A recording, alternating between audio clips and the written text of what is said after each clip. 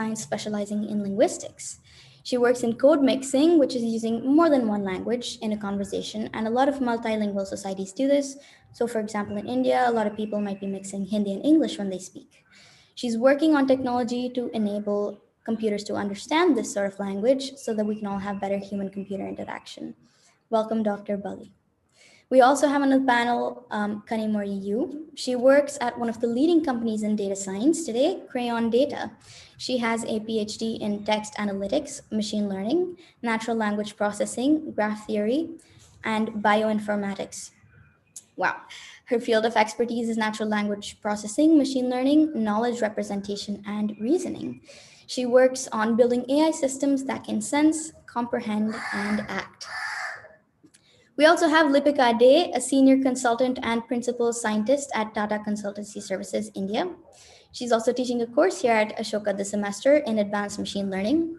She heads the Web Intelligence and Text Mining Research Group at Innovation Labs, and her research interests are in the areas of content analytics from social media and news, social network analytics, predictive modeling, sentiment analysis, and opinion mining. She was awarded the Distinguished Service Scientist Award by TCS in 2012. Welcome, Dr. Dave. So welcome to the panel, everyone. I'm super excited to be here with you, and I'm sure the audience is as well. Before we begin our discussion, I'd just remind you again that if you have any questions that come up during our discussion, we'll have time for them during a Q&A session for 15 minutes at the end. So put them in the chat and the Q&A below. So I request all of our panelists to now come on screen.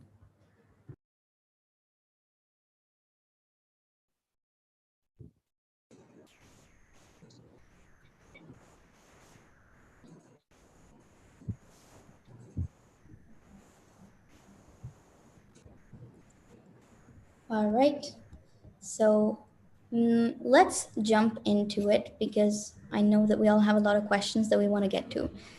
And our panel today is about data science for social good. So I'd like to start with Kalika.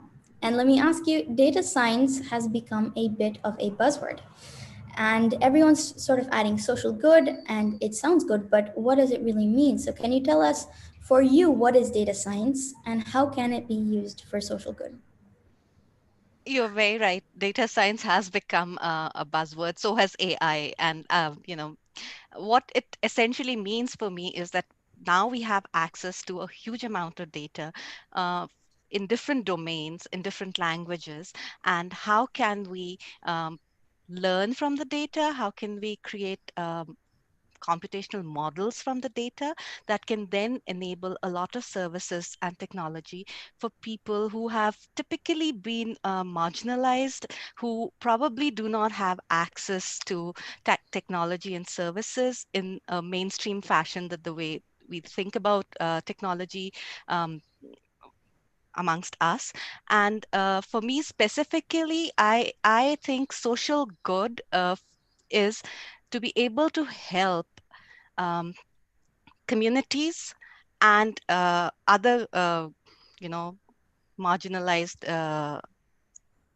groups to be able to access services, technology, information, education, etc., health care in a language that they're comfortable in, and not just wait for somebody to interpret it for them, not wait for somebody to teach them English to be able to access it, or any of the dominant languages. So that's for me, that's what data science for social good means.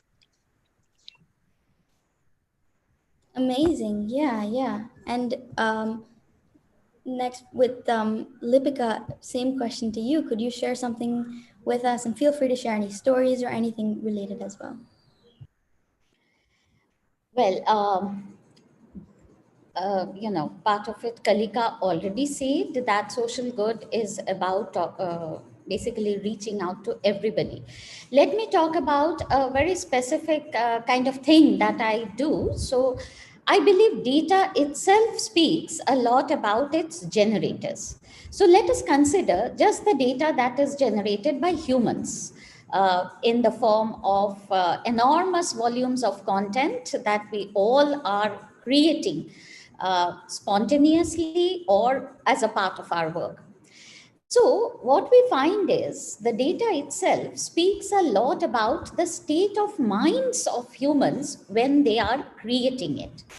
And while the data that floods social media is, of course, used for generating targeted advertisements and recommendations, which directly have business implications, it's also used by psychosocio analysts to understand the needs of human minds, the difficulties that people are going through, the evolution of thought processes through generations, as many generations are simultaneously using the systems today. So, of course, part of these kind of analysis was done through surveys earlier, which could only handle, say, 100, 200, maybe 1,000 respondents. Today, it can be done for millions. And that's where data science actually comes in with its repertoire of techniques that can be engaged for analyzing content, as well as the data that is coming in from, say, physical sensors to gauge what is really going on in the human mind and the body, why such a thing is possibly going on that can be inferred, and then reach out with necessary interventions when necessary. So it's a rich source of data to understand some of the mysteries of how the mind works, which itself can be a great gift of data science to us. It can be a rich source to sense brewing discontent early enough, segregate the fake from the genuine, detect partisan attitudes. Once again, Kalika mentioned it. I would just like to reinforce, detect partisan attitudes towards certain sections, maybe trace their causes, and then only we can address them. So, to me, these are all very significant areas that can be addressed by data science. And some of the work that's going on in NLP text mining is actually directed towards this. That's wonderful. Yeah, thank you so much for sharing that with us. And I'd like Gargi as well to answer to the same point, because these are really brilliant points that you're all bringing up. So, Gargi, would you like to share something about this as well? Yeah, I mean, I think I have very little to add what Kalika and Lipika said, but absolutely, if you look at the three axes, why AI and data science is so popular and what does it have to do with the social, I think one of them is absolutely what they talked about, right? Data getting generated at the rate and pace it is and representing human emotions and state of mind.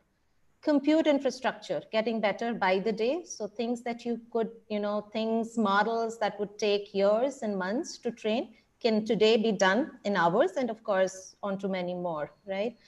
The other thing is no, the paradigm of centralized computing and having a big repertoire of data and running models centrally is also changing slowly.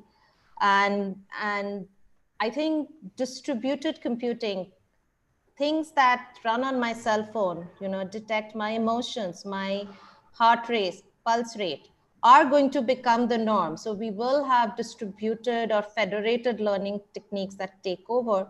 And obviously that helps scaling up to more social good use cases. Because social is about people, social is about moving compute, moving data, moving models to where people need it most, and timely interventions, right? Like if I have emergency, mental need, a physical need, I cannot wait for the model to kick off, 24 hours from now. So I think this whole distributed paradigm is uh, another thing that I see changing on the landscape that's going to really scale up the needs for social good. But when I think of data science, and because you started with an interesting line, you said there's a lot of buzz about it. To me, buzz is not necessarily bad if we can see the related outcomes, right? Buzz is about telling people there's something out there and having it registered that, and I think at least with data science and AI, I'll give you two examples where I think we were 6 years back and where we are 6 years now today, both in terms of natural language processing, image recognition and speech recognition. So, and then I'll tell you where buzz is not bad, because buzz then means that it's real, it's affecting people's lives day in and day out, and we need to change skilling, we need to change education, we need to create the future generation who's really going to be a data scientist. I love this quote, a poet in 10 years from now, a poet should be able to do data science, and a data science should mingle more with poets. So two data points, right? I think 5 years back, the AI adoption across consumers, and enterprises, were 9 to 12%, with 80% of data science projects actually just being pilots and POCs and really not seeing the light of the day. Today, depending on where you ask and what industry it is, but it's between 19 to 25%, right? Which means we are seeing the outcome of people being able to take their pet data science projects and getting the outcome. So I think buzz is good as long as you see the outcome. So I'll stop there. That's wonderful. Yeah, thank you. That's so optimistic, and I love that. I love that theme, and I love the theme that I'm seeing across all of these responses. Dr. Bindu, you also have done really interesting work. Would you like to? I know that there's maybe a story that you want to share about this. Would you like to comment and respond on this? Yeah, sure, Ritu. Thank you. I would like to talk about this girl. It's a woman. Her name is Aju Saigal. She is a contract worker with the government of Kerala. I don't think she calls herself a data scientist, but what she has done for me is data science for social good. So Kerala, as you would know, is one of the states which is a very efficient rationing system. As can happen in all such scenarios, that's also a place where there is a lot of fraud happening. So in Kerala, all the people are divided for rationing system into APL and BPL, above poverty line, below poverty line, and the provisions and the facilities are different. So there are a lot of rich people who actually have got a yellow card. A yellow card is meant for people below the poverty line. And the rationing is, the system is pretty good in Kerala, that, you get a lot of provisions. So there are a lot of people who are availing that despite being very rich. Now, what she did, she was given this task by an administrator, but what she did is, she did some kind of text matching, some kind of matching algorithm between the ration card address and motor vehicles registration and building registration. And she caught around 50,000 people who own 2-3 BMWs and 10,000 houses of 10,000 square foot area having a BPL card. And she set this momentum in the state, and then officials have gone and discredited a lot of these ration cards and brought all of those people out of the purview of BPL. So what she has done for me is data science for good. Whether she calls herself data scientist or not is not what matters. This is data science for social good. So I'll stop there, Ritu. I think I made my point. That's so wonderful. Yes, I see a lot of nodding in the panel as well. So thank you for sharing that. It's especially inspiring to know that you're all so amazing, but we don't need to wait to get to any position to be able to do data science for social good or affect change. And I think you all have said that. So in this same theme, let me come to our last panelist here, Dr. Kanimori. I think we can't see you on video. Would you be all right with switching it on? I have some technical issues. I'm sorry. Let Sure, me no problem. another system. But for now, on the first question, let me answer this without video. Sorry for the inconvenience. Not at all. Okay. So for me, what is data science? Is basically it's a interdisciplinary field in terms of handling data. in which we get insights from a variety of data, which is a different variety within itself: text, video, voice, speech, and all. Right. Ideally, like as an interdisciplinary field, it's a concept of like unifying statistics, data analytics, information technology, which is like informatics and all. So as a component of this, we are like trying to understand and analyze the actual phenomenon with the data itself. So in order to like in which we get insights from the for decision making are derived using the techniques and theories behind the statistics, which includes many fields, right? Mathematics, statistics, computer science, and all. Like all the algorithms and theory behind it are involved in terms of like getting the insights from the data in order to derive some decisions. So, which is basically used in a different forms of applications, such as one of the panel member mentioned, in which those decisions are used in recommendation systems, such as like Netflix, Amazon, Flipkart, and all.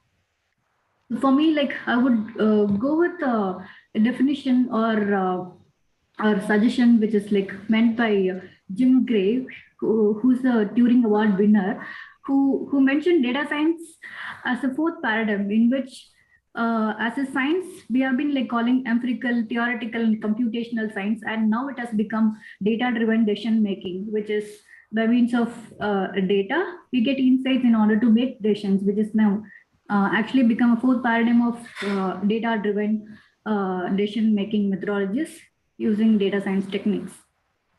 And to answer that, and how it has been like, how it has to be used for social good, which is like, I wouldn't confine it into data science.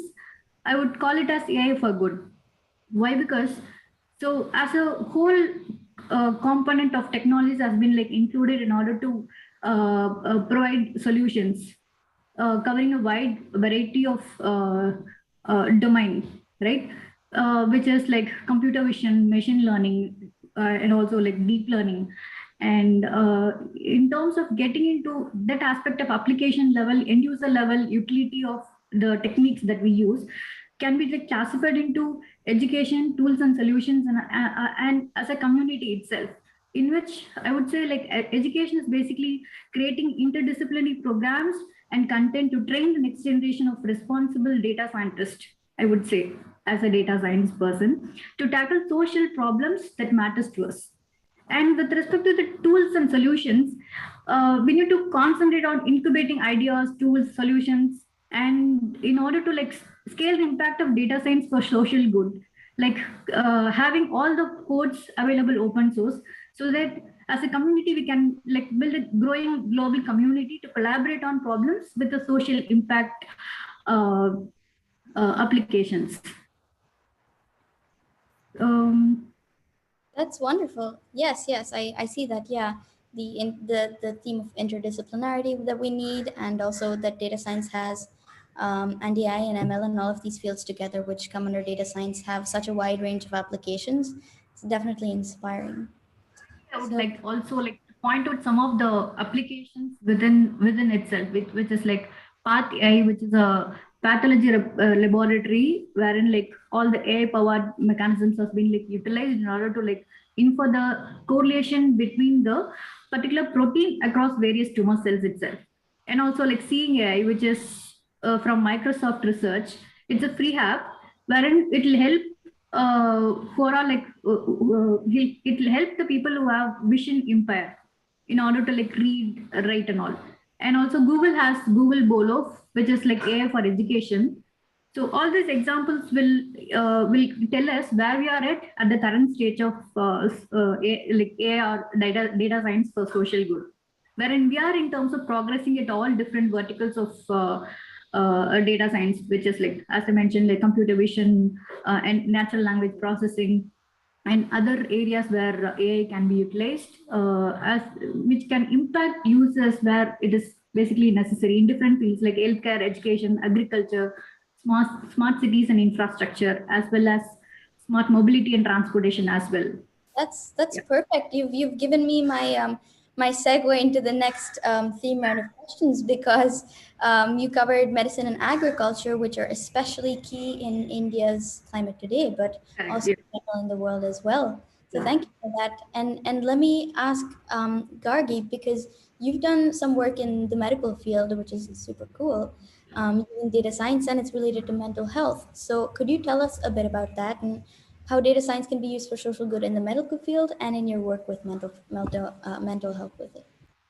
Yeah, so absolutely. Let me actually talk about the work we did with mental health, but again, with the disclaimer that use cases are everywhere, right? And if we just have to turn our head a little bit to look at find use cases. But this was something that crossed path with us on mental health. This was really kudos to an NGO, Emancip Action, founded in 2013, whose main job was to deal with trauma care to the vulnerable populations across the country. In fact, when we worked with them, their focus was really to help girls who've been in some trafficking situations recuperate and re-energize, right? So they provided mental health care.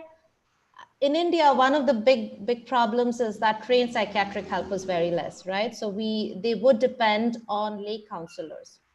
So the AI technology, again, the modalities that it worked with was mostly text, so NLP and speech. So that's what lay in the algorithms. But what we helped them was with AI models that could actually talk to these lay counselors and figure out what were their emotional quotient, right? Because we knew that the trainers had to be really adept to dealing with these traumatized victims.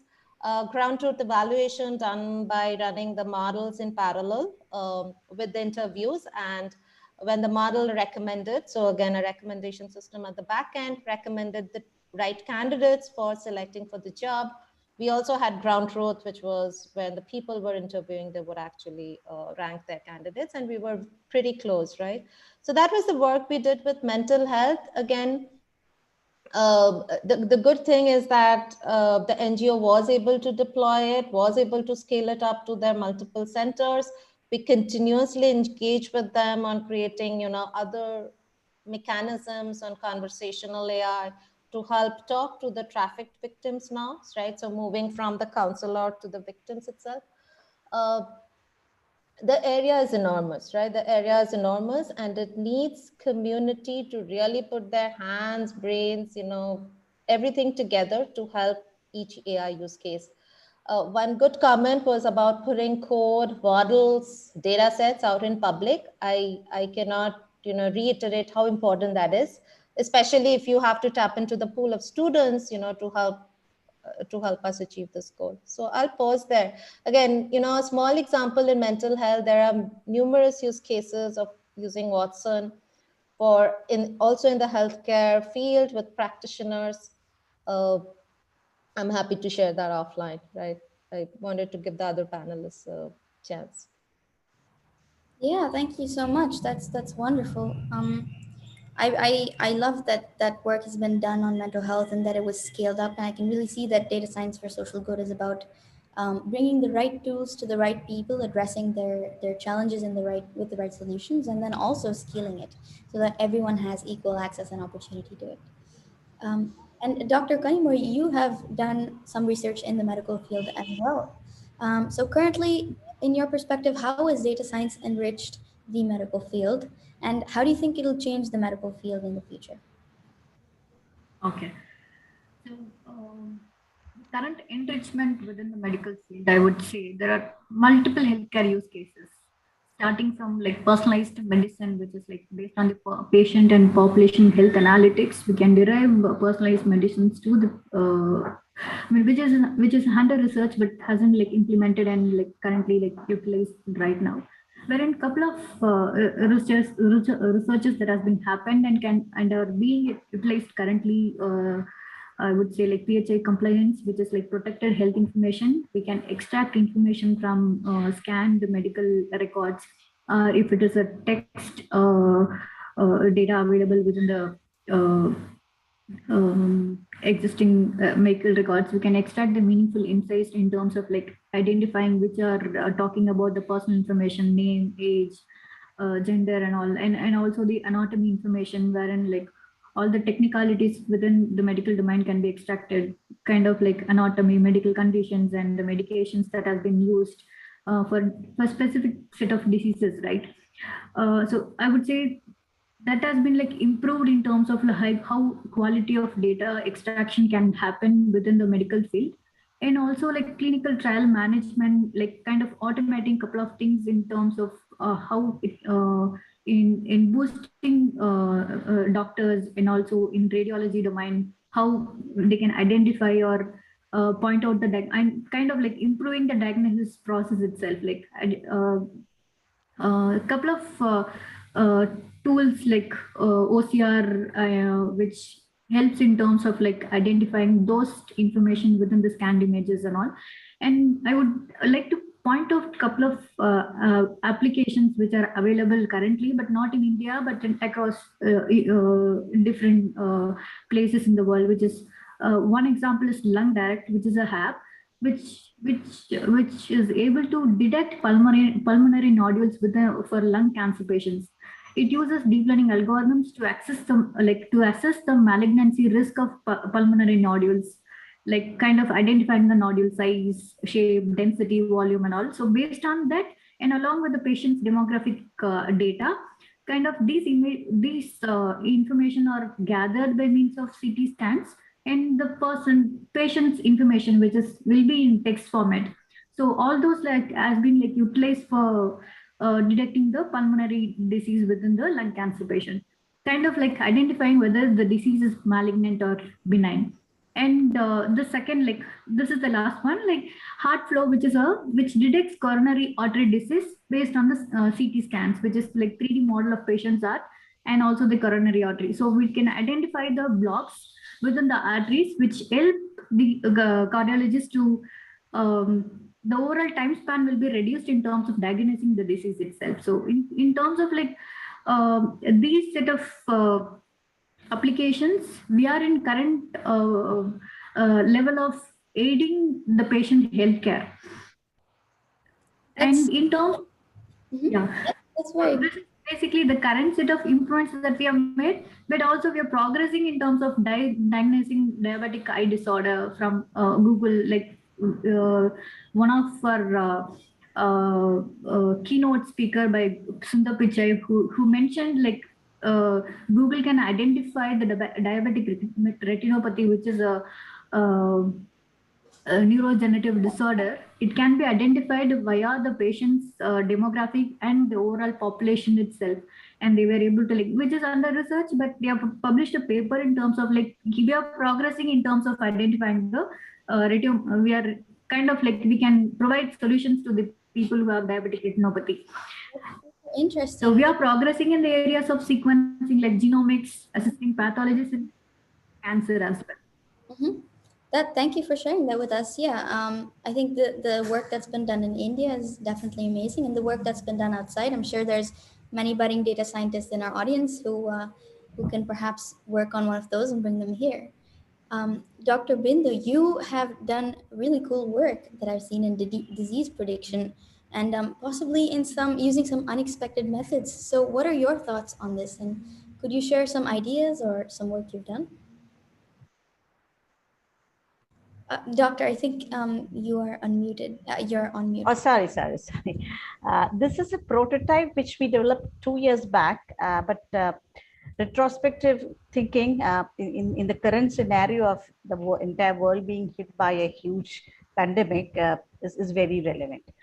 So what we did is we developed a module which can do disease prediction, especially in a pandemic kind of situation, propagation of a pandemic based on social media buzz. Okay, now this was done in an American context where, but India is not bad either, where people have a very good social presence. But this we are tested in Japanese context also. In both cases, we got very good accuracy. So where when people start getting infected, they start talking about on social media. And we found out that there is a lag effect between, when things buzz starts appearing in the social media for the first time, and you can predict with some amount of precision when this is going to hit a particular city or a particular center with so much intensity.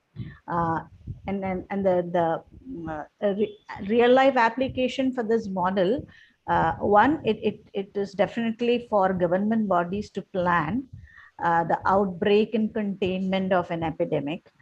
Two, it is also meant for pharmaceutical companies who can manage their supply chain to make sure that they release their supplies or medicines in affected areas.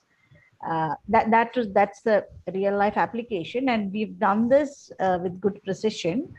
And this can be done, basically you just have to give keywords. You have to give the keywords corresponding to this disease. Our engine will, we have a social media listening tool that will go, and you specify the region or a country, it will actually go and pick up the social media buzz happening. And the model, which is retrained, pre-trained, will actually can actually predict what is going to be the impact of this disease in that particular region. We haven't tried this out for COVID, but I'm sure it will work there as well. Yeah, so that's one experience I have.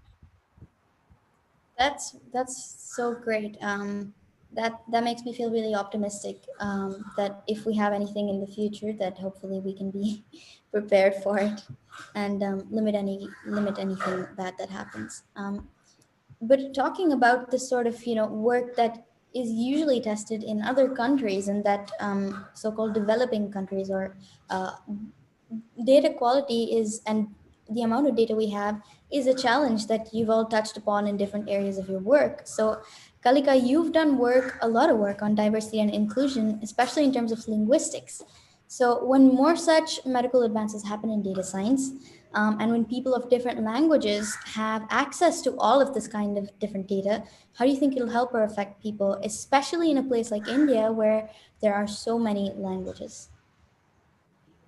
Yeah.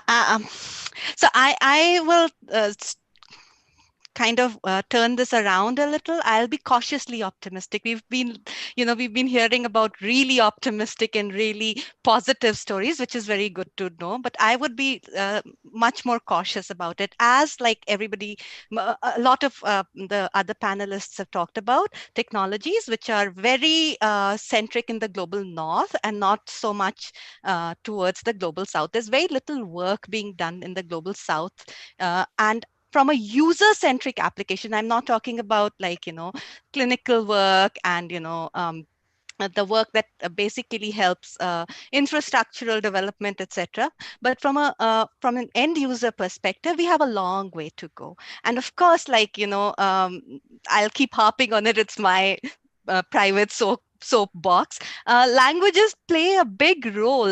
You can have the best technology in the world. It can have the highest accuracies. You can get like 60,000 best paper awards, etc. But until you solve that access point problem, which in the older times used to be called the last mile problem, we seem to have solved that last mile problem, at least in terms of connectivity to a certain extent.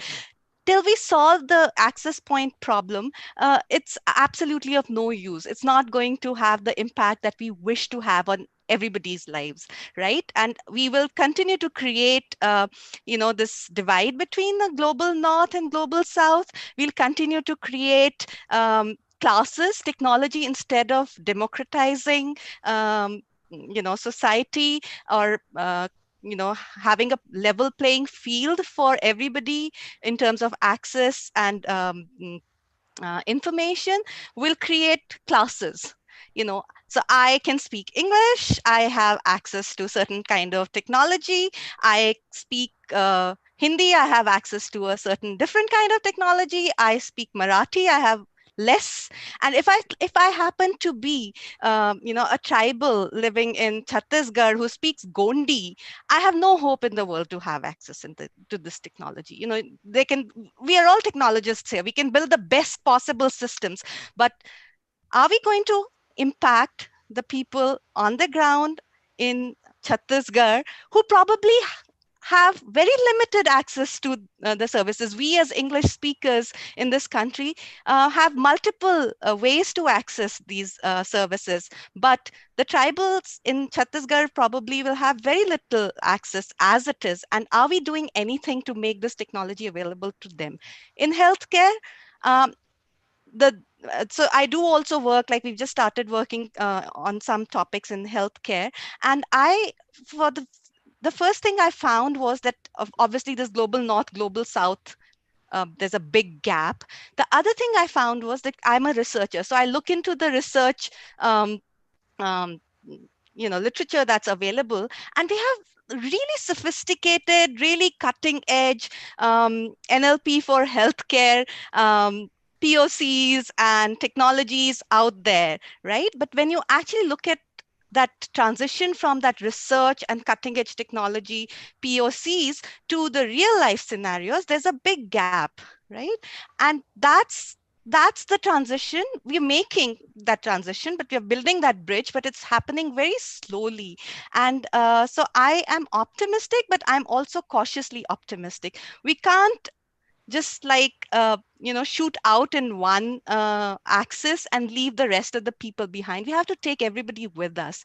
And I know this sounds idealistic, but it's not as if we can't do it. It just requires a will and some kind of determination, I would say, to make it happen. It's not the case that we don't know how to do it. We know exactly how to do it. And like Gargi said, that data sets should be out there in the public, so that people can create an ecosystem around it. We need to invest in the right kind of data sets in healthcare, for the languages of this country, so that every citizen of the country, every citizen of the global south can access all these wonderful technologies that everybody has been talking about. So I continue to be cautiously optimistic until I see that the access that I have to healthcare and is the same as the access somebody in a remote corner in a village in India has, is the same. I would continue to be cautiously optimistic and not be too gung-ho about all this. And this is not to kind of take away from the great strides we've made in technology for healthcare and the amazing work that's happening all around the world, including in this country in that thing. But we need to always, as technologists, especially in the current world, be very aware of the socio-cultural context in which our technology is being used. Thank you for sharing that with us. Yes, I think a lot of us think of technology possibly as students an ambiguous virtual space. But thank you for bringing in that point about the fact that it has different levels and that accessibility at those different levels differs as well. And we do need to make sure that we make all technology more accessible to everyone. Let me come to Lipika as well. When there's more data in these different languages, continuing on this theme, for example, there's research that different traditional diets include medicinal properties. So, will it be easier for people to contribute and access these insights across different languages and cultures, especially because in the context of your work in biological relation extraction and query answering, I found that very interesting. So, I suppose I'm asking, will we have a more connected world in this way? Oh, well, knowledge is power. So, having more knowledge about diverse systems is always good. However, let us also remember that information overload can also be very harmful. So, let us not eliminate the role of human discretion and judgment while assimilating information. Um, but coming back to your question, yes, as a whole, exposure to information can always lead to more informed choices, as you mentioned about diet, etc. But let me also refer to a specific scenario. It's not exactly what you mentioned in terms of languages, but it's a very important example of what data, availability of huge volumes of data pouring in from all over the world, and is important. So this is about a specific challenge that was floated by Kaggle right at the beginning of, I think around December 2019 or so, beginning of this pandemic, in which they made this huge volume of scientific publications uh, made available to all the computer scientists as well as anyone else who could use them for gathering information, whether it was published by medical practitioners all over the world about the cases they were dealing with on different sections of the society, different kind of comorbidities, different sections like what was the effect on pregnant women, neonatals, and so on. There were very few cases here and there, but it was important to have a repository where all of this was there. But now let us come to the other problem. Also, there were information about predecessors of coronavirus, MERS and SARS, and so on. But now let us come to the other problem. And that is what the challenge was about, that there's a whole lot of information. Now, a virologist who was working in the lab, or a specialist working on the vaccines, or the government officials didn't have time to issue a search, go through the information documents, etc. And that's where again technologies came in, and that was precisely the challenge. And it's somewhat aligned to the kind of work that you were mentioning we have been doing. So can we sort of summarize the necessary information in terms of the important biological concepts, the relations, the medical interventions that were useful, particularly also the statistical significance of results? Because whether you should adopt a result that is defined for 7 people versus some results that were described for 1,000 people. So all these things had to be there in a nutshell, available to the different users, finally to make informed choices. So all the things, data is important, and the technologies are also important, smart technologies, to make the data more comprehensible. That is important. And finally, human discretion is very, very important in adopting what should be taken, what should not be taken. And that comes with our educational background, aided by the precise information that is served along with the content. That's my point. Thank you, thank you. Yes, I can definitely see that the human element in all of this is extremely important, and human discretion when collecting and cleaning and all of these other aspects of data and data science is also important. So we have a few minutes if any of you would like to respond to points that the others have brought up. But if not, we can move on to the next theme, agriculture. But I'll give you guys a few minutes if you would like to respond to anything.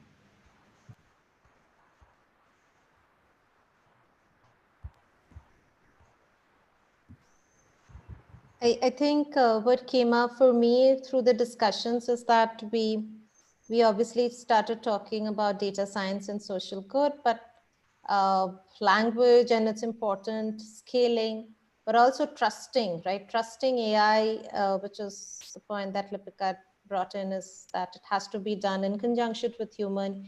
AI itself can be made to be a little bit more trustworthy. And so I think those are the themes that came up even in your data science or AI for social good, that we have to be able to understand people, their boundaries, their limitations, and bring everyone along through language, through other means of communication. We have to be able to scale things, right? It can't be trapped in one interesting use case with very limited number of lives it touches, and then we have to be able to trust it. Thank you. Yes. Would anyone else like to go before we move to the next round? I think like the point that Lipika made about human discretion is actually something that gets overlooked a lot. We don't pay enough attention to human discretion, and even like the role a human can play in making these connecting all these dots, right? And like she very rightly pointed out, I really like the thing that there's a huge amount of data which as a human we probably cannot see and process, but and technology can really help that. But then there is like a human who can then look at what the technology produces and probably be able to figure out what's happening, what's there, and how do we incorporate this human in the entire loop, or how do we use technology to aid the human, rather than like have this like a fully automatic, a machine will do everything for you from beginning to end kind of a scenario. So I really really um, appreciate the fact that she brought this up, because that often gets overlooked, that there for a lot of these things, especially in sensitive topics, because trust, like Argi pointed out, is an important thing, but in a lot of these sensitive areas like healthcare, um, you need to have a human in the loop, you know so, Yeah, so so that's really yeah. important. Yeah, and Um, I think the narrative has changed over the years because there are many students. There are organizations like Partnership on AI, which is getting government, private,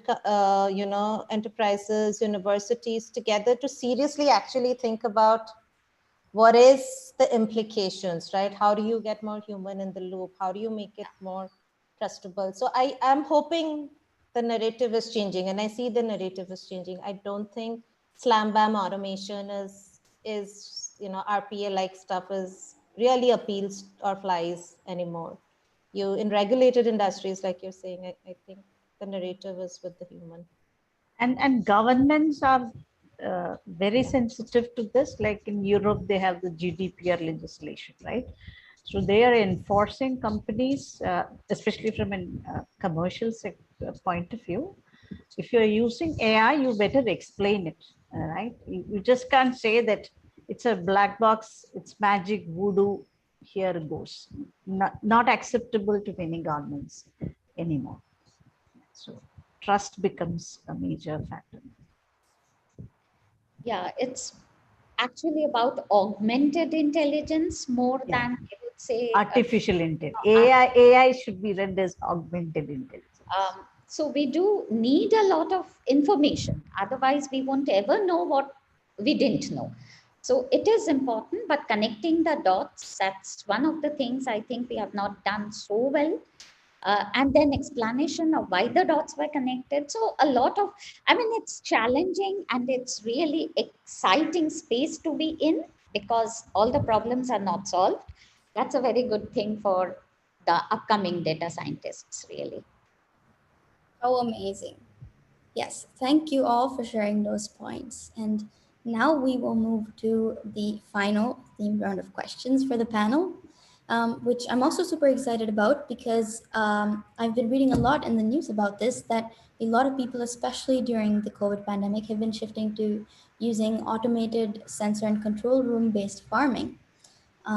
And farming is a key thing, not just in India, but in the entire world. So, Dr. Bindu, I've heard that you've worked on some agricultural projects in data science. Can you tell us a bit about that?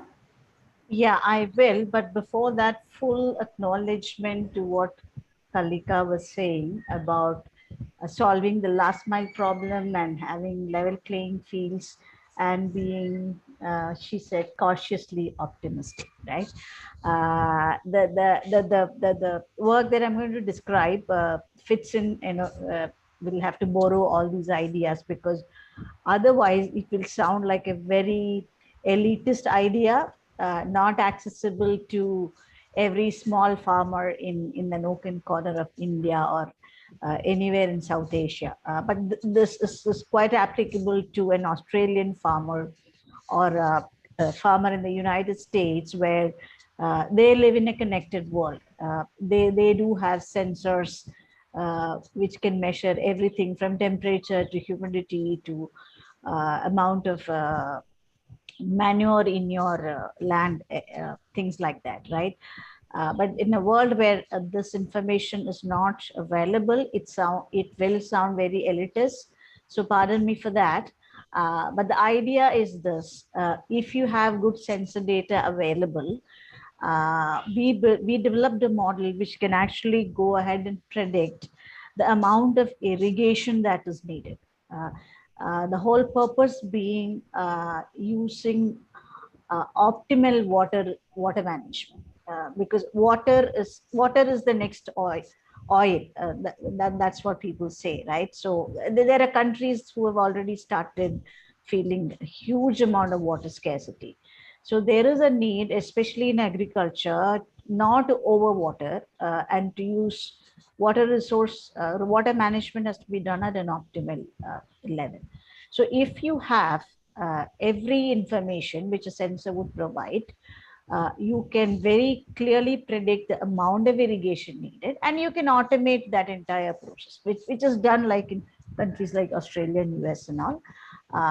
But this is possible. We have developed a model which can actually predict the level of irrigation that is needed in a land of agriculture. Yeah, so yeah, but all the caveats apply. It has to be a connected world. The last mile problem has to be solved before you can actually implement this. Thank you. Yes, and we're getting a lot of different audience questions, so I will just ask these last few rounds in the theme. Kalika, I found this work of yours on voice-based search for agriculture videos for farmers super interesting. Can you please share a bit about that in this context? Yeah, this is something we did quite some time back called Video KT. We kind of created a voice-based navigation system so that the farmers could search through these digital green, which is an NGO that works with farmers, videos that help them um, with various queries that they might have. And this was like we went and did a field study of it in a very remote village. Well, it wasn't that remote, actually. It was about 100 kilometers from Bhopal in Madhya Pradesh. But it felt very remote. They had electricity for 2 hours in a day. Um, there was very little connectivity at all available. And we went with smartphones. And at that time, everyone laughed at us that, like, you expect people in these areas to use smartphones. And of course, we've been proven right after so many years. But the thing that really struck us there when we were doing the field study was the point that I brought out earlier about being aware of the socio-cultural aspects. And there are two things that I distinctly remember.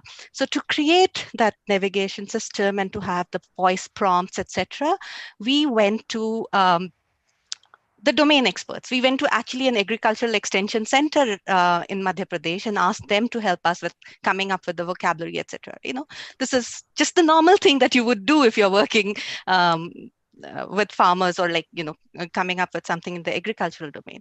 They gave us something, and we found that most of the farmers there, men and women, just could not understand what the terminology was, especially the women. The men still had some idea because it was the men's job to interact with the agricultural extension, so they were familiar with the vocabulary. The women, who were equally equal in their farming abilities and load, they would look at the thing and go like khar patwar niyantran, what, so there was like this very heavy word for chemical pesticide, right? Like a very proper Hindi vocabulary for chemical pesticide, and the women had no idea what it was about. And then when we explained it to them, they said something like, "Acha, keede marne ki dawai," something to kill pests, medicine for the pests, right? And it just struck us that it's so important to know uh, the language, the actual vocabulary of your users, and cater to it, and not come from like a top down kind of an approach. The second thing was very startling for us, because there was this woman. We were sitting in a room and we were asking her to kind of do complete certain tasks on this system that we had built, and she would like just keep quiet and then very softly whisper Didi aap karo, you do it, Didi, you do it, Didi. And then after some time, like, she just wasn't doing it. So I kept the thing down and I just looked at her and I asked her, like, in Hindi, aapko sharam aa rahi hai? Like, are you feeling shy for you doing this? And then she said, all my in-laws and the men of the family are standing outside the room. If I speak into the phone, they'll hear me. And I'm like a young daughter-in-law of the family, and I cannot like let them hear me talking like this.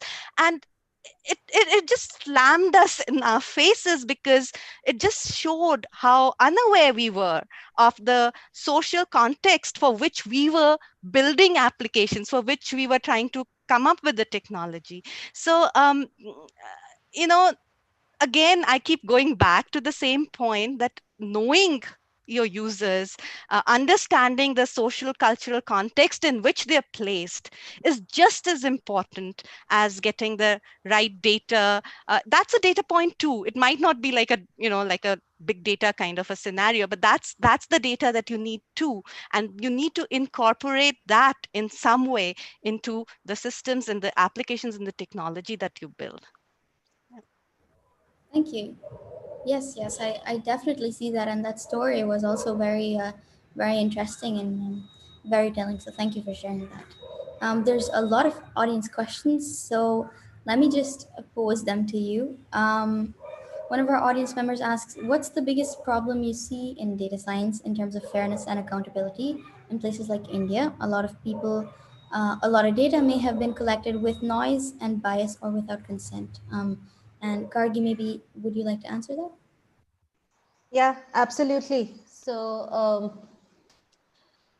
you're right. I mean, data is the cornerstone of everything that we talked about today, and there needs to be AI mechanisms itself to make sure that the data we are collecting is the right data that we want to train for our models. And in fact, I say that with the full recognition that the data we have today collected in our systems, for example, if I were to make a job recommendation system or train a BERT model with Indian data, I I fear to see what is the outcome of professions that is going to be recommended for women in the field, or what roles. We did some analysis on our movies, right? Our movies actually reflect reality, reflect society, to show what roles are women playing. And if I want to train models on that and get job recommendation, I think I'm not going to get a job recommendation that I like, right? So to put it as mildly. So there is a lot of bias, but the good thing is that the research field has picked this up as a very, very serious task. There are today open source tools, AI fairness 360, AI explainability 360 degrees, which really means that it allows you to do a slice and dice of your data across temporal, across time dimensions, across spatial dimensions, to show you what biases have creeped in, right? And the next step is, can I automatically remove the bias, right? Can I generate new data? Can I down sample? Can I oversample to really remove the biases so that the models work, just not with accuracy, but with fairness, robustness, everything, right? So there are these toolkits. Is it a big problem? Is it a bigger problem in India? I think biases creep in. So whatever is our societal biases, whatever is our inherent biases in India will creep in more in our data. So absolutely yes. But again, there are toolkits. The research community has seriously taken this up.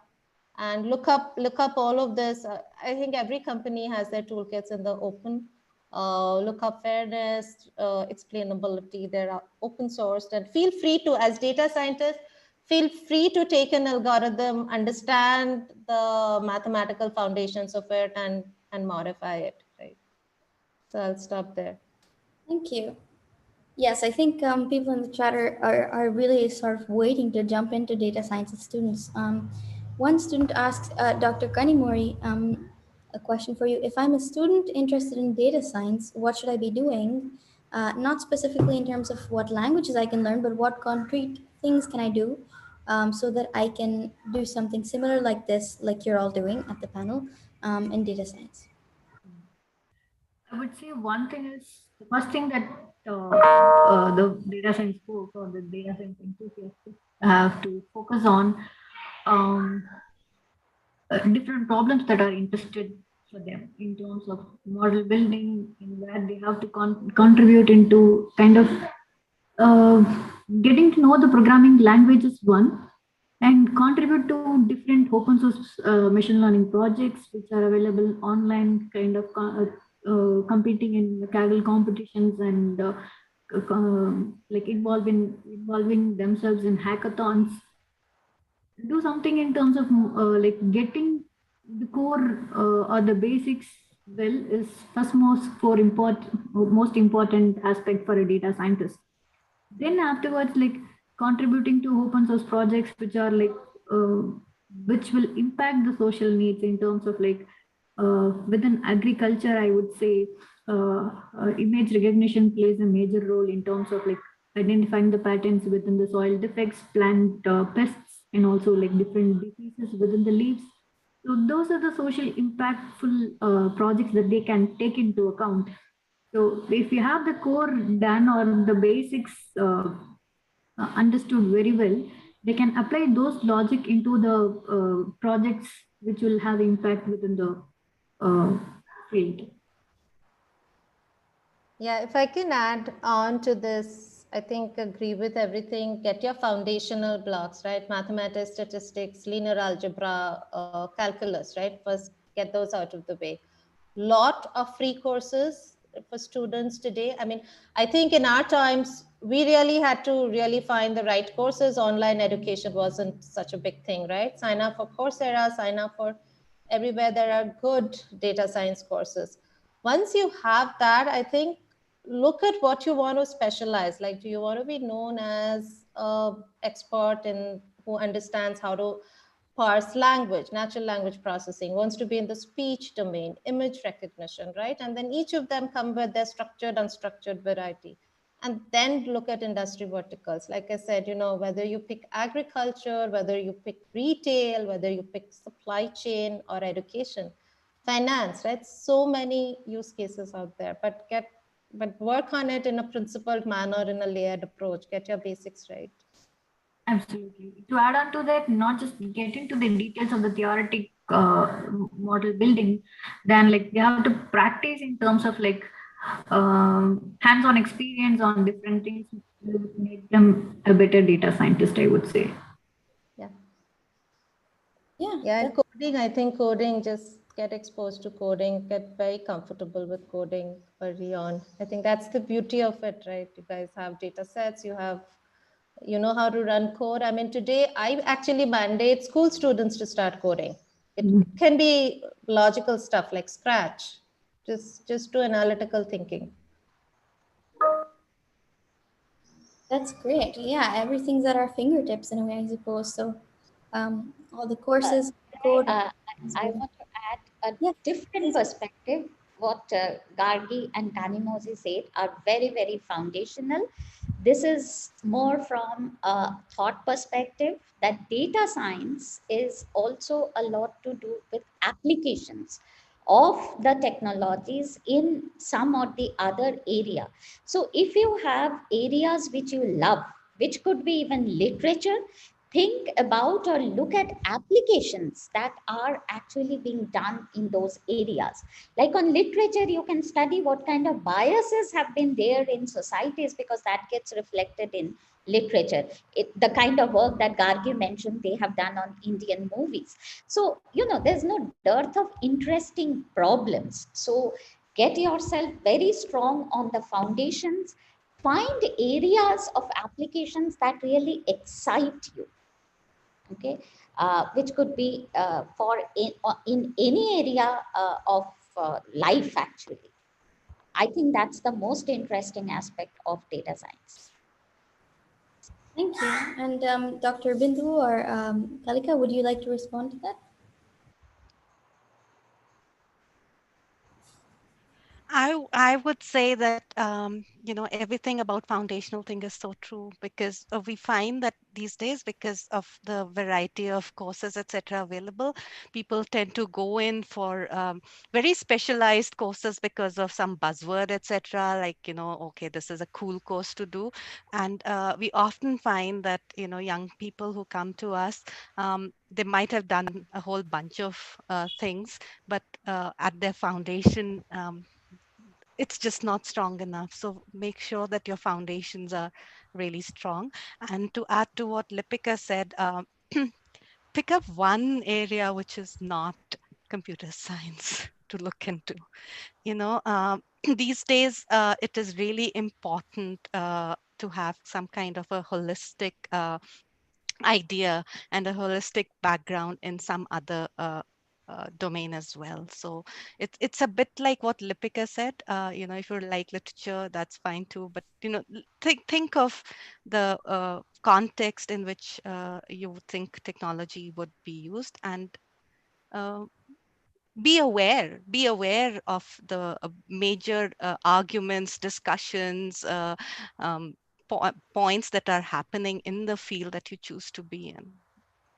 Hey, Rutu, I can take question number 5. I think we're overboard of time. So earlier when when I was a junior data scientist, the problem which I faced most was how to get my model right, to get an accuracy and all the metrics right. And there would be people who guide me. There would be my supervisor, my manager, who will guide me. Life was much more easier. It was just to get the precision accuracy correct. The problem which I face now as a senior manager is really bad. Here is where I have to talk to the CXOs of the world and to convince them that uh, machine just not learn by itself. It's a bigger problem translating a mathematical model in English to a CXO who comes to me with a predetermined understanding that it's an all learning machine. Your machine learns by itself. Why are you asking for more data? Your algorithm is intelligent enough. It should say that, okay, I fed only cat and dog. If I gave you a kangaroo, it's smart enough. It should tell you it's a kangaroo and not a cat and dog. What are you saying? That is a big problem, which is, I would have loved to go back to the shoes of a junior data scientist, sit there and just attack accuracy, precision, and recall. This, what I do today, is a nightmare for me. So that is where the challenges I face from earlier on to now has changed as I've moved up my career. I hope that answers the last question. I think it does perfectly. If the panelists are okay with 5 minute extension, because I know we're a few minutes over time, would you all like to respond to that as the last question? The question is, what was the biggest barrier you faced early on in your career versus later, and were these the same, or did they change as you moved up? Okay, so I think the biggest career, the challenge that I faced earlier on, and I'll be like bluntly honest here, was being the only woman in the room. I have been in positions like, at one point or the other, where I was the only technical woman in the entire organization, or like whatever, like the small organization. And the kind of proving that I had to do to be considered equal to my male peers was, you know, by doing double the work, by being doubly good at what I do, etc. Right? So that was like a really big challenge early on, which is kind of lessened with experience and with credibility that you build over time, etc. That's lessened. Now my biggest challenge is how to make sure that the junior people, the women in my org, are not invisible and they always have a voice, and and have a place on the table. So that's the challenge now that I work with. Yes, if people haven't read this book, Invisible Women, I think you should. It's a great read. Thank you. Amazing points and an awesome book recommendation. Dr. Day, would you like to go next, or Dr. Kanimori? Yeah, sure. Can you hear me? Yes, now we can, yes. Yeah, so I think some of the points were already made. Bindu mentioned what I think all of us have really faced it. Also, the other thing is, there are these finer notions. I think we were discussing a few of them earlier also, that data science need not always lead to predictive models. Insights themselves are very important, and while we have been talking about the bias in data, it is also important to expose the bias that exists in the data, because they exist. So therefore, taking actionable intelligence is also an activity, I would say, of data science. So let us keep ourselves open. We have fought, throughout our lives. I have moved from academics to industry, and initially, NLP, let me just talk about NLP, text mining, which were known as the inner components that search engines needed. Yes, but what about their applications in gathering insights from customers or from employees themselves inside?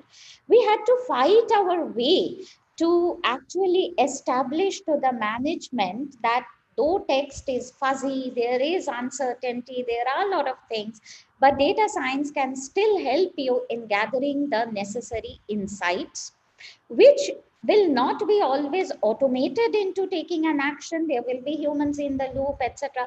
So to establish this whole framework, we have had to fight. I believe anyone who comes in whatever point will have to fight their way through maybe other kinds of elements that will come. But yes, I mean, that data science has become so popular today definitely is a result of all those fights, which have made it very useful in the context of so many things which have both industrial as well as larger social applications. That's all. And Dr. Kanimori, same question for you. Yeah, like Would you like me to read out the question again? can you please? Yeah. Sure. Yeah, it's what was the biggest barrier you faced earlier on versus later in your career, and were these the same or did they change as you moved in your career? Okay. So the most challenging part I encountered is basically I was shifting from academia to industry. So all the concepts and the theoretical and empirical research that I've done, and also like a couple of implementations are also been like done in terms of like approving the researches that has been made, right? So there was a drastic difference between what the research means and also like how it can be utilized in the industry as well. So within like in earlier works which were in terms of like publication domain, which is kind of mostly NLP related things, that was pretty research plus production oriented things, wherein like within Crayon what we deal with is basically different varieties of techniques like predictive analytics, reasoning for recommendations, wherein like we are dealing with personalized recommendations engines, right? So addressing the biases and providing reason why I'm recommending this to the user based on the transaction and the merchant and the customer profile information, all those portfolio and also the transaction data plays a major role. So from that we have to derive reason for recommendation with respect to the percentage of matches that I'm recommending, and also why I'm recommending this product to you or this merchant to you needs to be like addressed in a different way. So working on that and like having it in production was kind of little bit challenging in terms of like inferring all those and displaying it in the API, and and scaling it up in terms of like having larger amount of data was a bit of challenging for me in terms of shifting from academia to industry and working on like production level projects and dealing with the client data. So all those were like exciting as well. Plus, it was challenging initially in order to adapt to the industrial requirements for me. Thank you for sharing that with us. Yes, and Gargi, would you like to? Yeah, I can go quickly. I think everyone's journey is different. Problems change, and when I recount my journey, I do think data scientists of today will have a different journey, but I'm happy to share, right? Beginning of my career, it was all about using the latest and the greatest tools, right? How do you go from expert systems to statistical models, statistical machine learning, understanding deep learning, right? You would always jump on the latest and the greatest tools, and an accuracy or an F1 score improvement of 0.1% or 1%, you celebrate. Today, I think the lens I wear is completely different, right? For the business, what does it mean? Even you might actually have a perfectly valid statistical machine learning models, right? An SVM or a random forest that is doing the job. I enable the floodgates, I bringing deep learning, I get 1% accuracy, but I still have to, rip up the data infrastructure and take 3-4 months to rebuild it. So I think the business and what technology means to the business, is it worth the effort? Is it not? Does it, really change the way results are looked at? I think those are the problems I think of today. But I think that's the journey as a data, it's a T journey, right? As a data scientist, you go deep, deep, deep, you run after things that are new, you solve them, you understand them, and then at some point you broaden it and you become a T or an H, right? Whatever you want to. So I think that's what I think my journey's been. Thank you so much. And I think those are all wonderful endings for us and the audience as well to be inspired by. So I'll thank you all once again for being part of this discussion. I know we went a bit over time, but thank you all for sticking around. I know you're all extremely busy. So thank you once again for sharing your expertise, your time, and your knowledge with us. We'll break now for a few minutes. We will have a deep dive session with Vijayani Mitra at 12:15. So we'll see you then. Thank you. Thank you. Thank you, Thank you. Ritu. Thank you. Bye. Bye-bye.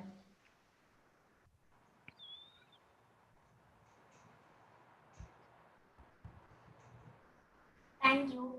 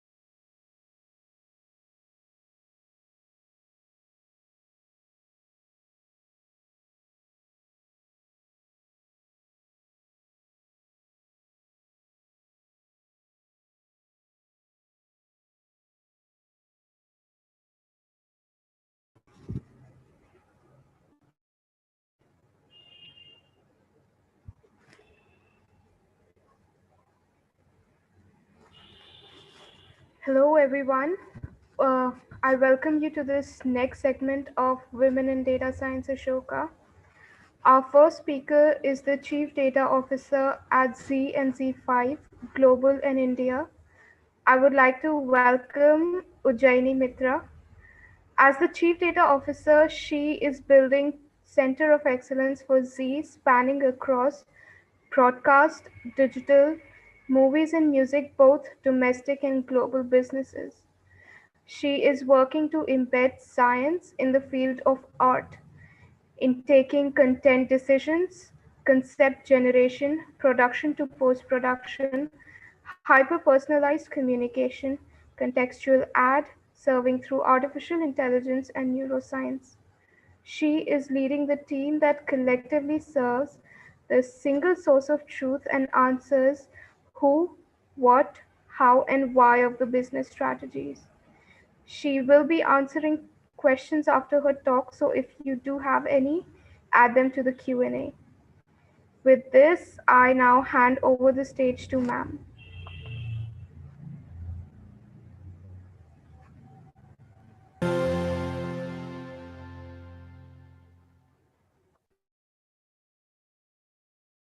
Thank you so much. And this is a very special honor to invite me in with Ashoka.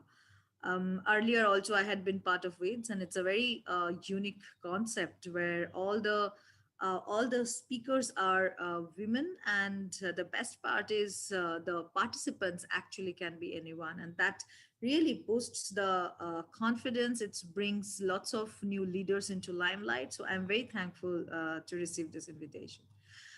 So today, I will be talking about something very interesting in the media industry.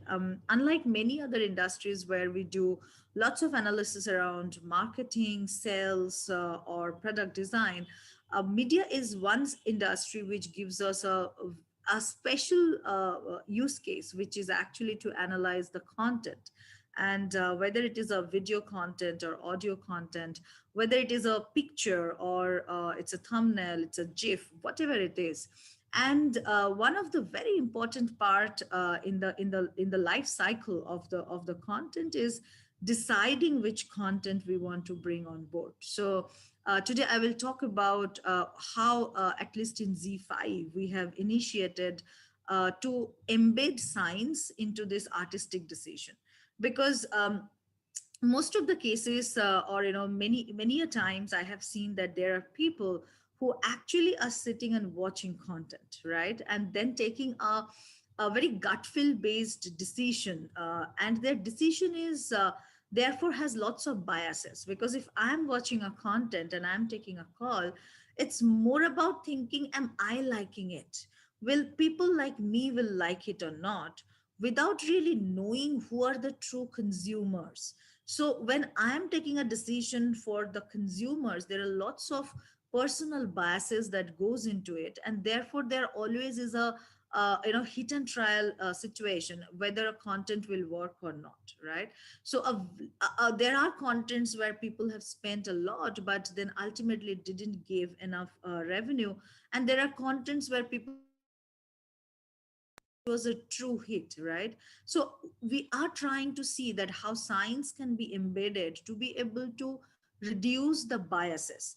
It's not to replace the creativity of the artist, but it is more to help in decision making and to be able to reduce biases wherever possible. Okay. um, these are the key places where actually data science plays a role in media creation. I will of course not go into the details of it. Marketing, ad sales, the creation of the content, casting and editing is the very important one where I will focus. Content publishing, customer satisfaction, and also in the product design, because product design is also very important part, particularly if it's a digital section. All right, so I'll directly jump into the content creation. Now, I think many of you do not know that in the whole content creation life cycle, there are almost 38 steps. So I have put it in a more concise fashion, and this is a chain of process. So what happens is the content at times comes just as a concept, which is a two-liner or a three-line summary of what the story is about, right?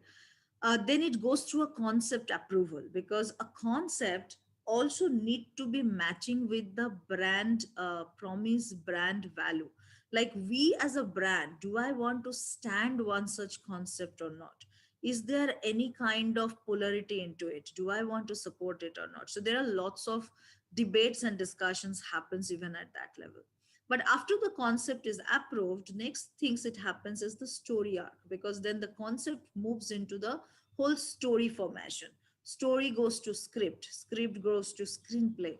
After that, it comes the pre-production, where you are choosing who are the artists, who are the cast, who are the where actually am I going to shoot it, right? So if it's a story about, say, Lahore, and maybe I cannot go to Lahore, but what is a possible alternative? Can I therefore consider Lucknow is one such place where I can actually shoot the story which is around Lahore, right? So lots of those things come there.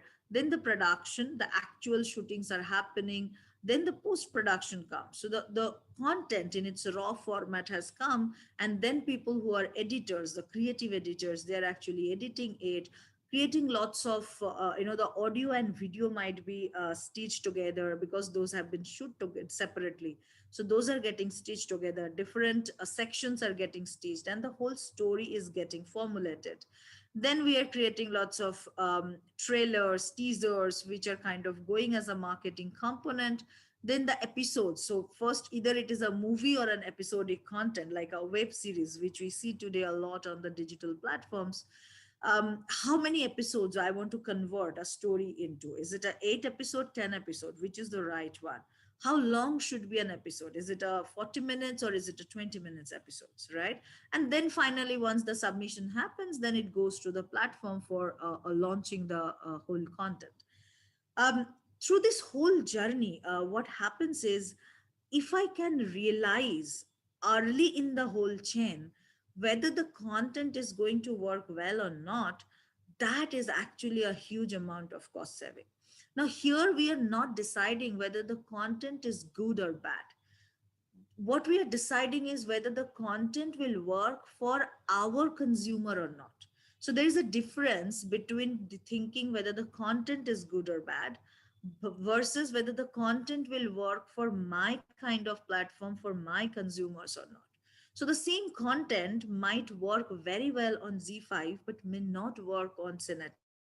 On the other hand, a content which is really good and actually working very well on Netflix may not necessarily work as well on Z5, right? So because consumers itself are very different, people who are coming on Z5, their preferences, their expectations, their psychological structures might be very different compared to people who are actually coming and watching the Netflix kind of content, right? So therefore, our answer that we are trying to see, will it work for our users on our platform, is actually what we are trying to get. And that's where we eliminate and try to eradicate as much bias as possible. So what therefore first thing is important is to be able to understand our consumers who are already coming to our platform. Say, for example, these are our subscribers who are subscribing for premium content. What kind of content they engage with, what kind of content they watch, what kind of content they don't like, or which section of the content they are not liking, where they are dropping off, what kind of scenes are actually working for them versus not working for them, what kind of actors or casts are working for them, right? So where they have the fandom based. Is it more TV artists where their fandoms are coming for, or is it actually very high end,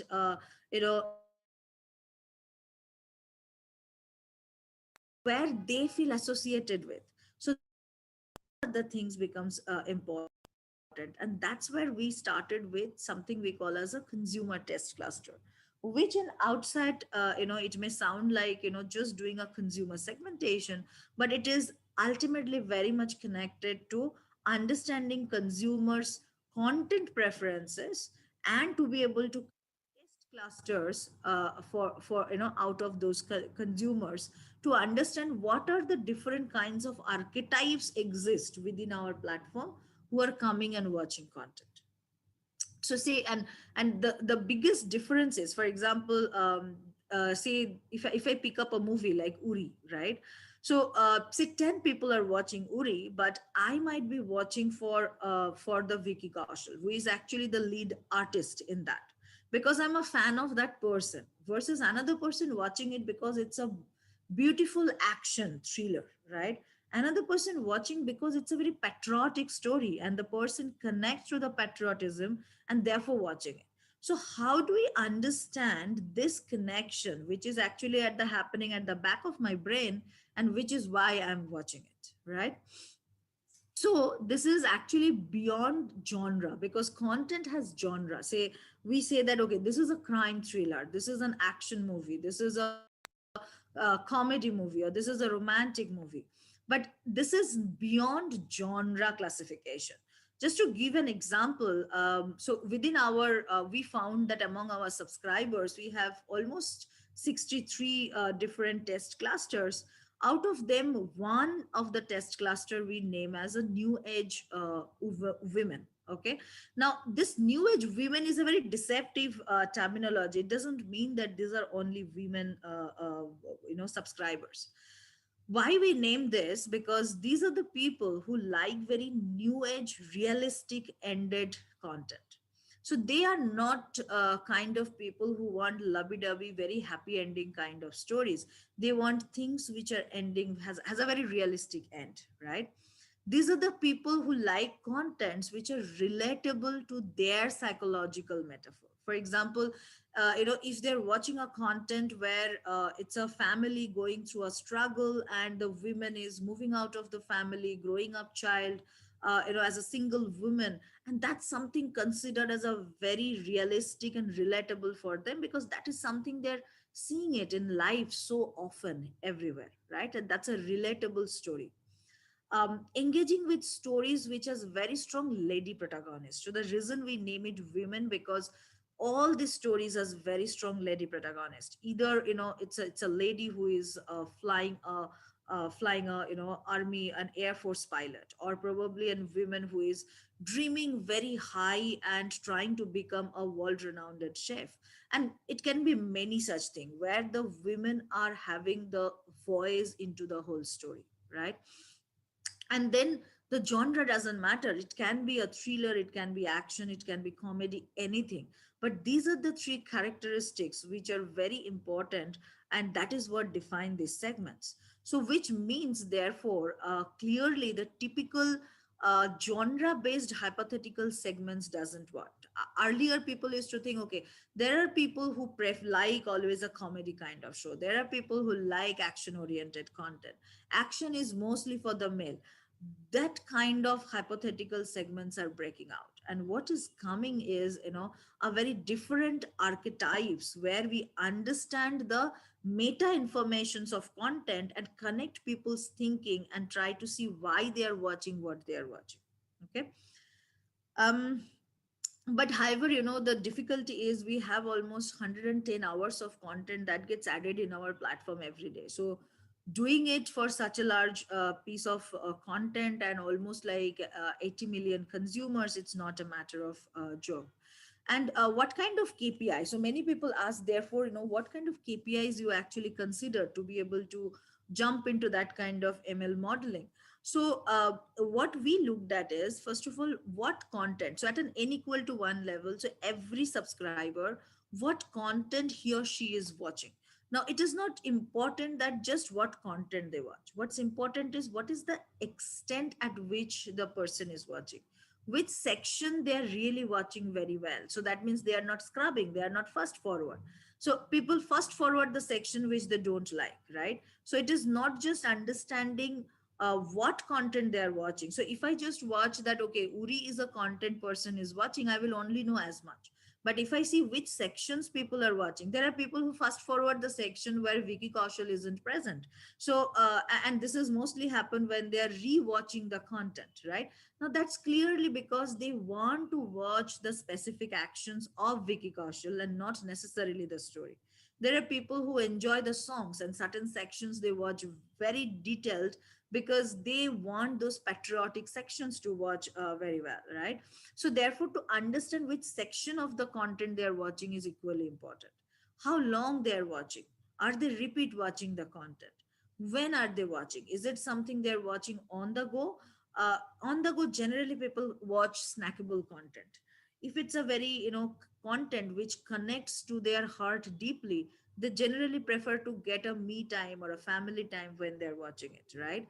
So when they're watching, what kind of device they're watching, are they watching at a large screen like a fire stick or smart TV where it is more of a family device, or are they watching at their own mobile and at a, say, at a late night when she has or he has completed all the works, that is his or her me time, and watching at my device kind of thing. Which connections are they using, and where they are watching, that's very important. So if I see the person is mostly watching, say, going at a Goa, and you are on a vacation and you are watching, versus you are actually at your home and you are watching. So all those parts actually very important, right? um, so then what we have done is, it was pretty difficult to start with because there were too many KPIs that we jumped into it.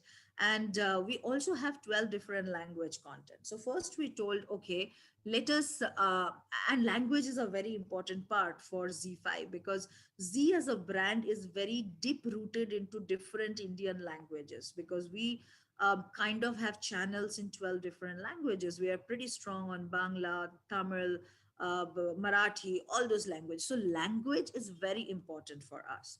Um, so what we looked at is, instead of doing a factor, I mean, instead of doing a more segmentations, or say, for example, a k-mean segmentations, what we first wanted is, we wanted to create a factor analysis. Now, why factor analysis? Because we said that we want to see which kind of contents are clubbing together.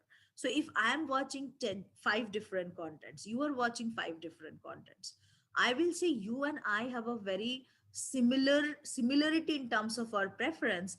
If both of us watching a same kind of content, or the same content group of content and the same section, so if both of us depict a very similarity in terms of our watching behavior, right?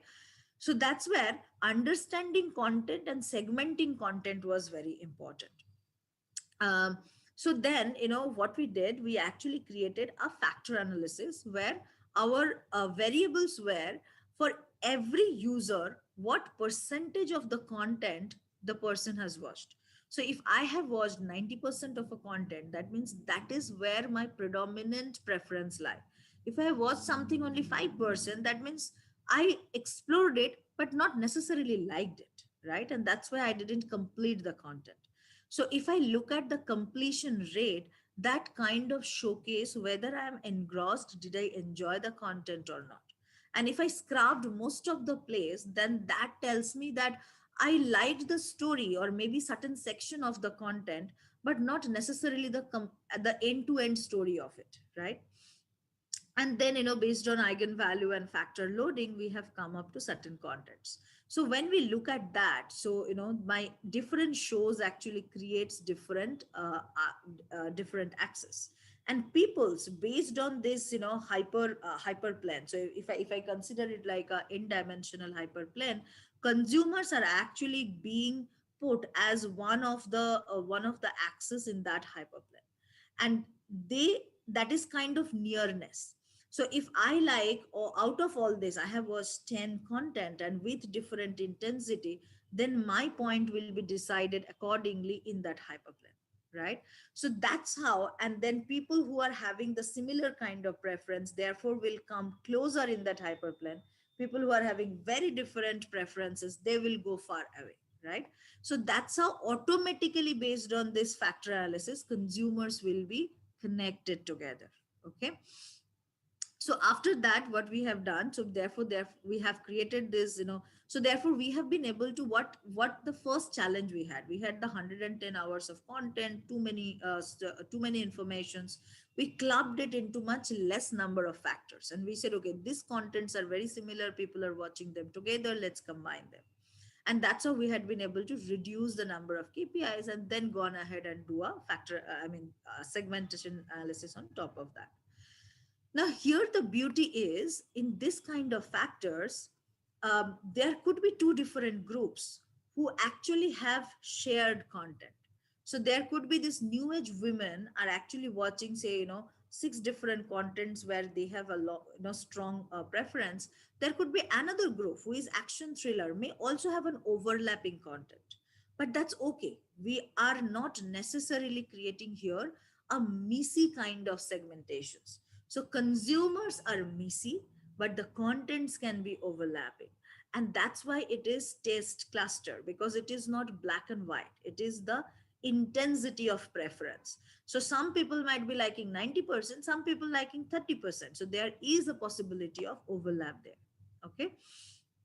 Now, the question is, all this science is really good, right? But how do we actually utilize it for the content decision making? Because I will go back to the first point, like where the business statement lies, that given a concept, given a story, or maybe given a video, like many a times there are production houses who already has shoot a video and already has created a movie, and then they come to us for the commissioning, like are we interested to buy that content or not, right?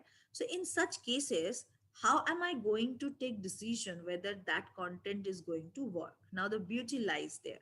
So once again, I go back to that first chain of actions. Now the point is, so at one side I have all these fandom clusters, right? I also know what are their cluster size, what is the percentage engagement on different contents. I also know their lifetime value, because some of these people are, probably buying more of monthly packs. And then therefore there has a probability that they can churn out the next month. They may not come back next month, versus some people are more predominantly buying the annual pack where they have a better trust on our content. They actually have invested larger money and then they want to buy it. What's also important is, because there is a overlap, it is important to understand that how much is the segment overlaps. So imagine now, if two segments overlap a lot, that means contents are overlapping. So if I create a content which both of these segments actually can be satisfied, then with one content I can satisfy larger segment of people. On the other hand, if the segments are not so much overlapping or there is hardly any overlap, that means those are very niche segments. Their preferences are so niche that I have to, if I value those segments, suppose they are very high value consumers, then I have to ensure that every month or at least once every 2 months, I get a content of their preference. Otherwise, what will happen? I will be losing those people because they may not come back. If they find content of their preferences are not necessarily coming on the platform, they will lose interest on the platform and then they will go off. So therefore, that helps us determine a content calendar, that if in the next month of say June or July, I have to bring 4 content, what kind of content I should bring? I cannot bring all the 4 romance stories. That is never going to help, because that will overfeed certain segments and that will underfeed certain segments. So I have to have a right balance. Therefore, if a story comes which helps multiple segments, always better.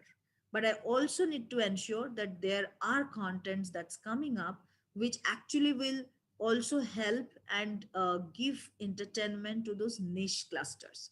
Now, because of the cluster, therefore, we have been able to understand that. Otherwise, we would have said, okay, these are beautiful content, let's deliver to the platform, without knowing how it is going to help my consumers. Okay. So from that, we therefore figure out that what are my top clusters, therefore how do we actually define it. So now, therefore, if a content synopsis has come, right, or probably the cast, many a times even casts are determined that, okay, these are the people, if you look at their social behavior, they actually endorse certain casts, right? So if we are even designing for a particular storyline, that who should I cast for that character, we also look at their social fandoms and etc., and figure out, okay, this person is, will be able to drag and drive lot more consumer interest into this story. So one is, of course, whether this person will be able to do that character or not. But at the same time, if there are choices of five, then who is the person has larger association with our consumers? So with all those things, when we actually kind of understand the all meta informations, then we try to do the nearness test. So this content is actually near to which all segments, and based on that we take a call whether this is a yes, I mean absolute yes or not. Some of them could be experimental, we do not necessarily know, and then some of them clearly comes out that no, this is a overkill, I do not want to do that. Or even if I take that, I want to space out, I probably one I want to launch this month, 3 months down the line I want to launch another one, not immediately. Or there are contents which are very clear that we really do not want to do, because so far such contents, even if we have brought on the platform, didn't do well enough, right? So a lots of people therefore ask that, okay, where is the level of experimentations? Because this almost sounds like, if I like Italian food, then you will keep on feeding me different kinds of pasta. That's not necessarily true, right? So what we do, we always keep a budget from our content creation, and there is a separate science we do for the content creation. So if it's an absolutely new concept, when we never brought a content on our platform, what we do, we create multiple small short stories, say a 5-minute videos, okay, and those are uploaded on YouTube, and we try to watch and observe how consumers, I mean, and because that's a free flow, I have no control on those contents. YouTube's automatic recommendation engine is recommending to people, and people are watching it and they are putting their comments. So we actually observe how people are relating to it, because even if it's the same concept, but the same concept could be told in so many different ways. Say for example, if it's about LGBTQ, the how am I going to tell the story is very important, right? Is it about a mother discovering that her child having a same sex partner, or is it about two friends? How am I going to tell the story? The concept is same, but the storytelling makes the difference. So we actually create different angles to it, and we create those small videos, we call it short stories. We try to observe how people are reacting to it, and then accordingly we take a call which story we want to build out of it, right? So there always is an experimentation budget. So fandom cluster learnings are refreshed every month to ensure that we are capturing new fandom and test cluster, but we always keep a good amount of experimental budget so that new concepts, new stories, new ideas could also brought into the platform. But it is important that we should do the we learn and fail fast, so we should be failing cheap and failing fast. So that's how we keep on learning, and those learning goes into our model, and those model keep on helping us that at least 60-70% of our content should have the right decision. Beyond that, it can be experimental, it could be learning over the time, but the majority chunk, that should be revenue earning for us. So that's how we do we have started doing lot more into it. We do lot more of neuroscience. So when a new concept comes, we take it for the neuro research, and neuroscience tells us how people brain at the back of it, different sections of the brain are behaving when they're listening to that story. So a certain section tells us that is the person already have started guessing, right? So for example, if it's a crime thriller, but in the middle of the story the person says, I already understood what's going to happen, because it had the story, I mean, many a time we say story was very predictable, right? Because then is the time people say ki maza nahi aaya. So that's because already half of the way I understood what is going to happen. So then it is no more a crime thriller, or then it is no more a thriller, right? If I cannot hold the thrill till the end of it, or if I cannot have such twists in the whole story. So we do lots of such tests and then therefore bring in that, okay, what are the changes we need to make. It is not to spoil the creativity of the writers, but it is to help them that the way you have written, people are reacting like that. And it is, I am not putting a barometer or a litmus test on him, but it is the consumer stress test that we are doing and helping them that, okay, this is the section where people's brain has started already losing it. This is the place where attention span is going down, so somewhere you need to change it. And that actually helps the writers, the screenplay writer, the dialogue writers. And so for example, if it's too much slang, people after some time they start losing the interest into it, right? It almost feels like people are using slang just for the heck of using it, which doesn't necessarily work. It might work for other platform, but not necessarily for our kind of consumers. So those scientific way of helping the creative people to take the right decisions through science as much possible is actually our aim. Okay, so that's it. Thank you so much.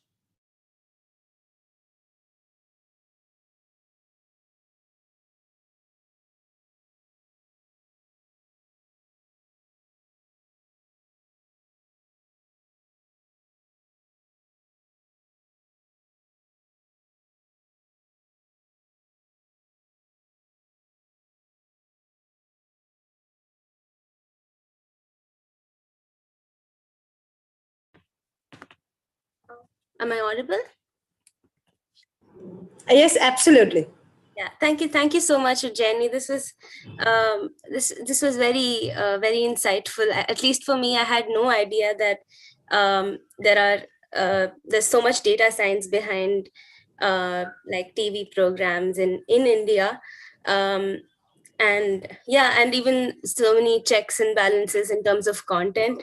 Um, yeah, so do all channels do this?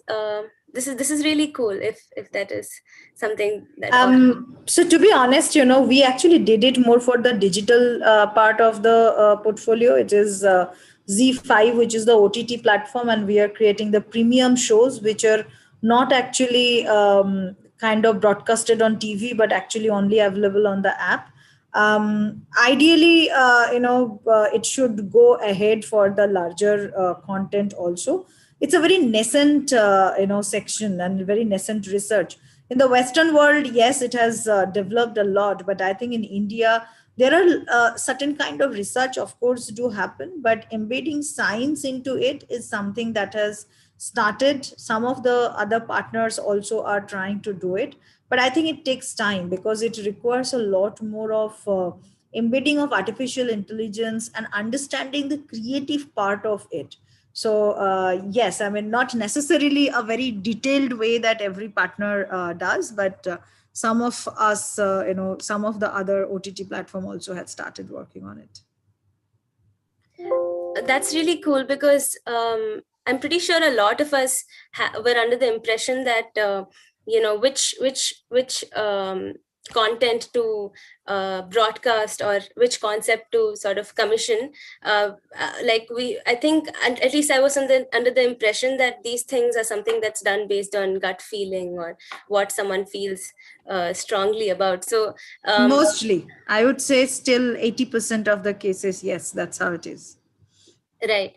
So one member from the audience wants to know if there's so much debate and so many checks and balances in this process and so much moderation, then how is it that there are so many programs that are that have a lot of problematic things? How do so many things fall through these cracks if there's so much moderation?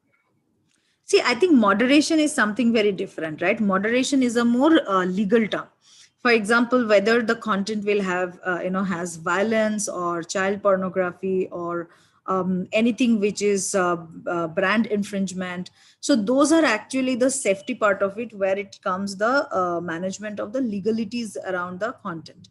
So that's a different one. And yes, there are certain amount of good amount of data science is also done.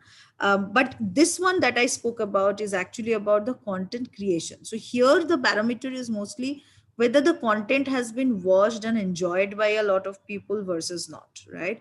Here the barometer is not, whether there are the problematic scenes or not. Now, we also have to understand that there are certain legal checks and the censorship actually exists for the TV, that also exists for movies, but not necessarily yet there is a censoring law that exists for the OTT. I believe that's also going to come very soon, and that will also be very different from country to country. So I think, once those come, I think checks and balances will be far better. But currently what we are trying to do is to ensure that the content will be liked and enjoyed by more people will come and subscribe to it, so it at least relatable, resonating, and makes sense for the consumer. So that's the science that we are trying to do now. When you are saying why much more are not doing, because it's a very nascent science. I would say data science in media probably has started last, at least in India, probably has started last 3-4 years only. Not necessarily it's very mature yet. Many people still believe that it's a science fiction.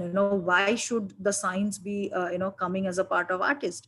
Does it mean that tomorrow a machine learning code or maybe a robot will be able to write a story? No, that's not the thing, right? So it has to be understood as a right balance. It has to be understood as a facilitated action, rather than a auditing action. So there are enough debate, and I think more and more people start absorbing and adopting this kind of science, you will see far more progress on it. So would you say at the moment, what the reason we are doing all this, is it more geared towards retaining the customer? And do you see this moving towards the goal being influencing the customers, like the consumers, to think in other ways, and in terms of achieving our goals as a society? um See, achieving our goals in society, of course there are good number of contents exist. For example, if you look at a content like a movie like Padman, right? So that is also available on Z5, and that's a very strong social message. I mean, even though it has lots of adult kind of scenes, but at the end it's a very strong social message. So there are many such movies which are coming up, where movies want to do that social beat also. um, However, at the end, this science is not only to talk about the retention is of course a very important part. At the same time, to be able to engage and onboard new consumers, so acquisition is also a very important part. For example, if I know a certain section of consumers are not on my platform, what kind of story need gap that exists? So if we understand, then we will be able to design that kind of, or bring on board that kind of stories which will engage them. We have also seen one thing, that there are ample clean contents which actually drive a good engagement of the consumers. So it's not true that the clean contents are not good. So clean and good reasonable contents are actually drive a good amount of engagement, good amount of volume of consumer. So I still believe consumers are the king, and they decide at the end. So, thank you. So, someone from the audience wants to know how powerful actually, are the decisions made by, like, humans. Like, if the human is thinking of making the decision X, but the data says, no, you should be doing Y and not X. Which one is usually given more value? And what do you think going forward will have more value? See, I personally feel that human are always better than machines, because one thing that human has is a emotion, right, which a machine doesn't necessarily has. But because machines do not have emotion, and at least so far, of course, probably in future machines might come who will have emotions, but at least because machines do not unnecessarily embed emotions, Therefore, it can also avoid a lot of personal bias. Whereas if, I can only hire, say 2 3 5 people who can sit and watch the content, but every person, when they are taking a decision whether this content is good or bad, or I want to bring that content, the litmus test first happens is, am I enjoying it, before thinking whether my consumers will enjoy it. And there are good number of contents which I may not necessarily enjoy, but I know there are segments within our consumer class who will absolutely love that. So if that is the thing, then if I am sitting and actually deciding whether that content should be onboarded, I might say no, and that would be an injustice. So machine actually helps to cut down this unnecessary biases from the decision making, and that's where it helps, and that's where it should be augmented. It should not be either or, it should be together. Thank you. I think this leads me to the next question by a member from the audience, which is, how can we all also be more unbiased in our decisions, and how can we make smart decisions based on data so that there are no personal biases? I think it's a very tough question, I must say, because even recently we have found that when the machines are getting trained, say for example in the linguistics, in understanding the verbs, they have already started associating gender to it. So for example, if you say cooking, they always start adding she against it instead of he, because it almost feels like that's. So if machines are getting trained on such kind of biases, I think at one side we are talking about diversity and inclusion, the other side machines are getting trained very differently. It will be very bad for the future. So we have to be, when we are training models, we have to be very sure that what kind of informations we are putting. For example, if you look at finance industry, that is pretty mature, I would say, in terms of data science, they clearly mention that ethnicity, that should not be part of any training model. So you cannot use, what is the person's ethnicity, what is the person's caste, what is the person's skin color. Those cannot be used as a part of your training model. So that kind of, you are knowingly kind of deleting those stuffs.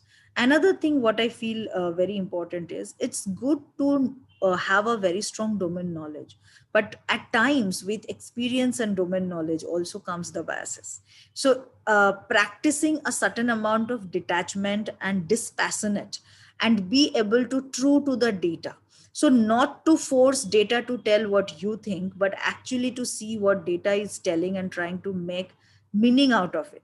It might happen earlier you have seen data telling something very different, and today it is telling very different, because your consumers are changing, their psychology is changing, their interests are changing. So but if you guide yourself that, okay, no, earlier I have seen that, therefore today it's also true, then you are bringing your own experience bias and not listening to data truthfully. So I think being true to data also requires certain amount of a practice of detachment and dispassion from the domain. So I think we as a data scientist should practice that kind of balance very well within our mind.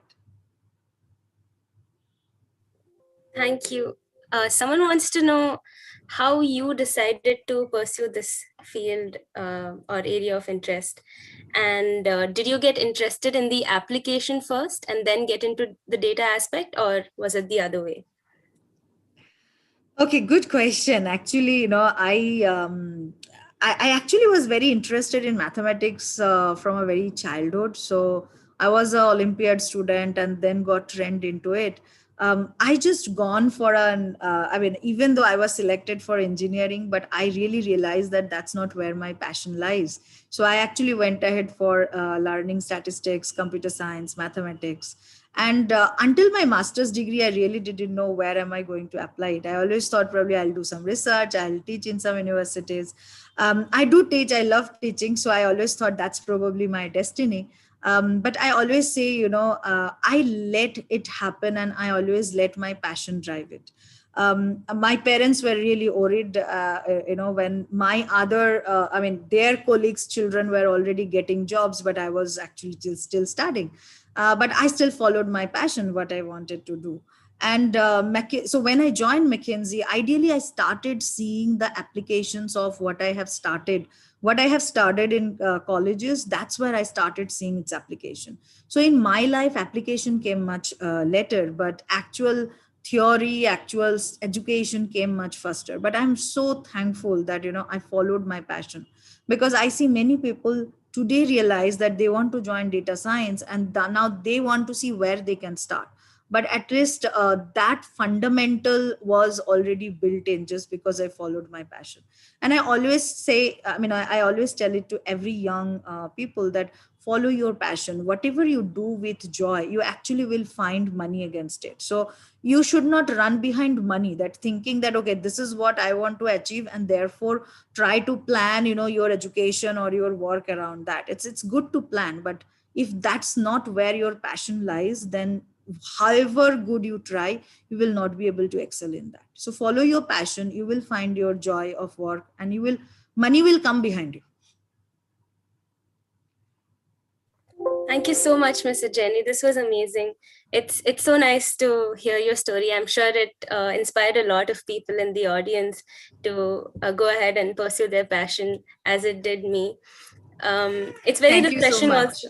Yeah, it's very refreshing also to see that like India is taking a step forward in incorporating data, like data science within like domestic shows. I hope going forward, artists can, in collaboration with data, produce good and interesting content, while also like trying to achieve our goals as a society. Thank you so much. Thank you. Take care. Bye. Bye. Next up, we have a fireside chat with Dr. Kanimori Yu. Yeah. Over to you, Dr. Kanimori. Yeah, thank you. Thank you for inviting me.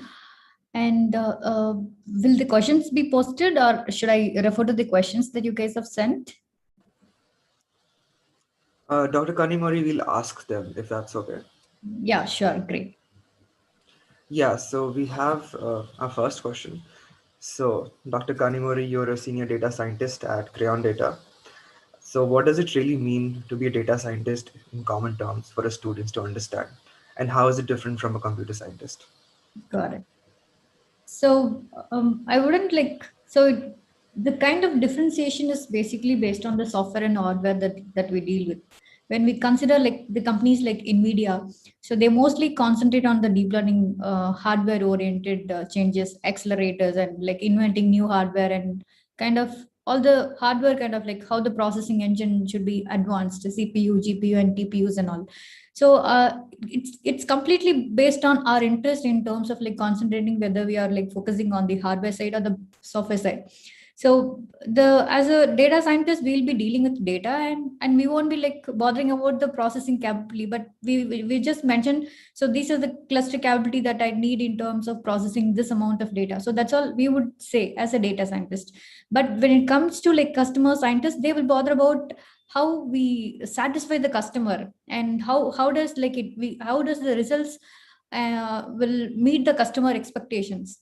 When it comes to computer scientists, so there will be different designations or tags for those people who work on the hardware part. So ideally, like people who are interested in computer architecture in their UG, so might be interested in like contributing to the advancement of hardware part as well. Okay, thank you for that answer. So we hear about like natural language processing in AI and ML, and like I noticed that natural language processing is one of the areas of your expertise as well. So for those of us who don't understand it fully, can you give us a practical example to help us understand how it works and is applied in real life? Absolutely.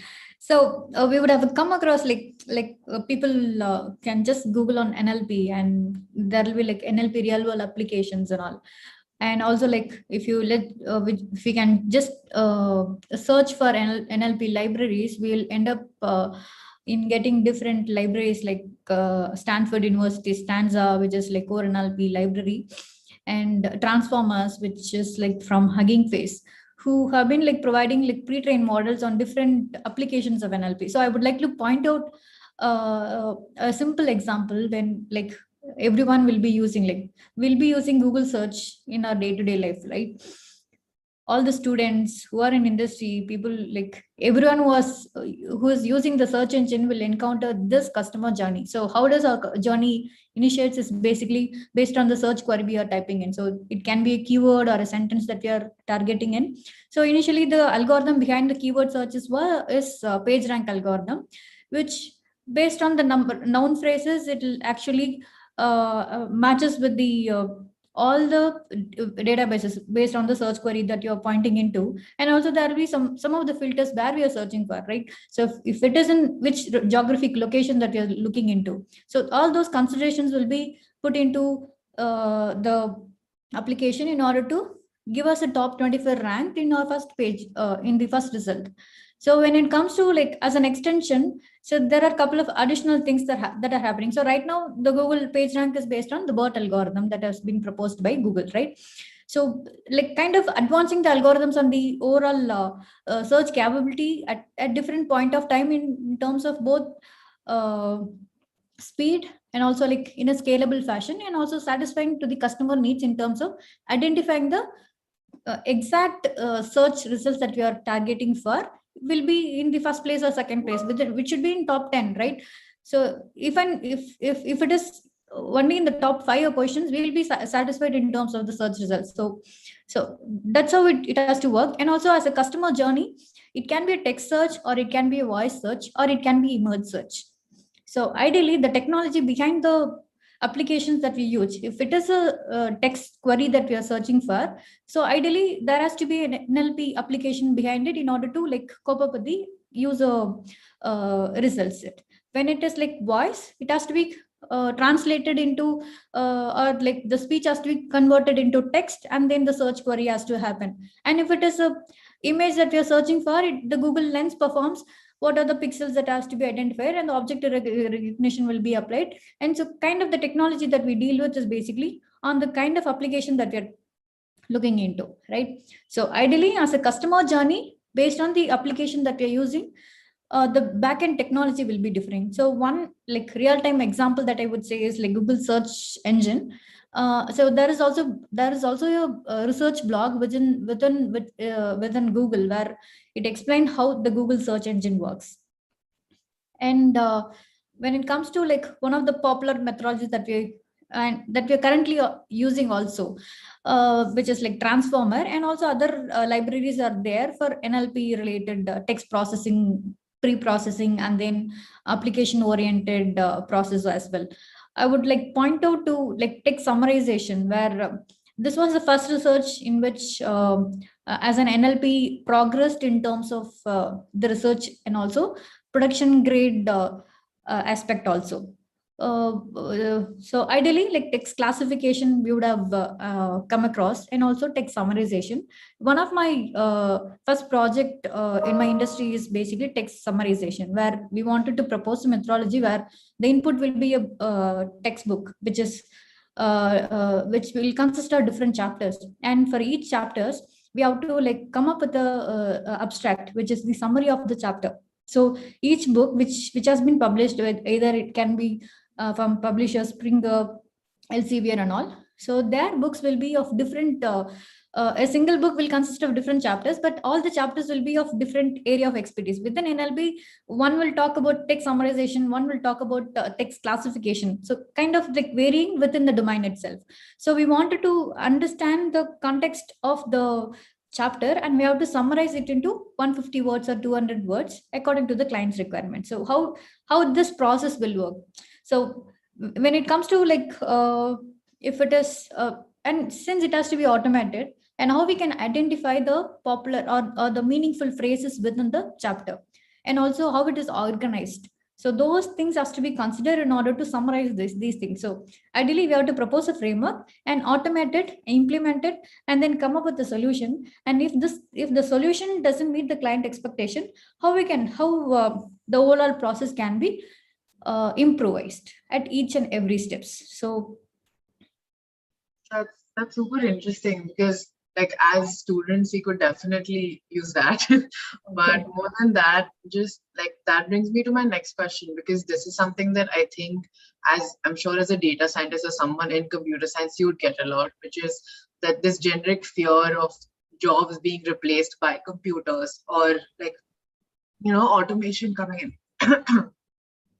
Sorry. So like, do you think that something like this, sorry, Okay. could replace like legal documents?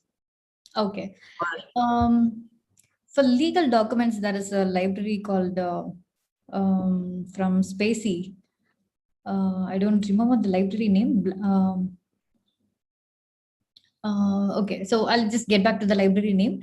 But we have a couple of libraries or researches that has been happening. Legal text is a library, and also I don't. I'll get back. I'll identify the library name. So within Spacey, there are different researches that has been happening. So when I was exploring, Sorry, but do you think this has the potential to like take up jobs in the future, or like where do you see this going in the future? So absolutely no. So it is basically from what I would say is like we have to develop the skills in which how to handle these set of advanced technologies or the systems that we develop, right? For example, Google's Waymo, which is an self-driving car. So as a technology people, we ourselves has to be like capable of handling the so that there is always a human level intervention that has to happen at all levels of the technology advancements that are happening, right? So we have to upgrade our skills rather than like thinking that AI or will destroy the human level intervention across all the capabilities that has been involved. So absolutely, I would disagree with that part, wherein we have to upgrade ourselves in terms of like handling those advanced technologies and upskill ourselves in order to cope up with the technology advancements. One such example is like, as I mentioned, like there is always a person needed in order to like monitor the self-driving car from start point to the end point, right? So ideally, we don't need to drive it, but there is always a human level intervention of monitoring it. So that kind of skill set has to be developed in terms of how we can handle the automated self-driving car. Thank you for that answer, Doctor. So I also wanted to ask something similar. It's that you've done work in criminal behavior analysis before. So could you share some more of that with us? Because I wanted to know if we'll ever have a situation like, say, in the movie Minority Report, and what are your views on it? Absolutely. So that research has been started when during my initial days of my research. So where I was provided with, it was open source data that I've dealt with. That is to kind of like sentiment analysis, which was like identify the behavior of the people within the reviews that has been provided. So kind of identifying the abuse words and which are the good words, like contextual identification of the words, like I wouldn't say like semantic next into it, but to identify the word level or phrase level things that are present in the reviews or the text that I'm dealing with, which is a social media data, where since that is that, so identifying the behavior in terms of like differentiating or text, it's basically a text classification problem where we need to identify and extract all those meaningful phrases, and has to be classified into a regular word, or if it is an abusive word, just a binary or multi-class classification problem. And also there was a project, real-time project that we were working on, which is basically from a medical domain, which is a website. So there will be patients and doctors who will be using that website. So if and the patient will be like putting the query or writing reviews upon their medications, they might be asking queries within the website, and there might be some abusive comments as well. So what we need to do is there will be a time span of 5 or 10 minutes, so that it has to be reviewed, and if it is a positive comment, or if it is if it needs to be addressed by a doctor, so that has to be notified to the doctor. And if it is an abusive comment, the website has to block those comments, and the reviewers has to send some review to the user that has been posted, right? So those kinds of things that we were handling, and we built a model in terms of having all, like, it has been labeled by the medical professionals. We had some of our doctors to label it manually for around like 4 years data, and provided those 4-year data, we built a model which is a simple binary classification model, where it has to mention, so this needs attention and this needs to be deleted from the account and has to be notified to the user, and also the person who has to like contact the person that you have mentioned the abusive comment. So ideally we have a mere amount of data to be trained, and also we have classified by means of a subject matter expertise. And absolutely the and also we achieved around like 90, since it is manually labeled by a subject matter expertise, and the ML model could provide us only 96% of accuracy on the real-time data that we tested out for around like 3 months. So, and over a period of time, and based on the quality of data, the model will be trained. So as a NLP as an application, I would say the quality of data that we deal with, the model will perform well. And as a data scientist, I would say like, or most of the work, 80% of the work, what we are doing will be on the sanity work that we are doing, data cleansing, wrangling, and kind of data preparation work we wanted to like concentrate on, then the model building part.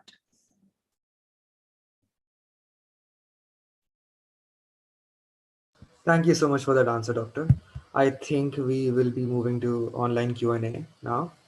So we have one question from an attendee. It says, will there be a day when auto-censoring can happen in social media or TV content if certain kinds of words which may be abusive or other negative connotation can be identified? And it follows it, will there be a day when online bullying can be completely stopped? Absolutely, yes. Wherein even currently, I would say I would like to point out Twitter's blocking account or suspending the account based on the, like, if it is an harassment based comment or any tweets that has been like which is accusing someone, or if it is violating some Twitter rules, it will be removed or the account will be suspended, right? So ideally, currently, what happens is basically using different models, they might identify the keywords based on which is like harassment based or different. Like ideally, if it is text, this actually phrase or keyword based identification of those words.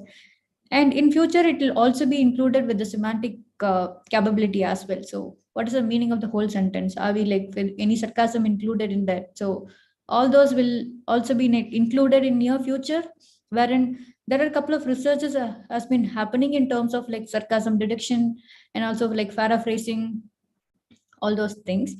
I would absolutely say yes, because due to the current research that has been happening, and also the current set of implications that we encounter in our daily day-to-day life, absolutely in next few years we'll be able to identify all those comments in social media and we can report it. And also there I mean, even in Facebook, we can report if we find it abusive, or if it is not relevant, or if it is a harassment, or if we wanted to report something on the video, or if it is a comment, we can do that, right? So all those information will be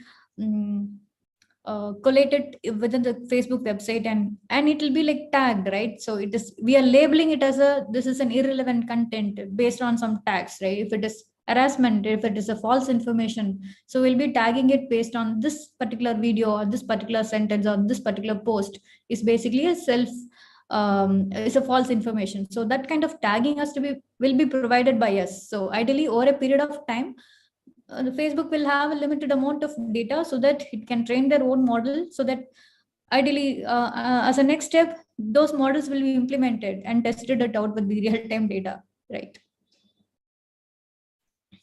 There's another question that we have. I think this is in relation to the question that you previously answered about manual labeling that you had done for one of your projects. So they've asked that, how often do you update these data models? Because a lot of the tagging that you said was manual, and these changing tags, and how often do you change these tags with the passing of time, since most of this is manual and they must need to be changed? Got it. So there are a couple of libraries that we can use in terms of automating the labeling process itself. Snorkel is one such library. And also, as I mentioned, in our things, right, we have achieved around 96% accuracy, and the remaining 4% has to be manually intervened and has to be labeled again, right? So ideally, when we have a limited amount of data, so the 4-year data, which I would say 10 lakh instances, and the 3-month instances will be 1,000 or 10,000 new instances, and within those 10,000 instances, and here the 96% are the accurate one. So it can be incremental. We can have an incremental model where these 10,000 instances can also be appended to our existing model, so that the remaining 4% can be manually labeled by the subject matter expertise, and the overall 10,000 labels can be used to train the model again. So as a whole, how far we are incrementing our model or trained with a larger amount of data with multiple samples. And also we need to concentrate on the classifier that we are using, and also number of classes that we're focusing on. For example, there will be biases in classes itself. If it is a binary classification, there will be, and there will be 50%, there won't be 50% positive and 50% negative within our data. So there will be 80% of data will be positive, and the remaining 30% or 20% will be negative. So how we are handling these biases within the data set, and how we are normalizing, so how we are standardizing the data, so those kinds of things will come into play when we actually deal with our real-time data.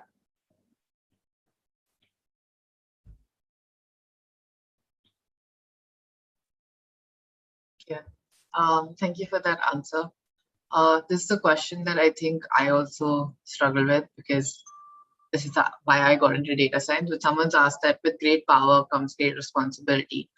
So this particular person is trying to become a developer. So they're asking that what ethical standards can they follow to make sure that they don't end up creating things that can be used by, say, oppressive regimes, or what, you've used data science for, say, social good, right? And you've used it in multiple of your projects. So what standards and how do you navigate that process, and how do you think about that entire process? Okay, so see, ideally, all the projects that we deal with, so let's there are a couple of things that has been happened in terms of in the image processing. Couple of research has been happened face to face, and I don't remember the name of the application, which is ended up with as a negative impact of data science improvement or AI technology improvements. So it is up to we can have a model, and the decision making can happen based on the insights that we get from the data, wherein it is up to the people who are using those models in terms of what kind of application that we are taking into or applying into. So ideally, it is up to our ethical standard, individual person's ethics, in terms of how we can use the technology in a right way. And can you repeat the question again? The person's asked what ethical standards should they follow to make sure that they don't end up creating things that could be used by oppressive regimes. Okay, so I would say, as I mentioned earlier, so it is completely within our own ethics, and also on the data that we are using has some legal compliances within itself, right? So if you are working for any company or industry, so they have their own legal teams involved in terms of how those data can be utilized, and what are the limits of utilizing the data, and how it can be how the data transformation can happen, all those things. So ideally, it is completely depending upon us, and also the company that we are working for, and also if it is, and also there will be open source data that are available within us, right? So those data can be utilized only for the research purpose, and cannot be used for the production level utilization, and also it won't be it won't meeting the production level criteria as well. So for example, if you look at Amazon's data, we might end up with lots of data sets within Amazon, kind of having fashion domain, a different, like it'll provide us different varieties of data, like Goodreads, Goodreads data, which will have the where we can build book recommendation systems, and ideally we can I'm trying to say is we can build or we can innovate different models, and the utility is based on the legal complaints that the companies abated with. Thank you so much for that answer, Doctor. So I had a similar question about that myself. Considering like the recent tech giants like Facebook and Google, and considering how there have been experiments by Facebook and Google that have come out and have been said that these were not taken by the participants' consent. So what would you say is the situation with bias and ethical concerns in data science? So this is related to the previous question, but yeah, because of the tech giants, I wanted to ask this. Understood. So ideally, like as I mentioned, due to the within the data sets itself, we can have biases, right? So addressing those biases after the model building and all those processing and all, will it depends upon the application that we are using. If it is a recommendation system that we are, like I'm currently working on, which is personalized recommendation system, and we have to provide some meaning or reasoning for recommendation. Why I'm like we are dealing with transaction data and a customer portfolio, merchant portfolio, and all. So for each customer, we have to provide some recommendations based on the offers that are available for each customer across different merchants. So if I'm providing some recommendation to customer one, and based on his transaction history and all only, I can provide him, these are the next set of merchants that you can look into, and why I'm providing these recommendations. So that has to be inferred from the data that I'm dealing with.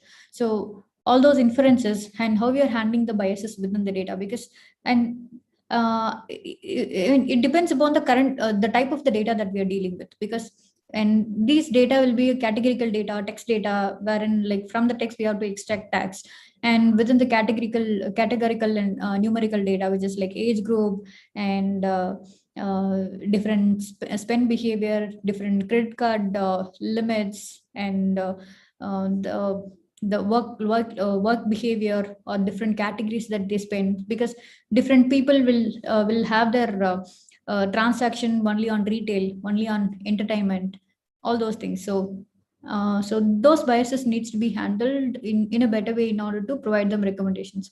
So ideally, as a from the research point of view, from Google, like responsible AI and fairness 360 and Google's what if. So all those libraries are currently being utilized in terms of like understanding the interpretation of the models that we are dealing with, and infer the better results that we can provide meaningful, or explain why it is recommended to you, and explain why the decision has been made. So all those explainability, ethics, handling those bias will come into play in a confined way, in which we should handle it in a better way in terms of end user level outcome that we are providing. So ideally, like as a research focus, I would like suggest the data science enthusiasts who can focus on like try out these different libraries, and if can take it up as a research point of view, and work on that as a next set of improvements that they can contribute to. Thank you. We just have one last question before we end for break. And this is more of like a generic question about you and your journey as a data scientist, because we've got this question a lot. But I think people just want to know that how did you decide to become a data scientist, and what was your journey like to become a data scientist, and how is it going for you, and where do you see yourself, and what would you recommend to, I don't know, women in data science like me who are trying to get into data science? Okay, absolutely good question.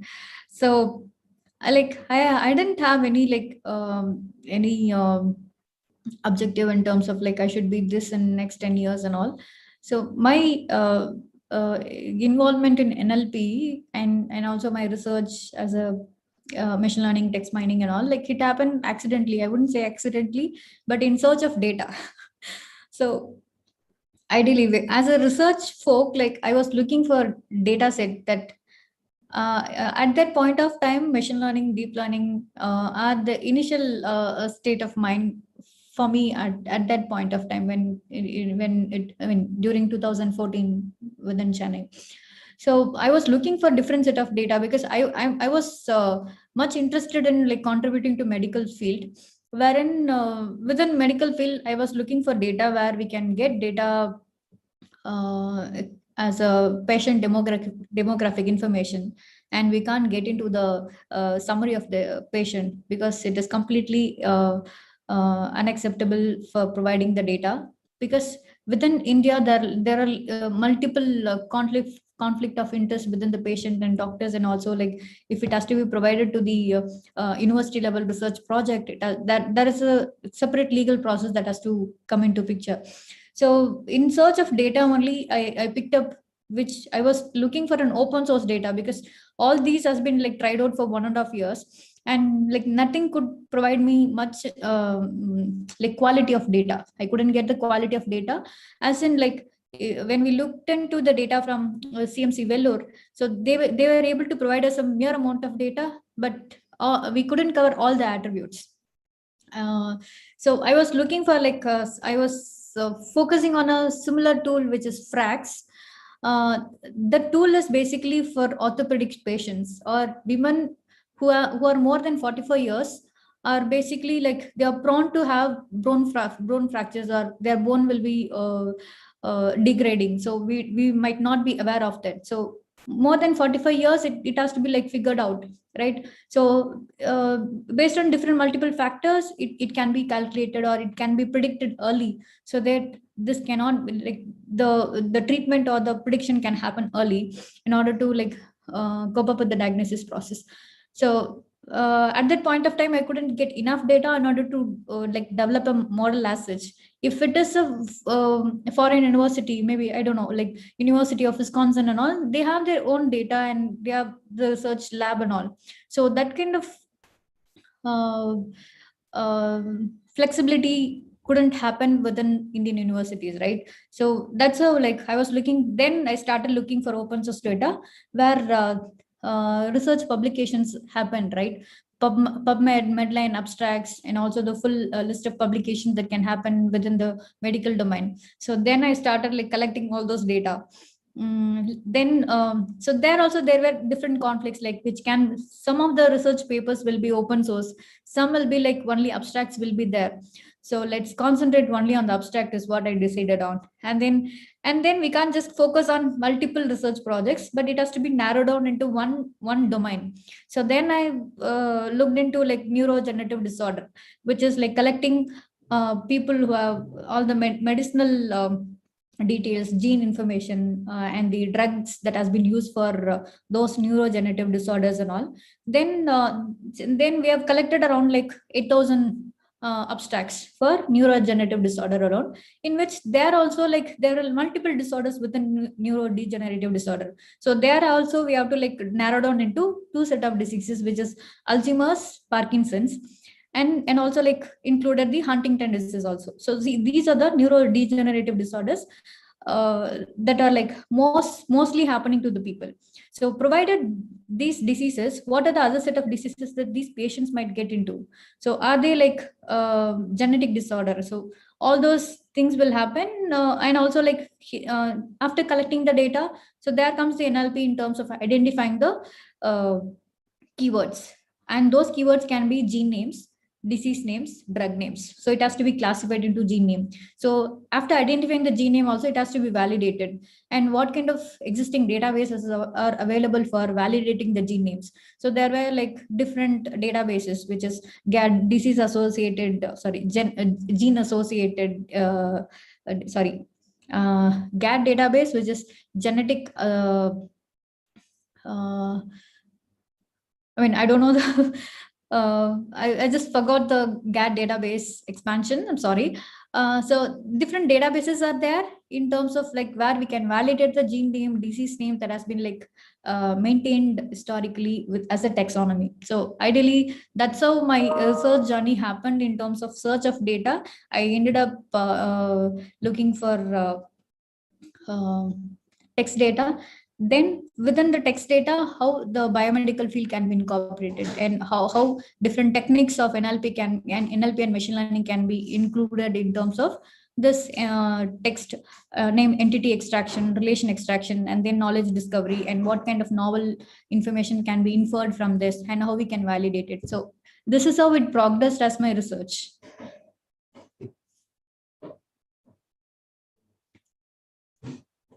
Thank you so much, Doctor, for that Thank you answer. so much. It was And lovely.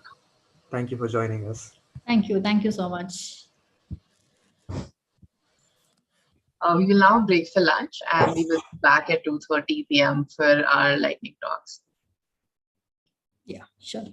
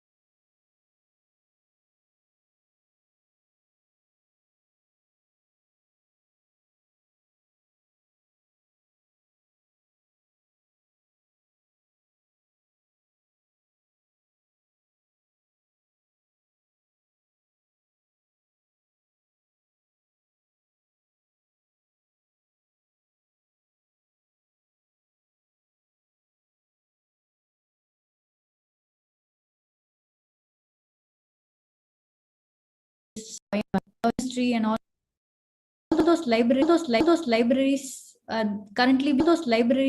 are currently being utilized in terms of like understanding the interpretation of the models that we are dealing with and infer the better results that we can provide. Some will be like one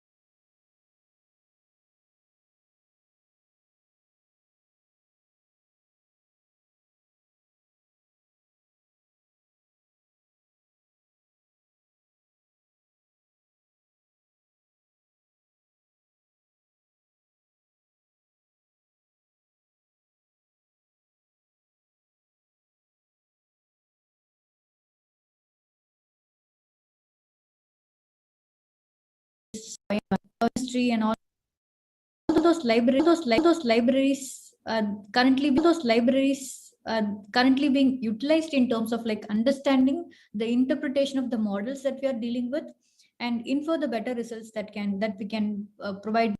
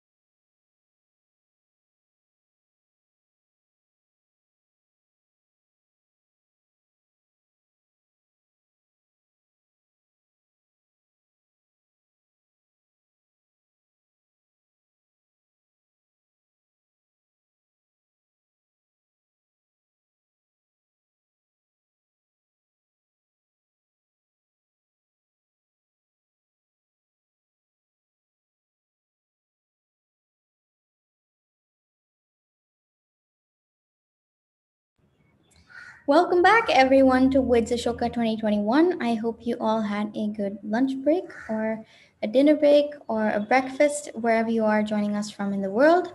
We will start our lightning talks in 1 or 2 minutes while we're just waiting for everyone to join us again.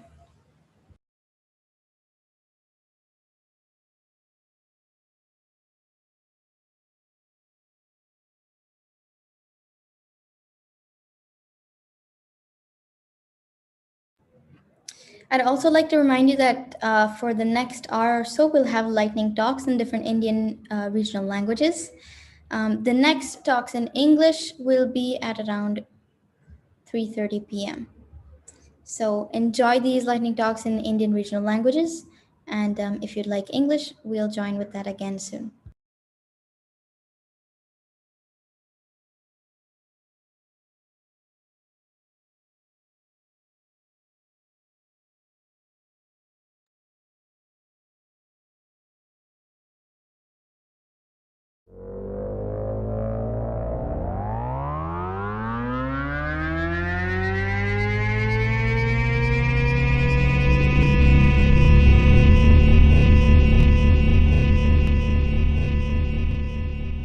Hi hello എൻ്റെ പേര് ബിന്ദു നാരായൺ. ഞാൻ ഇവായി GDS സ്ഥാപനത്തിൽ senior മാനേജറായിട്ട് ജോലി നോക്കുന്നു. എൻ്റെ ഔദ്യോഗിക responsibility, ഞാൻ GDS സ്ഥാപനത്തിലെ AI ലീഡറാണ്. അതാണ് എൻ്റെ ഔദ്യോഗിക തസ്തിക. എന്താണ് ആ ജോലി എന്ന് ചോദിച്ചാൽ, ഞങ്ങളുടെ ടെക്നോളജി കൺസൾട്ടിംഗ് വിങ്ങിൻ്റെ ഭാഗമാണ്. അതിൻ്റെ ഭാഗമായി ആർട്ടിഫിഷ്യൽ ഇൻ്റലിജൻസ്, ഡേറ്റാ സയൻസ്, ഈ മേഖലയിലുള്ള പ്രശ്നങ്ങൾ സോൾവ് ചെയ്യുക എന്നുള്ളതാണ് ഒരു ലീഡർ എന്ന നിലയിൽ എന്നിൽ നിക്ഷിപ്തമായിട്ടുള്ള ജോലി. അപ്പം അതിന് എൻ്റെ കീഴിലൊരു 100ഓളം പേരടങ്ങുന്ന ഒരു ടീമുണ്ട്. ഞാൻ അവരുടെ ഒരു നേതാവാണ്. അതാണ് എൻ്റെ ഔദ്യോഗികമായ ജോലി. ഞാൻ ഇവിടെ എങ്ങനെ എത്തിപ്പെട്ടു എന്ന് ചോദിച്ചാൽ, അതൊരു നീണ്ട കഥയാണ്. അതിലൂടെ ഒരുപക്ഷെ നിങ്ങൾക്കൊരു ഒരുപാട് പേർക്ക് എന്തെങ്കിലുമൊക്കെ പഠിക്കാൻ പറ്റുമായിരിക്കും. അപ്പോൾ ഈ അശോക യൂണിവേഴ്സിറ്റിയുടെ അഭ്യർത്ഥന പ്രകാരം ഞാൻ കരുതുന്നത്, ഞാൻ എൻ്റെ ജീവിതയാത്രയുടെ ഒരു ചെറിയ ഒരു ശകലം നിങ്ങൾക്ക് കാണിച്ചു തരാം. അതിൽ നിന്ന് നിങ്ങൾക്ക് എന്തെങ്കിലുമൊക്കെ അറിവ് സമ്പാദിക്കാൻ കഴിഞ്ഞാൽ ഞാൻ ധന്യയായി. അപ്പോൾ ഞാൻ ചുരുക്കം പറഞ്ഞാൽ ഒരു ടിപ്പിക്കൽ ഇന്ത്യൻ വിദ്യാർത്ഥി അല്ലെങ്കിൽ ഇന്ത്യൻ വിദ്യാർത്ഥിനിയുടെ ഒരു പ്രതിനിധിയാണ്. നമ്മളിൽ ഒട്ടുമുക്കാൽ ആൾക്കാരും മാതാപിതാക്കളുടെ നിർബന്ധത്തിന് വഴങ്ങി എഞ്ചിനീയറിംഗ് അല്ലെങ്കിൽ മെഡിസിന് പോകുന്ന ആൾക്കാരാണ്. ഞാനും അത്തരത്തിലുള്ള ഒരാളായിരുന്നു. എൻ്റെ സ്വതസിദ്ധമായ ആഗ്രഹം ഫിസിക്സിൽ PhD എടുക്കണമെന്നും ഒരു ആസ്ട്രോഫിസിസ്റ്റ് ആകണമെന്നൊക്കെ ആയിരുന്നു. അതൊന്നും അല്ല ഞാൻ ചെയ്തത്. അപ്പൊ ഞാൻ അങ്ങനെ എൻ്റെ മാതാപിതാക്കളുടെ നിർബന്ധത്തിന് വഴങ്ങി ഒരു എഞ്ചിനീയറായി. എഞ്ചിനീയറിംഗ് പഠിച്ചു തുടങ്ങിയപ്പോഴേ എനിക്ക് ഏതാണ്ട് ബോധ്യമായി ഇത് എൻ്റെ മേഖലയല്ല എന്ന്. ഇലക്ട്രോണിക്സ് എഞ്ചിനീയറിംഗ് എൻ്റെ മേഖലയല്ല എന്ന്. പക്ഷേ പൊതുവെ പഠിക്കാൻ മിടുക്കിയായിരുന്നത് കൊണ്ടും മാത്സ് എൻ്റെ ഒരു സ്ട്രോങ് സബ്ജക്റ്റ് ആയിരുന്നത് കൊണ്ടും ഇലക്ട്രോണിക്സ് ആൻഡ് കമ്മ്യൂണിക്കേഷനിൽ 8 സെമസ്റ്ററും മാത്തമാറ്റിക്സ് സബ്ജക്റ്റ് ഉണ്ട്. അപ്പൊ അതിലെനിക്ക് ഭയങ്കര മാർക്കായിരുന്നു. 90% മുകളിൽ 95-97% എന്തായാലും കിട്ടും. അതുകൊണ്ട് എൻ്റെ ഓവറോൾ പെർസെൻറ്റേജ് വളരെ ഉയർന്നിരുന്നു. അപ്പം ഞാൻ അങ്ങനെ ഡിസ്റ്റിങ്ഷനോടുകൂടി ഇലക്ട്രോണിക്സ് ആൻഡ് കമ്മ്യൂണിക്കേഷൻ എഞ്ചിനീയറിംഗ് പാസ്സായ ഒരാളാണ്. പക്ഷെ എനിക്ക് ഇലക്ട്രോണിക്സിനെ കുറിച്ച് വലിയ ഗ്രാഹ്യമൊന്നും ഇപ്പോഴും ഇല്ല, അന്നും ഉണ്ടായിരുന്നില്ല. ഉടനെ പഠനം കഴിഞ്ഞ ഉടനെ ഒരു കോളേജിൽ ഒരു സാറ് പറഞ്ഞിട്ടാണ് ഞാൻ MBAക്ക് പോയത്. സാറ് പറഞ്ഞു, ബിന്ദു MBA ചെയ്യുന്നത് നല്ലതായിരിക്കും, ബിന്ദുവിന് പറ്റിയ ഫീൽഡാണ്. ഓക്കെ, ഞാൻ അങ്ങനെ MBA ചെയ്തു. MBA ചെയ്ത് കഴിഞ്ഞിട്ട് ഞാൻ പിന്നെ ഒരു മാനേജ്മെന്റ് ട്രെയിനി ആയിട്ടാണ് ജോലി തുടങ്ങിയത് ക്യാമ്പസ് പ്ലേസ്മെന്റോടുകൂടി.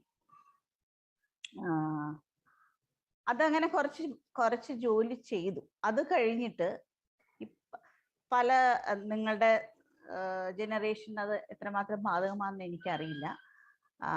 ഞങ്ങളുടെ കാലഘട്ടത്തിലൊക്കെ അതും കല്യാണവും ഈ മാതാപിതാക്കളുടെ ഒരു നിർബന്ധത്തിന് വഴങ്ങി പലരും ചെയ്യുന്ന ഒരു കാര്യമായിരുന്നു. അങ്ങനെ ഞാനും വിവാഹിതയായി. അപ്പോൾ ഒരു ബ്രേക്ക് എടുത്തു. കാരണം കല്യാണം കഴിച്ച വ്യക്തി ഉത്തരേന്ത്യയിലായിരുന്നു ജോലി ചെയ്തിരുന്നത്. അപ്പൊ അതിനു വേണ്ടി കൂടെ പോകാൻ വേണ്ടി ഞാനൊരു ബ്രേക്ക് എടുത്തു. ബ്രേക്ക് എന്നല്ല, ഞാൻ ജോലി ഇനി വേണ്ട എന്നൊരു തീരുമാനം എടുക്കുകയായിരുന്നു. ഏതാണ്ട് ഒരു പക്ഷേ നല്ലതിനോ ചീത്തയ്ക്കോ എൻ്റെ മാരേജ് സക്സസ്ഫുൾ ആയിരുന്നില്ല. അത് ഇടയ്ക്ക് വെച്ച് മുറിഞ്ഞു പോകേണ്ടി വന്നു. അങ്ങനെ ഒരു സാഹചര്യത്തിലാണ് സത്യം പറഞ്ഞാൽ ഞാനൊരു ഫുൾ ടൈം ഒരു ജോബിന് വേണ്ടി ശ്രമിച്ചത്. അത് അതിന് ശേഷമല്ല, ആക്ച്വലി ഞാൻ എൻ്റെ ഡെലിവറി കഴിഞ്ഞ് 5-ാം ദിവസം എനിക്ക് ഫെഡറൽ ബാങ്കിന്റെ അപ്പോയിന്റ്മെന്റ് കിട്ടി. ഞാൻ അതിനു മുമ്പ് ശ്രമിച്ചിരുന്നു, പക്ഷെ ജോലി കിട്ടി. പക്ഷെ അതിനുശേഷമാണ് ഒരു കരിയർ ഞാൻ വളരെ സീരിയസ് ആയിട്ട് എടുത്തത്. അതായത് ജീവിതം എന്നെ ഒരു പ്രത്യേക സാഹചര്യത്തിൽ കൊണ്ടെത്തിച്ചതിനെ തുടർന്നിട്ടാണ് ഞാനൊരു കരിയർ വുമൺ ആയത് എന്ന് വേണം പറയാൻ. എൻ്റെ വൈവാഹിക ബന്ധം നല്ല സുഖമായി പോയിരുന്ന ഒന്നായിരുന്നെങ്കിൽ ഒരുപക്ഷെ ഞാനൊരു വളരെ എഡ്യൂക്കേറ്റഡ് ബിടെക് MBA ഹൗസ് വൈഫായിട്ട് തുടർന്നേനെ. അതൊരു ഓൾട്ടർനേറ്റ് റിയാലിറ്റി. അങ്ങനെയല്ല പക്ഷെ സംഭവിച്ചത്. അവിടെ നിന്നാണ് ഞാൻ കരിയർ സീരിയസ് ആയിട്ട് എടുക്കുന്നത്. അവിടെ ഞാൻ ഒരു ബാങ്കിൽ, ഫെഡറൽ ബാങ്കിലാണ് ഞാൻ ജോലിയിൽ കയറിയത്. പക്ഷെ ബാങ്കിങ് എനിക്ക് പ്രത്യേകിച്ചൊരു താല്പര്യം തോന്നിയില്ല. പിന്നെ എൻ്റെ ഉള്ളിൽ എപ്പോഴും ഒരു ടീച്ചർ ആകണം എന്നുള്ള ഒരു ആഗ്രഹം വല്ലാണ്ട് കിടന്നിരുന്നു.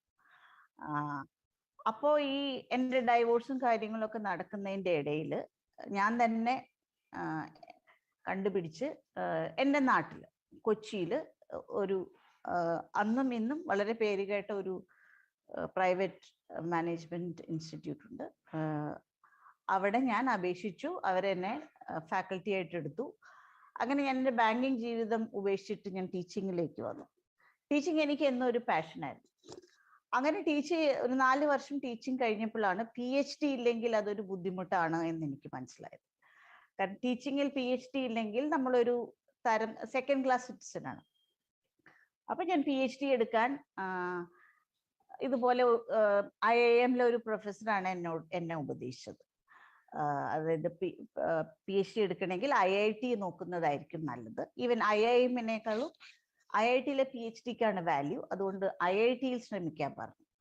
അപ്പൊ എനിക്ക് ഏറ്റവും അടുത്ത IIT മദ്രാസിൽ ഞാൻ ശ്രമിക്കുകയും എൻട്രൻസ് എക്സാം ഒക്കെ എഴുതി ഇന്റർവ്യൂ ഒക്കെ ചെയ്തു. എനിക്ക് അവിടെ സെലക്ഷൻ കിട്ടി.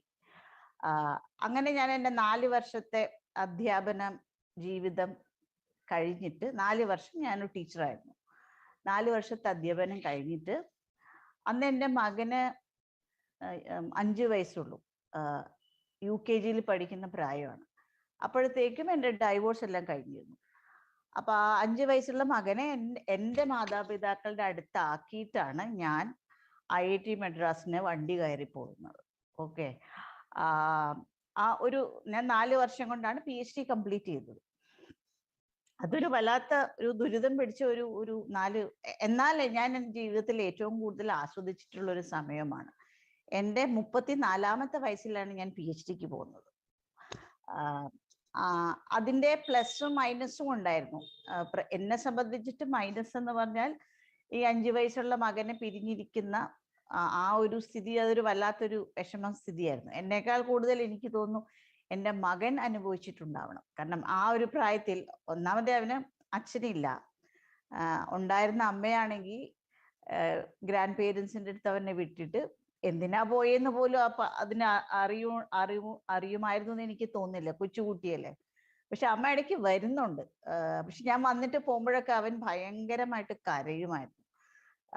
ഞാൻ അറിഞ്ഞിരുന്നില്ല. എൻ്റെ പേരൻസ് വളരെ സക്സസ്ഫുള്ളി അത് ഹാൻഡിൽ ചെയ്തു. അപ്പൊ എൻ്റെ അച്ഛനും അമ്മയും ആണ് എൻ്റെ ജീവിതത്തിൽ ഒരു വല്ലാത്തൊരു സപ്പോർട്ടായിട്ട് ഉടനീളം നിന്നിട്ടുള്ളത്. അപ്പൊ ഋതു പറഞ്ഞ പോലെ കുറേയൊക്കെ എൻ്റെ കളീഗ്സിന്റെ സപ്പോർട്ട് എനിക്കുണ്ടായിട്ടുണ്ട്. ജീവിതത്തിൽ പല ഘട്ടങ്ങളിലും ഗൈഡ് ചെയ്യാൻ ഒരു ദൈവത്തിൻ്റെ ആൾരൂപങ്ങൾ പോലെ പലരും എൻ്റെ ജീവിതത്തിൽ വന്നു പോയിട്ടുണ്ട്. കൂടെ എൻ്റെ പേരൻസിൻ്റെ ഭയങ്കരമായ സപ്പോർട്ട് എനിക്കുണ്ടായിട്ടുണ്ട്.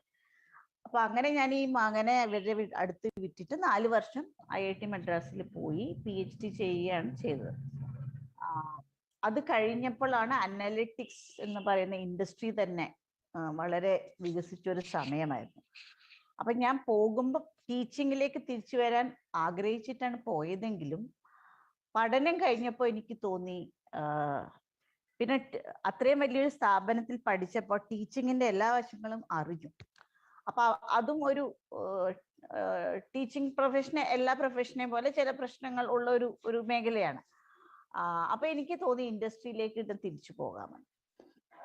ഇതിന് പോകാൻ വേറെയും ഒരു കാരണമുണ്ട്. അതായത് ഈ ഒരു അച്ഛനില്ലാതെ ഒരു മകനെ ഒറ്റയ്ക്ക് വളർത്തേണ്ട ഒരു ബാധ്യത എനിക്കുണ്ടായിരുന്നു. PhD കഴിയുമ്പോഴത്തേനും ഞാൻ പൊളിഞ്ഞ് പാളീസായി. എൻ്റെ കയ്യിൽ 10 പൈസ ഇല്ല, എൻ്റെ ബാങ്ക് അക്കൗണ്ട് 0 ആയിരുന്നു. ആ സ്ഥിതിയിൽ നിന്നാണ് ഞാൻ രണ്ടാമത് തുടങ്ങുന്നത്. എൻ്റെ 37ാമത്തെ വയസ്സിലാണ് ഞാൻ ഒരു കോർപ്പറേറ്റ് കരിയർ തുടങ്ങുന്നത് തന്നെ. ആ പ്രായത്തിൽ ഈ ഒരു മകനുണ്ട്, അവനെ ഒറ്റയ്ക്ക് വളർത്തി വലുതാക്കണം എന്നുള്ളൊരു വലിയൊരു ചുമതല എൻ്റെ തലയിലുണ്ട്. അതിന് ബെറ്റർ ഒരു ഇൻഡസ്ട്രി കരിയർ ആണ് എന്നുള്ളതും കൂടിയായിരുന്നു വേറെ ഒരു കൺസിഡറേഷൻ. ടീച്ചിങ് ഇന്ത്യയിൽ പ്രത്യേകിച്ചും അത്ര നല്ലൊരു പെയ്ഡ് ജോബ് അല്ല. അതേസമയം ഇൻഡസ്ട്രി പോയാൽ പൈസ ഉണ്ടാക്കാം എന്നുള്ളൊരു വസ്തുത ഉണ്ടായിരുന്നു. അപ്പൊ എനിക്കാണെങ്കിൽ അത് ഒരു തരത്തിൽ വാശിയുമായിരുന്നു. അതായത് വേണമെന്ന് വെച്ചിട്ട് ഡിവോഴ്സ് വാങ്ങിയ ഒരു വ്യക്തിയല്ല ഞാൻ, സാഹചര്യങ്ങൾ കൊണ്ട് അങ്ങനെ ആയി പോയതാണ്. അപ്പൊ അതുകൊണ്ട് തന്നെ ആ മകനോട് അത് ചെയ്തത് ന്യായമായോ എന്നൊരു സംശയം എനിക്ക് എപ്പോഴും ഉണ്ടായിരുന്നു. അപ്പോ അവനെ അത് ബാധിക്കരുത്, എൻ്റെ ആ ഒരു ഡിസിഷൻ കൊണ്ട് അവന് ജീവിതത്തിൽ ഒരു ബുദ്ധിമുട്ടുണ്ടാകരുതെന്ന് എനിക്ക് ഭയങ്കര നിർബന്ധം ഉണ്ടായിരുന്നു. അപ്പൊ അതുകൊണ്ട് ഒരു ഇൻഡസ്ട്രി ജോബ് തന്നെയാണ് ബെറ്റർ എന്ന് എനിക്ക് തോന്നി. കാരണം പൈസ കിട്ടും, ഉറപ്പാണ്. അങ്ങനെയാണ് ഞാൻ അനലിറ്റിക്സ് ഇൻഡസ്ട്രിയിലേക്ക് തിരിയുന്നത്. അതൊരു നല്ല ഡിസിഷനായിരുന്നു. എനിക്ക് അതിൽ ഒരു റിഗ്രറ്റും ഇല്ല. പല ആൾക്കാരും ഇൻഡസ്ട്രി പ്രഷർ സഹിക്കാൻ പറ്റാതെയാണ് ടീച്ചിങ്ങിലോട്ട് പോകുന്നതെന്ന് പറയാറുണ്ട്. ഞാൻ ടീച്ചിങ്ങിൽ നിന്ന് തിരിച്ച് ഇൻഡസ്ട്രിയിലേക്ക് വന്ന ആളാണ്. ഞാൻ ഇൻഡസ്ട്രിയിൽ നിന്ന് ടീച്ചിങ്ങിൽ പോയി, പിന്നെ ടീച്ചിങ്ങിൽ നിന്ന് ഇൻഡസ്ട്രിയിലേക്ക് വന്നു, ഇപ്പോഴും തുടരുന്നു. വളരെ ഹാപ്പിയാണ് ഞാൻ. ഇനി ചിലപ്പോൾ ടീച്ചിങ്ങിലേക്ക് തിരിച്ചു പോകാമെന്ന് ചോദിച്ചാൽ സത്യം പറഞ്ഞാൽ എനിക്ക് ബുദ്ധിമുട്ടാണ്. കാരണം ഇൻഡസ്ട്രിയിൽ ഞാൻ അത്ര കംഫർട്ടബിൾ ആണ്. ജോലി ചെയ്യുന്ന സമയമാണെങ്കിലും ജോലി ചെയ്യുന്ന രീതിയാണെങ്കിലും ടാർഗറ്റ്സ്, പലർക്കും ടാർഗറ്റ്സ് ഫേസ് ചെയ്യാൻ ബുദ്ധിമുട്ടുള്ള ആൾക്കാരാണ്. അങ്ങനെ ഇംഗ്ലീഷിൽ പറയും, പീപ്പിൾ ഹു കാണ്ട് ദേ ടീച്ച് എന്ന്. അത് ടീച്ചേഴ്സിനോടുള്ള ഒരു ഡീഗ്രേഡിങ് സ്റ്റേറ്റ്മെന്റ് അല്ല, പക്ഷെ പ്രഷർ എടുക്കാൻ പറ്റാത്ത പലരും പ്രിഫർ ചെയ്യുന്ന ഒരു ജോബാണ് ടീച്ചിങ് എന്ന് പറയാറുണ്ട്. പക്ഷെ ഞാൻ ഈ തിരിച്ച് ഇൻഡസ്ട്രിയിലോട്ട് വന്നെങ്കിലും എനിക്കതൊരു വളരെ കംഫർട്ടബിൾ ആയിട്ടൊരു മേഖലയായിട്ടാണ് തോന്നിയത്. ഇപ്പോഴും തോന്നുന്നു. ഞാൻ ഇങ്ങനെ തന്നെ തുടരുകയും ചെയ്യും. അപ്പൊ ഞാനെന്ന വ്യക്തിയെ നോക്കിയാൽ ജീവിത സാഹചര്യങ്ങൾ കൊണ്ട് സക്സസ്ഫുൾ ആയി പോയ ഒരു വ്യക്തിയാണ് ഞാൻ. വേണമെന്ന് വെച്ചിട്ടൊരു സക്സസ്ഫുൾ കരിയർ ഉണ്ടാക്കിയെടുത്തതല്ല. സാഹചര്യങ്ങൾ എന്നെ ഇവിടെ കൊണ്ടെത്തിച്ചു. അതിന് ഞാൻ ഒരുപാട് പേരോട് കടപ്പെട്ടിരിക്കുന്നു. അത് പ്രത്യേകിച്ചും ഋതു സൂചിപ്പിച്ചതുപോലെ ഒരു കാര്യം ഞാൻ ശ്രദ്ധിച്ചിട്ടുള്ളത്, എന്നെ ഏറ്റവും കൂടുതൽ സപ്പോർട്ട് ചെയ്തിട്ടുള്ളത് ആണുങ്ങൾ തന്നെയാണ്. സ്ത്രീകളുടെ ഭാഗത്തുനിന്ന് ഒരു ജനറലൈസ് സ്റ്റേറ്റ്മെന്റ് അല്ല, എന്നാലും പല സ്ത്രീകളും എന്നോട് ചോദിച്ചിട്ടുണ്ട്, നിങ്ങൾക്ക് മാത്രം എന്താണ് പ്രശ്നം, നിങ്ങൾക്ക് എന്തുകൊണ്ട് ആ മാരേജിൽ കണ്ടിന്യൂ ചെയ്തുകൂടായിരുന്നു? ഞങ്ങളുടെ ആരുടെ മാരേജ് അങ്ങനെ 100% ഹാപ്പി ഒന്നും അല്ല, പക്ഷെ ഞങ്ങളൊക്കെ അഡ്ജസ്റ്റ് ചെയ്ത് പോകുന്നു. നിങ്ങളും അങ്ങനെ അഡ്ജസ്റ്റ് ചെയ്യണമായിരുന്നു. മാരേജ് അഡ്ജസ്റ്റ് ചെയ്യാനുള്ളതാണ്, പ്രത്യേകിച്ചും സ്ത്രീകൾ അഡ്ജസ്റ്റ് ചെയ്യാനുള്ളതാണ്. അപ്പൊ അങ്ങനെ ഒരു മാരേജിൽ നിന്ന് പുറത്ത് ചാടിയതിനെ ഏറ്റവും എന്നെ ക്രിട്ടിസൈസ് ചെയ്തിട്ടുള്ളത് സ്ത്രീകളാണ് സത്യം പറഞ്ഞ. അതേസമയം എൻ്റെ കൊളീഗ്സ് ആണെങ്കിലും ഫാമിലിയിലുള്ളവരാണെങ്കിലും ആണുങ്ങളുടെ ഭാഗത്തുനിന്ന് എനിക്ക് ഭയങ്കരമായ സപ്പോർട്ടാണ് എന്നും കിട്ടിയിട്ടുള്ളത്. ഇപ്പോഴും അതേപോലെ ഞാൻ കരിയറിൽ എന്തുകൊണ്ടോ നല്ലതിനാണെങ്കിലും ചീത്തയ്ക്കാണെങ്കിലും ഞാനൊരു ലേഡി ബോസിന്റെ കീഴിൽ ഇന്ന് വരെ വർക്ക് ചെയ്തിട്ടില്ല. എൻ്റെ ആദ്യത്തെ ബോസ് തൊട്ട് ഇപ്പത്തെ എൻ്റെ ബോസ് വരെ പുരുഷന്മാരായിരുന്നു. ഞാൻ എന്നും പുരുഷന്മാരുടെ കീഴിലെ ജോലി ചെയ്തിട്ടുള്ളൂ. അതെന്തുകൊണ്ടോ അങ്ങനെ നിശ്ചയിച്ചതല്ല, അങ്ങനെ വന്നു പോയത്.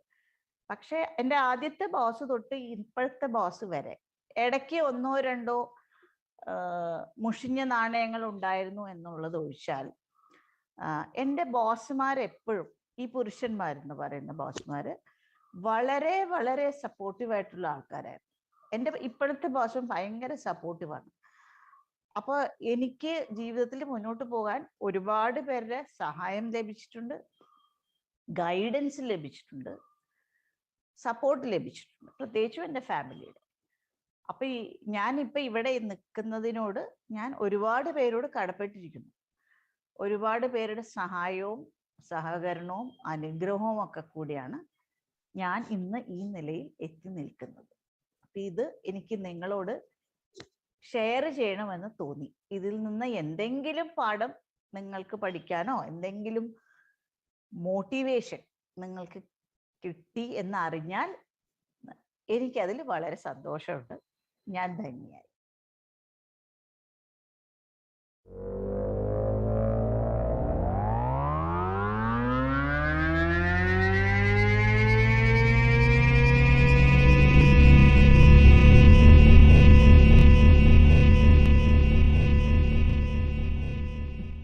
हेलो एवरीवन, आज मैं एक जी एंटरटेनमेंट एंटरप्राइज का चीफ डेटा ऑफिसर हूँ, लेकिन ये इसके पीछे बहुत सारे स्ट्रगल्स भी थे. सो ऐसे नहीं है कि रास्ता बहुत आसान था. सो मैं अगर एकदम स्टार्टिंग में बताऊँ, जब मैं नौकरी ज्वाइन की थी वो मैकिन्जी नॉलेज सेंटर में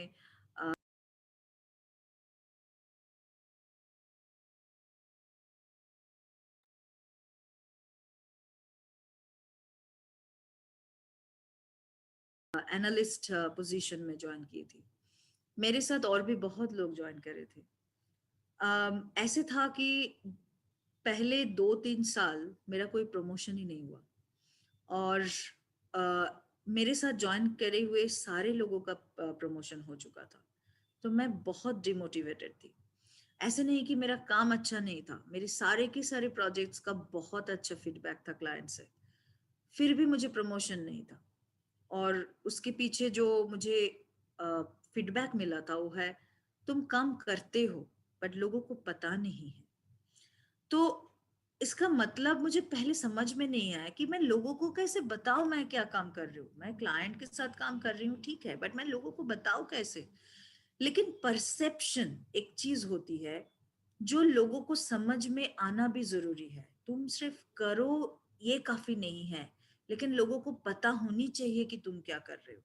इसका रीजन ये था कि अगर मेरे अंदर कोई एक्सपर्टाइज है लेकिन लोगों को पता नहीं है तो लोग आएंगे कैसे मेरे पास. दूसरा किसी को अगर सिमिलर प्रॉब्लम है तो वो मेरा एक्सपर्टाइज यूज कैसे करेंगे. तो मुझे प्रमोशन सीनियर लेवल का मिलेगा कैसे जब तक ना लोगों को पता है कि उज्जैनी इसके रिलेटेड सारे काम बहुत अच्छा करती है. बट ये तो समझ में आ गया कि करना क्या है, लेकिन कैसे करना है ये पता नहीं था. तो मुझे एक बहुत अच्छा मेंटर मिले थे. उस टाइम मैकिन्जी में सीनियर पार्टनर हुआ करती थी, तो उनको मैंने बताई कि ऐसे मुझे हो रहा है, क्योंकि उन्होंने मुझे बहुत मोटिवेट करे. और मैं जब उनको देखती थी, जब वो स्पीच देते थे, लोग बोलते थे कि इंडियन कंज्यूमर मार्केट के बारे में अगर किसी से पूछना है तो सिर्फ उसके पास जाओ. तो मुझे लगा कि उन्होंने कैसे ये परसेप्शन बिल्ड किया. राइट? क्या किया उन्होंने ताकि ये परसेप्शन बिल्ड हुआ, और मैं क्यों नहीं बिल्ड कर पा रही हूँ कोई परसेप्शन?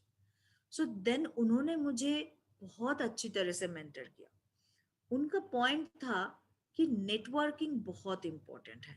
नेटवर्किंग का मतलब नहीं गॉसिप करना, नेटवर्किंग का मतलब नहीं तुम दूसरों के साथ डिनर पे जाओ, दारू पियो, यो रास्ते में जाके उसके साथ मतलब गप्पे लड़ाना, ये नेटवर्किंग नहीं है। नेटवर्किंग है तुम्हें पहले समझ में आना तुम्हारा जो इंटरेस्ट है, उस इंटरेस्ट का और कौन लोग है, उसके साथ रिलेशनशिप, प्रोफेशनल रिलेशनशिप, उसके साथ तुम्हें समझना है कि डिस्कशन कैसे आगे बढ़ाना है। क्योंकि तुम जब तक डिस्कशन नहीं करोगे, ना तुम्हारा नॉलेज और किसी के पास जाएगा, ना और किसी से नॉलेज तुम्हारे पास आएगा।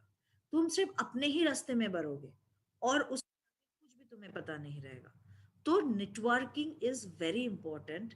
ये जो पार्ट है, ये अगर परसेप्शन ब्रेक करना है तो networking is the only thing. So तब जाके मुझे पता चला कि अच्छा मुझे करना क्या है। तो मैं बहुत और डिफरेंट जो एक्सपर्ट्स है उसी टॉपिक्स में उनके साथ डिस्कशन शुरू किया, उनके साथ बातचीत किया। उन्होंने मुझे और प्रोजेक्ट्स में इंट्रोड्यूस करे, उन्होंने मुझे और डिफरेंट तरह की सलाह दी कि अच्छा तुम ऐसे करो, तुम ऐसे कर सकते हो। और उसके बाद अचानक मुझे विद इन 2 साल के अंदर मुझे 2 प्रमोशन मिले। सो इट वाज मतलब इतना ही स्पेशल इम्पोर्टेंट चीज है। और मैं जहां से आती हूँ, मैं बहुत एक मिडिल क्लास बंगाली फैमिली से आती हूँ, जहां दिखावा ये चीज को कभी भी पॉजिटिवली लिया नहीं जाते हैं। मैं घर से ये सीख के आई हूँ कि तुम अपना काम अच्छी तरह से करोगे तो लोगों को पता चल ही जाएगा। अपना मतलब ट्रम्पेट करने का जरूरत नहीं है। लेकिन ये जो सोच है, जो मतलब अपने ट्रेडिशनली ये होके आ रहा है, शायद ये ज्यादा लड़कियों के लिए ज्यादा है, बट ये एक्चुअली कॉरपोरेट में चलता नहीं है।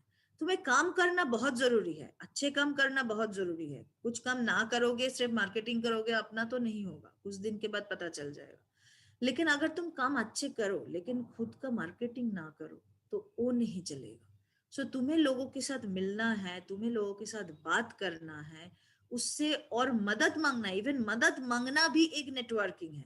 कि मुझे कोई चीज नहीं आ रहा है, दूसरे एक्सपर्ट से मदद मांगना भी इम्पोर्टेंट नेटवर्किंग है। किसी को तुम बताओ कि अच्छा मुझे ये नॉलेज है, कोई तुम्हारे पास आए हेल्प मांगने के लिए, तुम उसको हेल्प करो, वो भी नेटवर्किंग है। सो जितना तुम्हारा नॉलेज तुम फैलाओगे, शायद तुम टीचिंग भी करो, तुम कोई कोर्स ले लो बाकी जो जूनियर लोग आए हैं उसके लिए, उससे भी तुम्हारा नाम बढ़ते हैं आगे। So networking is very important if you have to grow ahead in your career. और मुझे ये लगते है कि आज मैं जहां पहुंची हूँ वो सिर्फ नेटवर्किंग के कारण, और कोई ऐसी चीज नहीं है। शायद मैंने बहुत कुछ सीखा आगे जाके लीडरशिप के बारे में, लेकिन नेटवर्किंग एक ऐसा चीज है जो तुम्हें कॉन्फिडेंस देते हैं, जो तुम्हें पोजीशन देते हैं, जो तुम्हें परसेप्शन बिल्ड करते हैं, तुम्हें लाइमलाइट पे लाते हैं, तुम्हारे पास नौकरी चल के आते हैं। सो ये बहुत इंपॉर्टेंट है आगे बढ़ने के लिए। सो मैं तुम सबको बताऊंगी कि नेटवर्किंग बहुत इंपॉर्टेंट है ऊपर ग्रो करने के लिए। ये जरूर करना अच्छे काम के साथ। Thank you.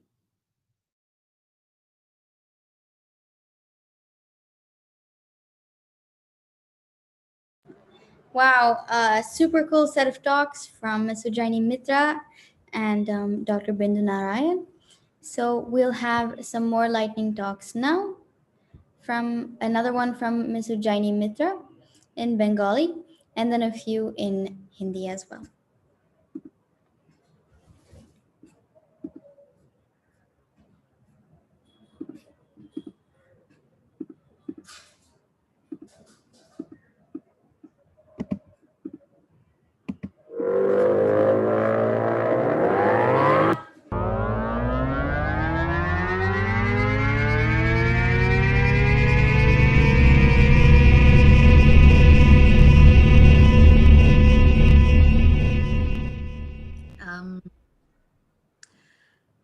আমি যখন ছোট ছিলাম তখন আমার মা আমাকে খুব যত্ন করে বড় করেন।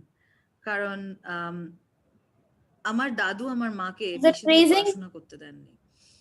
মা যখন গ্র্যাজুয়েশন পাশ করে খুব ভালো ছাত্রী ছিলেন, কিন্তু দাদু ওনাকে বেশি পড়াননি, কারণ তাহলে বিয়ে দেয়া হয়তো খুব প্রবলেম হতো।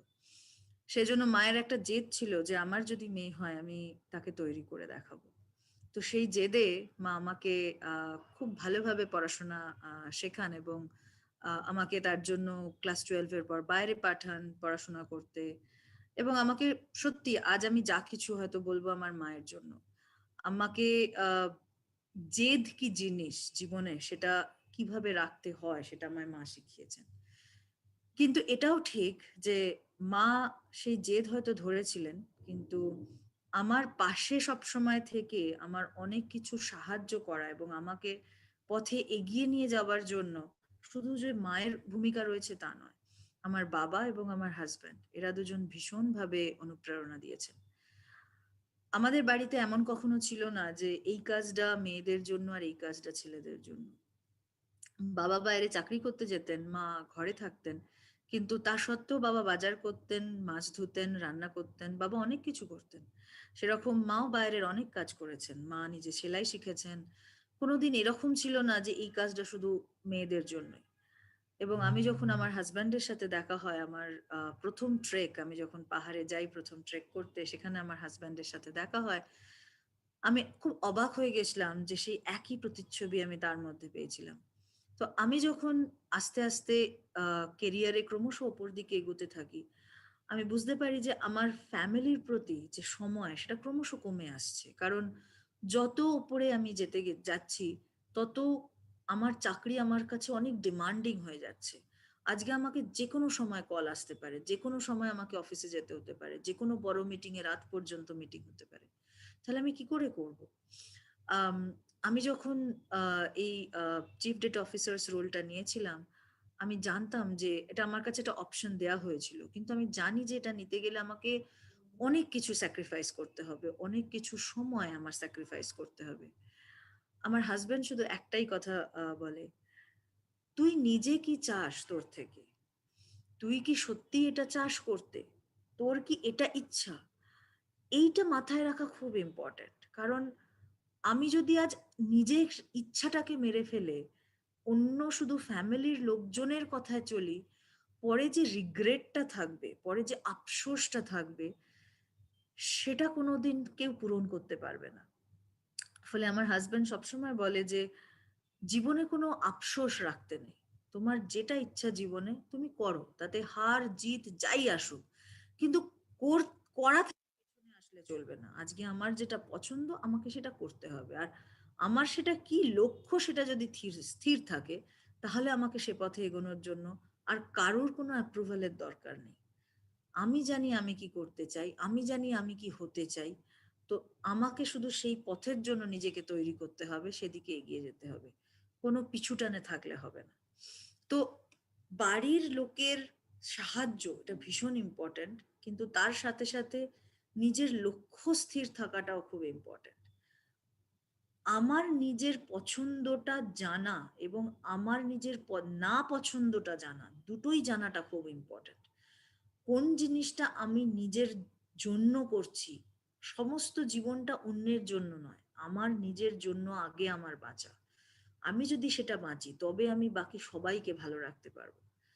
অনেক মেয়েদের আমি দেখেছি যে তারা বিয়ের পর, পার্টিকুলারলি বাচ্চা হবার পর, তারা চাকরি ছেড়ে দেয়।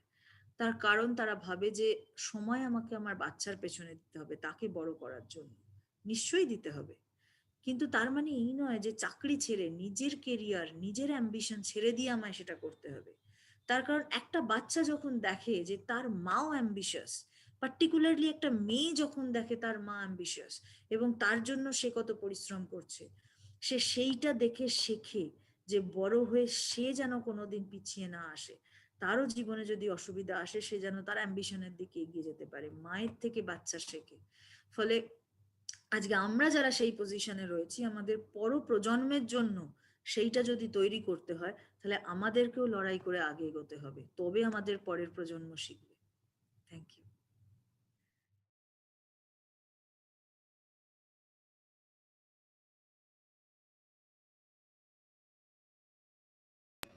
Amazing. So we now get the chance to speak We now get the chance to speak. Sorry, my team here was just telling me to unmute. So I'm glad you can all hear me now. We now have the chance to speak to Dr. Kanimuri in another Indian regional language. So I'll hand over the stage to her to share her amazing and inspiring stories. Thank you. So I would like to talk in my mother tongue, Tamil. And என்னோட data science career and resources in terms of like improving the career and upholding the career in data science is what I'm going to talk about. So என்னோட careerல பார்த்தீங்கன்னா from the beginning my UG and PG won't be on data science, which is completely on a different domain, which is networks in UG, and in PG vehicular ad hoc networks. Wherein in my PhD, my research is natural language processing, and என்னோட research area வந்து choose பண்ணது based on the data availability, எந்த மாதிரி data கிடைக்கணும் அப்படிங்கிறத search பண்ணேன். Then I chose natural language processing.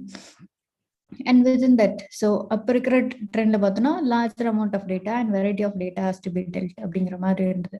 So then I took biomedical domain as my domain, and அதில் இருக்கிற diseases and genes and how interrelated genes, disease and drugs, அதை base பண்ணி என்னோட ரிசர்ச் வந்து கொண்டு போனேன். Then after my research, during my research itself, I've been like involved with industry university collaborative projects where real timeல எந்த மாதிரி இந்த projects எல்லாம் ஒர்க் ஆகும். ஸோ அந்த மாதிரி ஒரு capability I could incorporate. So when it comes to like and நான் வந்து முன்னாடி டீச்சிங்ல இருந்தேன், and now industry and guest lecture அந்த மாதிரி கொடுத்துட்டு இருக்கேன். And whenever I foresee students data scienceல வந்து எப்படி நம்ம வந்து to be into data science from different field, மற்ற ஃபீல்டில் இருந்து நான் டேட்டா சயின்ஸ்க்கு போகணும் அப்படின்னு யோசிக்கிறவங்க எல்லாருமே வந்து first thing we have to concentrate அப்படின்னு பார்த்தோம்னா the kind of courses that we are taking into account. So நான் எப்பயுமே வந்து பே பண்ணி ஒரு கோர்ஸை நம்ம படிக்க வேணாம், because every thing is available online and free. So first of all, I would like to suggest the course Kaggle Learn Overview அப்படின்னு கொடுத்தீங்கன்னாவே கூகுள் சர்ச்சில் it will give us the first link. என்ன கேகிளோட மைக்ரோ கோர்சஸ் இருக்கும். So starting from the micro course like introduction to Python, natural language processing and other set of deep learning, machine learning, explainable AI, reinforcement learning, அந்த மாதிரி multiple கோர்சஸோட ஒரு base create பண்ணி கொடுக்கும். That open source code along with certification. Then afterwards என்ன பண்ணலாம் அப்படி, once you are done with like your specifics, your specific area அப்படிங்கிறது ஒன்று சூஸ் பண்ணிங்க, and your interest completely or based on your interest அப்படின்னு choose பண்ணி whichever the area or you are interested in. Say for example, நீங்கள் வந்து natural language processingல வந்து within that NLP specific to some regional languages, there are multiple libraries contributing to regional languages are available. If you'd like to take into account on Tamil language, NLTக்கு இன்னொரு version தமிழ்லையும் அவைலபிளாக இருக்கு. And also கனியம்னு ஒரு website இருக்கு. So தேர் அந்த கனியம் வெப்சைட்ல வந்து we can see multiple resources எல்லாமே, even introduction to Python, natural language processing எல்லாமே தமிழ்லேயே டீட்டெயில்டாக கொடுத்துருப்பாங்க. So we can if we don't understand English version அப்படின்னா தமிழில் இருக்கிற Python programming language description and natural language processing, computer vision போல எல்லா மெட்டீரியல்ஸுமே வந்து கனியம் அப்படிங்கிற வெப்சைட்டில் நம்மளால் பார்க்க முடியும். ஃபர்தர் லைக் அண்ட் ஆல்சோ நம்மளோட டேட்டா செட் எப்படி நம்ம சூஸ் பண்ணுறோமோ அதுக்கேற்ற மாதிரி தான் நம்ம ப்ராஜெக்ட்ஸும் இருக்கும். ஸோ ஒரு கஸ்டமர் ஜேர்னி, ஸோ நம்ம ஒரு யூஸராக இருந்து ஒரு ப்ராஜெக்டை பில்ட் பண்ணால் வாட் எவர் என்னென்ன ரெக்குயர்மெண்ட்ஸ் எல்லாம் மீட் பண்ணுவோம் அப்படிங்கிறத பேஸ் பண்ணி then the initial sanity check has to be there. So data set, process and what kind of models are needed, then the API. So this is how a data scientist should think of. So what is the input and model and their performance and how it is utilized in the API. And some of the APIs that I would like to call out Streamlit IO அந்த API மூலயமா ஒரு சின்ன application API நீங்கள் create பண்ணுறீங்க அப்படின்னா we can make use of that also.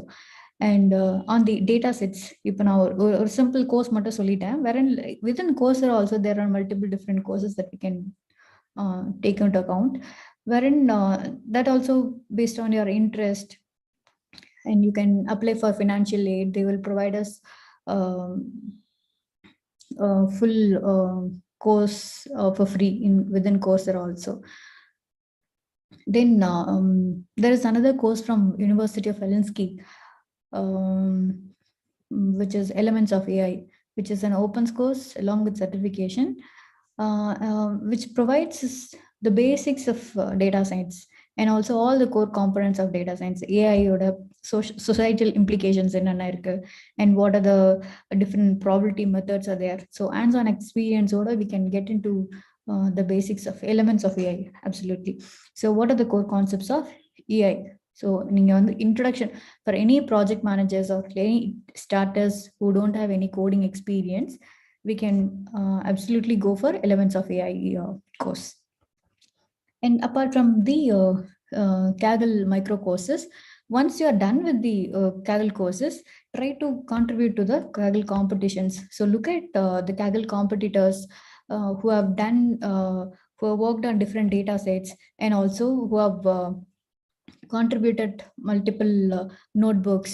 அதில் எந்த மாதிரி டாக்குமெண்டேஷன் பண்ணியிருக்காங்க, ஒரு ப்ராஜெக்ட் எடுத்தோம் அப்படின்னா அதில் இருக்கிற கோடிங் செக்ஷன் எப்படி இருக்கு, so how well they've coded, எந்த மாதிரி ஒரு குவாலிட்டி ஆஃப் கோட் எழுதியிருக்காங்க, ஸோ ஒரு கோடுக்கு ஒரு டிஸ்கிரிப்ஷன் எழுதுறோமா. So ideally from that perspective we have to make into that. And also after Kaggle competition, try to so initially நம்ம வந்து டைரக்டா ரைட் அவே நம்ம வந்து Kaggle competitionsல இல்லாம just look at the other competitors who have contributed, learn from them, and then you contribute to some of the existing competitions. Then ஒரு new காம்படிஷன்ல நீங்க join பண்ணி just அந்த நீங்க கேதர் பண்ண எல்லா knowledge from the theoretical hands-on experience and what you learned from the other Kagglers, அது எல்லாத்தையும் சேர்த்து ஒரு யூ கிரியேட் ஒரு புது மாடியூல்ல நீங்க அந்த உங்களோட contribution to the competition should be of your own based on your learnings. So அந்த மாதிரி இருந்தது அப்படின்னா you will have a better experience and you will be a better data scientist in terms of the overall learning curve itself. And also try to have experience with like contributing to hackathons, like participating in hackathons. That's all. Like try writing blogs and also contribute to open source projects such as like Hugging Face, Transformers, ஒரு தனி மாடியூலா நீங்க வந்து create பண்ணி பண்ணலாம். And such as like machine learning libraries such as PyCaret, wherein like these are like open source ML projects where you can contribute your own set of libraries or any add-ons to the existing libraries. Either functionality நம்ம add பண்ணணும் அப்படின்னா you guys can contribute. So that's all from my end, and thank you Ruth, and thank you Ashoka University for the opportunity. Thank you so much. It's been such a wonderful experience having you here with us today at WiDS Ashoka, and thank you for sharing all those different roadmaps that new data scientists or students or anyone can use to get into the field of data science. Thank you. Of course. Next, we have Dr. Lipika Dey. She will also be addressing us in an Indian regional language, I believe. And she also has something very exciting to share. So stay tuned. And I'll hand over the stage to you, Dr. Lipika Dey.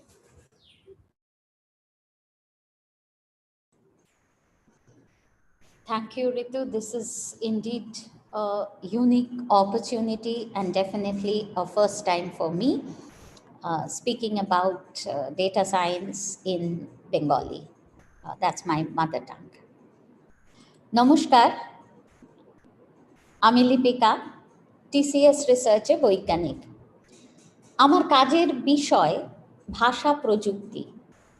নানাভাবে এর প্রয়োগ রয়েছে আমাদের দৈনন্দিন জীবনে।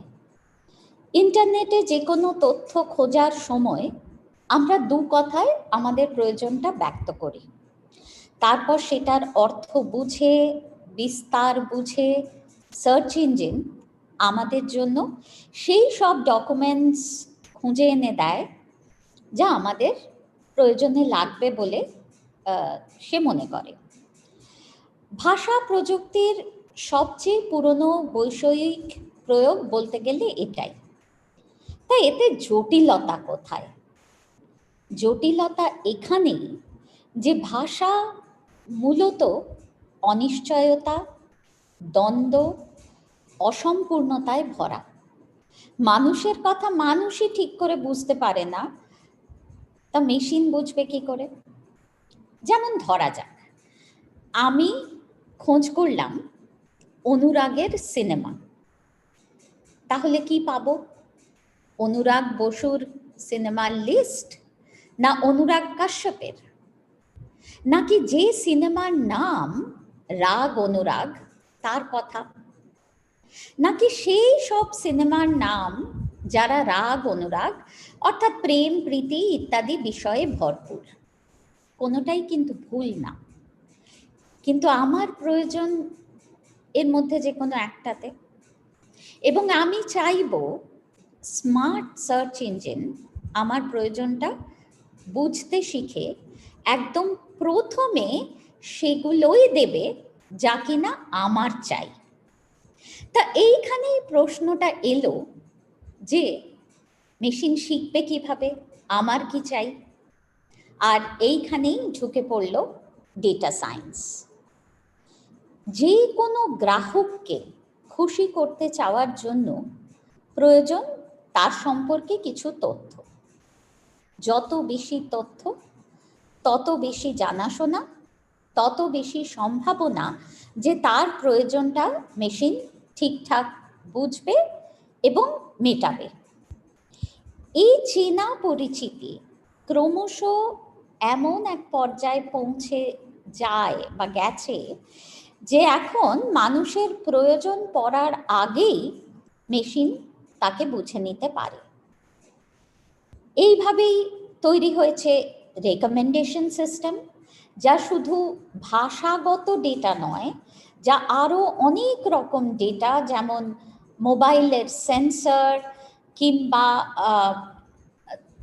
বিষয়ে যে কোন জায়গায় একজন মানুষ রয়েছেন, এই সব নানাবিধ ডেটাকে একত্র করে মানুষকে বোঝার এবং রেকমেন্ডেশন পাঠাবার সিস্টেম তৈরি হয়েছে।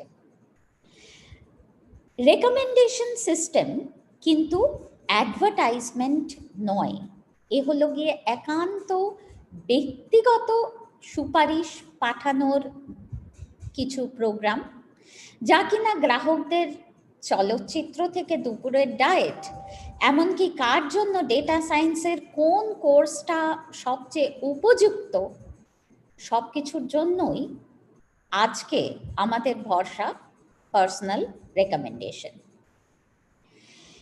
তা বলে যদি ভাবি যে ভাষা প্রযুক্তি এবং ডেটা সায়েন্স কেবল বাণিজ্যের কাজেই লাগে, তা কিন্তু নয়।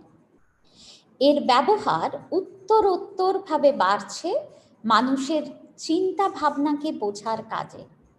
এই যে এত এত লেখা জমা হচ্ছে ডিজিটাল দরবারে, তা সে কোনো পরিষেবা নিয়ে বিক্ষোভী হোক বা একাকিত্বের কারণে হতাশাই হোক, তাকে দ্রুত শনাক্ত করে তার উপশম পাঠাবার কাজে লাগছে এই সব প্রযুক্তি, ভাষা প্রযুক্তি এবং তৎসংক্রান্ত আরও অনেক ডেটা সহকারে অ্যানালিসিস। কঠিন, খুবই কঠিন কম্পিউটারের পক্ষে মানুষের মুখের ভাষাকে সঠিকভাবে বুঝে নেওয়া। তাই নির্ভর করতে হয় স্ট্যাটিস্টিক্স বা সংখ্যাতত্ত্বের ওপর, মেশিন লার্নিং অ্যালগরিদমস যা কিনা মেশিনকে শেখায় তার ওপর। যত বেশি তথ্য পাওয়া যায় তত বেশি সঠিক হওয়া যায়, এটাই আশা থাকে। আর এখানেই কিন্তু লুকিয়ে আছে আমাদের অর্থাৎ বাংলা ভাষীদের একটা অন্যতম সমস্যাও। ডিজিটাল দুনিয়ায় ইংরেজিতে যত ডেটা আছে তত তো বাংলায় নেই, অন্য কোনো ভাষাতেই নেই। ডেটা সায়েন্সে আমরা এদেরকে বলি লো রিসোর্স ল্যাঙ্গুয়েজ। অতএব ভাষা প্রযুক্তিকে বাংলা অথবা অন্যান্য ভারতীয় ভাষার উপযোগী করে তোলার জন্য এখনো কিন্তু অনেক কাজ পড়ে আছে। তার জন্য প্রথম প্রয়োজন সহজলভ্য তথ্য।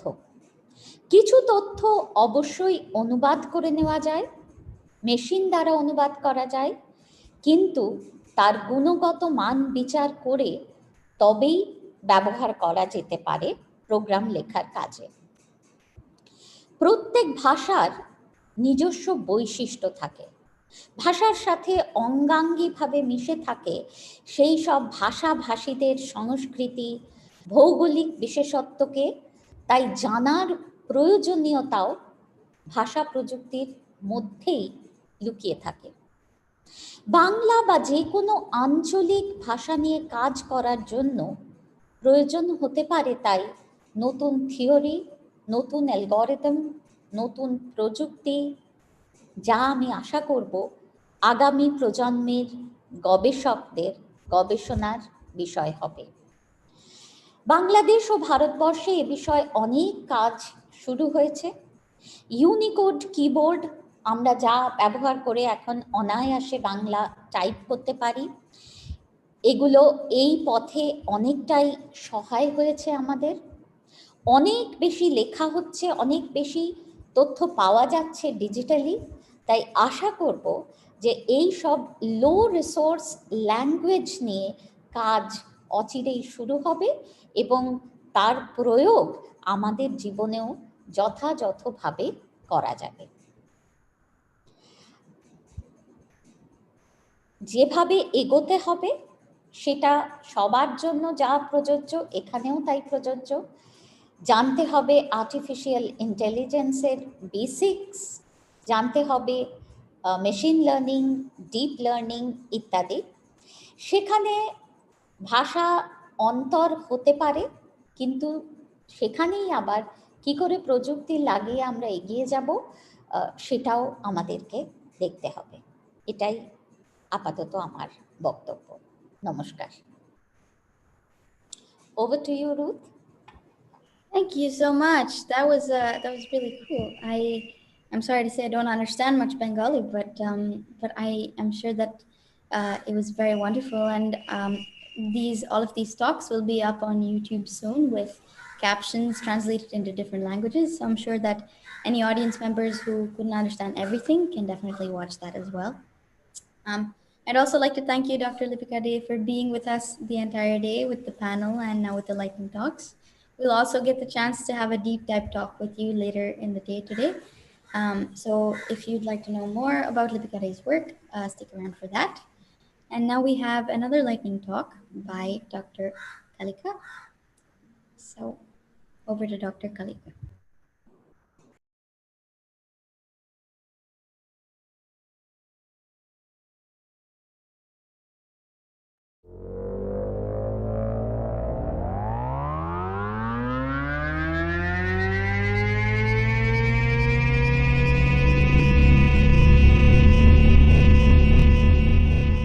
नमस्ते, मेरा नाम कलिका बाली है। मैं माइक्रोसॉफ्ट रिसर्च लैब बैंगलोर में प्रिंसिपल रिसर्चर की तरह काम करती हूँ। जब मुझे ये women in data science Ashoka university से बोला गया कि मैं आप सबसे हिंदी में बात करूं, तो मैं थोड़ी सी उलझन में पड़ गई, क्योंकि हिंदी मेरी अपनी भाषा है, पर इस तरह से मैंने कभी हिंदी में अपने काम के बारे में, अपने डेटा विज्ञान की यात्रा के बारे में कभी बात नहीं करी है। इंग्लिश में मैंने बहुत ऐसे लेक्चर, भाषण, संभाषण सब बहुत दिए हैं, पर हिंदी में नहीं दिए। तो अगर मेरी थोड़ी हिंदी इधर उधर हो जाए, या मैं या आपको लगे कि मैं ज्यादा बीच बीच में इंग्लिश के शब्दों का इस्तेमाल कर रही हूँ, तो मैं उसके लिए पहले से ही माफी मांग रही हूँ। ठीक है। तो अब मैं सोच रही थी कि मैं ये आप लोगों के साथ किस तरह से ये बात करूं। क्या आप लोगों को इसमें अच्छा लगेगा? क्या आपको इसमें से कुछ मिलेगा जिसको आप इस्तेमाल कर सकते हैं आगे अपने काम में? तो ये थोड़ी मेरे लिए थोड़ी मुश्किल की बात थी कि मैं अपने जर्नी के बारे में बताऊं, कि मैं अपने काम के बारे में बताऊं, कि मैं ये बताऊं कि वुमेन इन टेक्नोलॉजी, हम औरतें जो टेक्निकल फील्ड्स में काम करती हैं, उनके लिए क्या क्या तरह तरह की यहाँ पे प्रॉब्लम्स आती हैं, क्या क्या उन्हें झेलना पड़ता है, और वो किस तरह से उन सबको टाप कर पार कर फिर भी आगे निकल सकती हैं।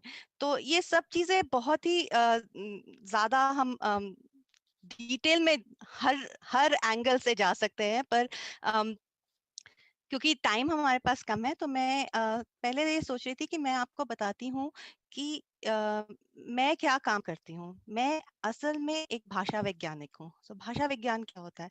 भाषा तो सबको पता है, हम बिना भाषा के तो हम कुछ कर ही नहीं सकते, शायद हम सोच भी ना सकें बिना भाषा के। और एक तरह से इंसानों और जानवरों को जो अलग करता है, अन्य जानवरों को जो अलग करता है, वो है हमारा भाषा का ज्ञान, कि कैसे हम भाषा इस्तेमाल करके एक दूसरे के साथ कम्युनिकेट कर सकते हैं, एक दूसरे को समझा सकते हैं, एक दूसरे को समझ सकते हैं। तो जो नेचुरल लैंग्वेज प्रोसेसिंग एक फील्ड है डेटा साइंस और एआई में, वो फील्ड जो है वो वैज्ञानिक तरीके से भाषा का विश्लेषण करके कंप्यूटरों को समझाने की कोशिश करती है इंसानी भाषा। तो मैं उस एरिया में काम करती हूँ। तो अब आप सोचेंगे कि ये है क्या, मतलब कंप्यूटरों को समझाने का क्या मतलब है भाषा, इंसानी भाषा? पर अगर आप चारों तरफ देखें तो आप इसे एक तरह से हर समय यूज करते हैं, और आप सोचते भी नहीं है इसे इस्तेमाल करने से पहले। जब आप अपने फोन पे टाइप कर रहे हैं तो वो कंप्यूटर को भाषा सिखा रहे हैं, समझा रहे हैं। जब आप सोशल मीडिया पे, फेसबुक पे कुछ भी करते हैं भाषा लेके, वो आप भाषा समझा रहे हैं कंप्यूटर को। जब आप अपने फोन पे, अगर आपके पास ऐसे गूगल वॉइस, सीरी, कोटाना इत्यादि ये सब वॉइस असिस्टेंट्स हैं फोन पे, जब आप उनसे बात करके उन्हें बोलते हैं सीरी या कोटाना ये फिल्म का गाना बजाएं, या अलेक्सा ये फिल्म का गाना बजाएं, तो वहां पे उनको कैसे समझ आता है? वो तो इंसान नहीं है, उन्होंने तो बचपन से भाषा नहीं सीखी है। तो वो जो कंपोनेंट होता है उसके पीछे, जो उनको ये समझने में, आपकी रिक्वेस्ट समझने में क्षम करता है, तो वो है नेचुरल लैंग्वेज प्रोसेसिंग, और उसमें मैं काम करती हूँ। अब अगर हम सोचें इसके बारे में कि ये सब तो अब टेक्नोलॉजी से और अपनी ही भाषा में बात करके हम कितनी सारी चीजें इंटरनेट पे टेक्नोलॉजी में देख सकते हैं, पढ़ सकते हैं, बोल सकते हैं, सुन सकते हैं। पर अगर थोड़ा हम ध्यान से सोचें तो ये बहुत ही कम भाषाओं तक सीमित है। तो आप इंग्लिश में तो सब कुछ ही कर सकते हैं। अगर आपको इंग्लिश आती है तो आपको कोई भी टेक्नोलॉजी का कंपोनेंट ऐसा नहीं है जो आप इस्तेमाल ना कर सकें, और आप हर तरीके से कोई भी सर्विस, कोई भी ऐप, सब इस्तेमाल कर सकते हैं। पर अगर आप उसके बाद हिंदी देखें तो हिंदी में तो बहुत कम है इंग्लिश के मुकाबले ये सब एप्लीकेशंस और टेक्नोलॉजी सर्विसेज। अब उसके बाद अगर आप और भाषाएं देखें, हिंदी तो फिर भी भारत की सबसे बड़ी भाषा है बोल यूजर्स के संख्या के हिसाब से।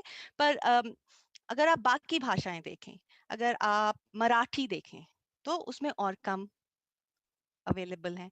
और अगर यहाँ पे कोई है जो भारत की छोटी भाषाओं के बोलने वाले हों, जैसे कि अगर आप गोंडी बोलते हैं, तो गोंडी वालों के तो कोई भी एप्लीकेशन अवेलेबल नहीं है, कोई भी ऐसे टेक्नोलॉजी अवेलेबल नहीं है कि वो अपनी ही भाषा में, है ना? तो ऐसा क्यों है कि हम अंग्रेजी में तो सब कुछ इस्तेमाल कर सकते हैं, क्या हमें टेक्नोलॉजी इस्तेमाल करने के लिए भी अंग्रेजी जानना जरूरी है? क्या हमें टेक्नोलॉजी में काम करने के लिए भी अंग्रेजी जानना जरूरी है? तो ऐसा तो नहीं होना चाहिए, है ना? तो उसका सबसे बड़ा रीजन ये है कि जब इंटरनेट और टेक्नोलॉजी जब ज्यादा प्रोमिनेंट हो गए और लोगों की जिंदगी में उनका ज्यादा इस्तेमाल होना शुरू हो गया, तो ये ज्यादातर अंग्रेजी बोलने वाले देशों की तरफ से आया। हम तो जो भी डेटा अवेलेबल है, जो जो भी हमारे पास लैंग्वेज डेटा है, चाहे वो इंटरनेट पे लिखे हुए ब्लॉग्स, टेक्स्ट, न्यूज़ वगैरह हो, या रिकॉर्डिंग्स हो, या अम, बोलने वाले जैसे कि एप्लीकेशंस हो, ये जो हमारे पास डेटा जो अवेलेबल है जिससे हम ये टेक्नोलॉजी मॉडल्स ट्रेन कर सकते हैं, बना सकते हैं, ये सब ज्यादातर हमें इंग्लिश में मिलते हैं, या फिर यूरोपियन लैंग्वेजेस में मिलते हैं, जैसे फ्रेंच हो गई, जर्मन हो गई। भारतीय भाषाओं में ये डेटा बहुत कम अवेलेबल है कि जिससे हम ये कर सके, और उसमें भी ऑर्डर है, हिंदी में बहुत अवेलेबल है, इसीलिए बहुत सारी एप्लीकेशंस अवेलेबल है हिंदी में। पर जैसे जैसे आप नीचे जाते जाएं तो आपको पता चलेगा कि बहुत कम डेटा अवेलेबल है, और इसको आप खुद ही देख सकते हैं अगर आप कोई भी विकिपीडिया का पेज खोलें। आप इंग्लिश में देखें कि कितने विकिपीडिया के पेजेस हैं, और फिर देखें हिंदी में कितने हैं, फिर देखें असमीज में कितने हैं। हाँ, और फिर उसी से आपको पता चल जाएगा, और कई कई भाषाओं में तो विकिपीडिया है ही नहीं, तो उसी से आपको एक अंदाजा हो जाएगा कि कितनी कम भाषाएं टेक्नोलॉजी में अवेलेबल हैं। तो मेरा काम काफी हद तक इस चीज से जुड़ा हुआ है कि कैसे ज्यादा से ज्यादा भारतीय भाषाओं को, या जो बाकी दुनिया में और ऐसी भाषाएं हैं जिन्हें टेक्नोलॉजी का सपोर्ट नहीं मिला है, उनको हम कैसे टेक्नोलॉजी से इनेबल कर सकें, और जो उस भाषा के बोलने वाले लोग हैं उनको कैसे वही टेक्नोलॉजी एक्सपीरियंस, वही टेक्नोलॉजी सर्विसेज, वही टेक्नोलॉजी एप्लीकेशंस मिले जो एक इंग्लिश जानने वाले को या अंग्रेजी जानने वाले को मिलती हैं। तो मेरा काफी हद उससे जुड़ा हुआ है। और दूसरा मेरा काम जो जुड़ा हुआ है वो है कि जैसे मैं बोल रही हूँ, हम लोग भारत में सब भाषाएं मिक्स करके बोलते हैं, है ना? जैसे अभी मैंने जो भी बोला उसमें मैंने काफी हद तक इंग्लिश के शब्दों का इस्तेमाल करा, और ये काफी कॉमन है। हम सिर्फ इंग्लिश को ही नहीं मिक्स करते, हम अगर कोई दूसरी भाषा के है, जैसे कि अगर हम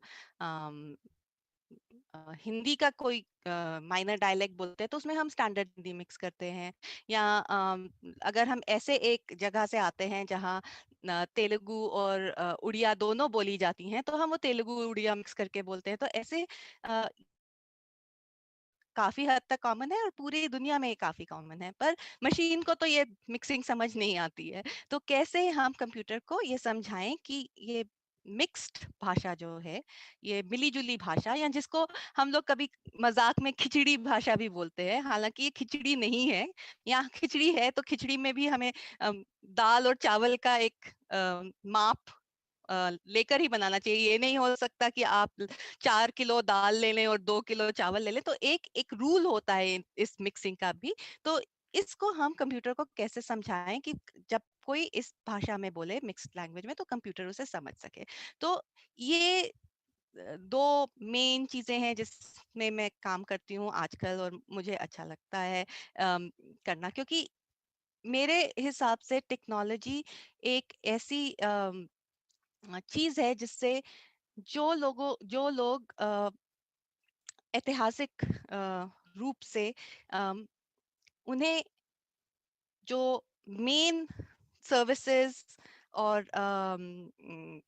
अपॉर्चुनिटीज जो बोला जाए, वो जो नहीं मिली हैं, टेक्नोलॉजी के जरिए से हम उसे उन तक पहुंचा सकते हैं। अगर पहले आप किसी दूर गांव में बैठे हो, है ना, और आपके पास ना अखबार पहुंचता है, ना आपके पास कोई गवर्नमेंट की सर्विसेज अवेलेबल हैं, या बहुत दूर दूर तक आपको जाना पड़ता है स्कूल के लिए, इसके लिए, उसके लिए।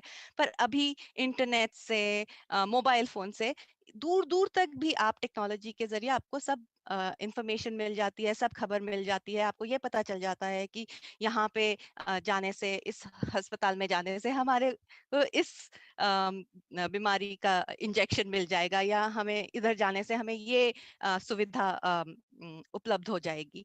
तो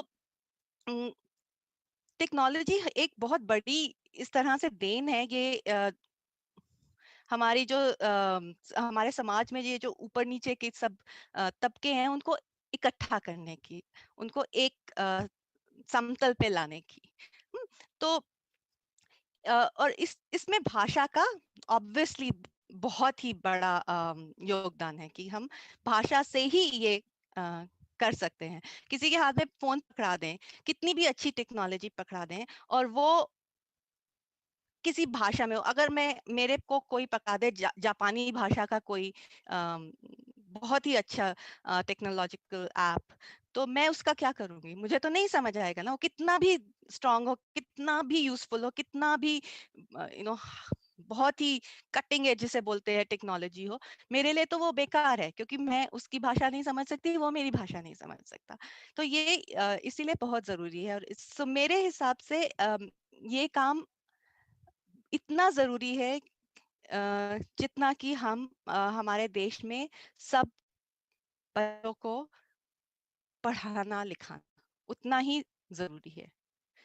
क्योंकि आजकल अगर आपने लॉकडाउन के टाइम में देखा है कि सब पढ़ाई लिखाई, स्कूल, कॉलेज, यूनिवर्सिटी सब कुछ वर्चुअल हो गए हैं, ऑनलाइन हो गए हैं। अब अगर ये सब ऑनलाइन टूल्स और वर्चुअल स्पेसेस जिन्हें बोलते हैं, ये सब अगर इंग्लिश में ही अवेलेबल हों, है ना, तो बच्चे तो पढ़ नहीं सकेंगे ना। आपको उनकी भाषा में अगर हम ये बोलें कि सब बच्चों को उनकी मदर टंग में, मातृभाषा में एक लेवल तक पढ़ाई लिखाई करानी है, तो उसके लिए इस वर्चुअल जमाने में हमें वो टूल्स, वो इंफ्रास्ट्रक्चर, वो इंटरफेसेस, वो सब भी तो बनाने पड़ेंगे उनकी भाषा में। नहीं तो वो तो पीछे रह जाएंगे, वो तो पिछड़ जाएंगे इन सब चीजों में। तो ये तो हुआ मेरा काम। अब मैं ये भी कुछ कुछ बातें बोलना चाहती थी जो विमेन इन टेक्नोलॉजी से रिलेटेड हैं, कि एज विमेन हम जब महिलाएं हैं जो साइंस और टेक्नोलॉजी में काम करती हैं, उनको किस तरह से किस किन किन मुश्किलों का सामना करना पड़ता है। और मेरे हिसाब से ये एक ना सामाजिक प्रॉब्लम है, क्योंकि ऐसा तो नहीं है कि औरतें जो हैं वो किसी रूप में कम है कि वो साइंस नहीं कर सकती हैं या टेक्नोलॉजी नहीं कर सकती हैं। अगर हम ये क्लास 10th क्लास 12th वगैरह सबके बोर्ड के जो रिजल्ट्स छपते रहते हैं अखबारों में, वो देखें तो उसमें हमेशा होता है कि लड़कियां हमेशा काफी अच्छे नंबरों से, काफी ज्यादा तादाद में पास होती हैं। और ये भी मैंने देखा है कि जहाँ पे पेरेंट्स जो हैं, माँ बाप जो हैं, वो लड़कियों को पढ़ाते हैं, वो चाहते भी हैं कि लड़कियां साइंस पढ़ें, टेक्नोलॉजी में जाएं, इंजीनियर बने, एटसेट्रा। पर एक लेवल के बाद ये एक प्रॉब्लम हो जाती है कि हमें शादी करनी है, हमें फैमिली को देखना है, हमें घर संभालना है, और उसके साथ हमें काम भी करना है। हमें एक अच्छा इंजीनियर भी बनना है, एक रिसर्चर भी बनना है, साइंटिस्ट भी बनना है। और ये दोनों चीजें बैलेंस करने की जिम्मेदारी अभी भी हमारी सोसाइटी में औरतों के ऊपर है। कोई ये नहीं, किसी अगर जैसे पीएचडी करने जा रहे हैं ना, किसी लड़के से कोई नहीं पूछता कि अरे तुम पीएचडी करने जाओगे, इतने साल लगेंगे, फिर तुम्हारी शादी का क्या होगा। हाँ, पर लड़कियों से हमेशा ये पूछा जाता है कि तुम 5 साल लगाओगे और पढ़ने में, फिर तुम्हारी शादी कब होगी, और तुम्हारे से शादी कौन करेगा अगर इतना पढ़ लिख जाओगे तो। है ना। अच्छा, घर में कोई प्रॉब्लम है, जैसे कोई पेरेंट्स बीमार है, या बच्चे को देखना है, तो कोई ये नहीं बोलेगा कि अच्छा जो आदमी है वो छोड़ दे नौकरी और देख लें घर को। ज्यादातर एक्सपेक्टेशन यही होगी कि लड़कियां छोड़ दें। और तो एक तो ये सोशल एक्सपेक्टेशन है, और ये सोशल एक्सपेक्टेशन जो है वो हमारे लिए सिर्फ घर की तरफ से और समाज की तरफ से नहीं है, ये हमारे लिए हमारे वर्क एनवायरनमेंट में भी है। मुझे ये याद है जब मैं स्टूडेंट थी, उस टाइम कई प्रोफेसर्स होते थे जो लड़कियों को पीएचडी स्टूडेंट नहीं लेना पसंद करते थे, स्पेशली साइंस वाले, क्योंकि लड़कियां शादी करके चली जाएंगी और वो पीएचडी खत्म नहीं करेंगी। तो ये हमारे वर्क एनवायरनमेंट को भी अफेक्ट करता है। अगर इन अ वर्क एनवायरनमेंट अगर कोई औरत बोले कि मेरा बच्चा बीमार है, तो मुझे आज जल्दी जाना है, तो वो कहेंगे हाँ ये तो लड़कियों को तो हमेशा ऐसे ही है, इसको कोई काम नहीं दो, इसको तो बच्चे संभालने हैं, तो ये यू नो काम क्या करेगी। एंड और बहुत यंग एज पे ये शुरू हो जाता है। अगर लड़कियां कुछ अचीव करें, कुछ बहुत अच्छा करें, तो सब तरफ से सुनाई देगा कि हाँ इसको तो आजकल तो लड़कियों को फेवर करते हैं, जेंडर इक्वालिटी सब लोग देखते हैं, ये करते हैं वो करते हैं, इसको तो इसलिए ये नौकरी मिली या ये अवार्ड मिला या ये नंबर मिले क्योंकि ये लड़की है। हाँ, और अगर वो नहीं करे, अगर वो उतना अचीव नहीं करे, तो बोला जाएगा हाँ लड़कियों को तो ये साइंस वाइंस मैथ्स वैथ्स नहीं समझ आती, सो गर्ल्स कांट कोड। तो इस तरफ भी सुनने को मिलेगा, उस तरफ भी सुनने को मिलेगा, और ये सब बायसेस इतने इनग्रेन्ड है कि जो लोग ये सब बोलते हैं वो सोचते भी नहीं है कि उसका असर क्या हो रहा है, जो सुनने वालों पे क्या असर हो रहा है, हमारे लार्जर सोसाइटी पे क्या असर हो रहा है। एंड इसका एक बहुत डायरेक्ट स्पेशली यंगर वुमेन पे, जो अभी शुरू कर रही हैं अपने करियर्स को, असर ये होता है कि हमें हमेशा लगता है कि अगर हमने कुछ अचीव कर लिया कि ये तो गलती से मिल गया है, ये तो हमारी तो एबिलिटी नहीं है, ये तो हमें, कितनी लड़कियां बोलेंगी कि हमें ये अवार्ड या ये नौकरी या वॉट एवर अचीवमेंट जो भी चीज मिली है, ये तो मतलब गुड लक है, हमारा लक से मिल गया है। सच में इतने लकी अगर सब होते तो बहुत ही दुनिया अलग होती, राइट।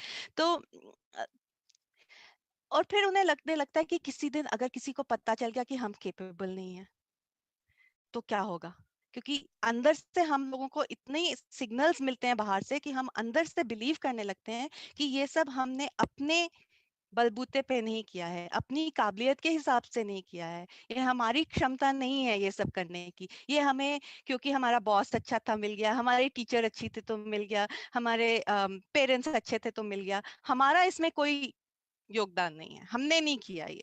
तो मैं ये बोलूंगी कि जो इंग्लिश में बोलते हैं ना, don't sell your self short. अपने आप को कमजोर खुद नहीं मानो, अपने आप को नाकाबिलियत अपनी मत समझो। तो ये नहीं समझो कि मैं नहीं कर सकती, मैं कर सकती हूँ, ये इसलिए हुआ है क्योंकि मैंने किया है, ये इसलिए हुआ है क्योंकि मैं जानती हूँ कैसे करूं, और इसलिए नहीं हुआ है क्योंकि किसी ने मेरे पे दया करके मुझे दे दिया है। ठीक है। तो ये ये सब जो बातें हैं, ये सब जो बायसेस हैं, इनको खत्म होने में तो मेरे ख्याल से बहुत टाइम लगेगा, कम होने में भी टाइम लगेगा, पर हम सबको कोशिश करती रहनी पड़ेगी। अगर आप जैसे मैं आपसे बात कर रही हूँ, मैं बोल रही हूँ कि ऐसे नहीं है, जो कुछ भी मैंने किया है, हाँ मेरे बहुत अच्छे मेंटर्स, बहुत लोग हैं जिन्होंने मुझे हेल्प करी, बहुत मेरी फैमिली बहुत सपोर्टिव थी। मेरे पेरेंट्स, मेरे मम्मी पापा जो हैं, उन्होंने मुझे कभी ये नहीं कहा कि तुम लड़की हो ये नहीं कर सकती, उन्होंने मुझे हर चीज में सपोर्ट किया, तो वो सब मैं मानती हूँ। पर ऐसे बहुत लड़के हैं जिनको भी सपोर्ट किया, पर उनका अगर उस सपोर्ट की वजह से उनकी अचीवमेंट नहीं हुई है, तो मेरी अचीवमेंट भी इसी सपोर्ट की वजह से नहीं हुई है, कि मैं कर सकती हूँ इसीलिए हुई है ना। तो मैं जैसे बात कर रही हूँ, अब आप आगे जाके बाकी लोगों से, अगली जनरेशन से आप बोलोगे, तो ऐसे धीरे धीरे करके हम कोशिश तो कर सकते हैं इन सब चीजों को खत्म करने की। और अपने आप पे पूरा विश्वास रखना बहुत जरूरी है। अगर आप खुद पर विश्वास नहीं रखेंगे तो कोई आप पे क्यों विश्वास रखेगा। अगर आपको खुद नहीं लगता कि आप केपेबल हैं, आप कर सकते हैं, आप सब जानते हैं, तो और कौन कौन विश्वास करेगा आप पे। तो मैं बस यही कहना चाहूंगी कि यू कैन डू इट, आप कर सकते हैं।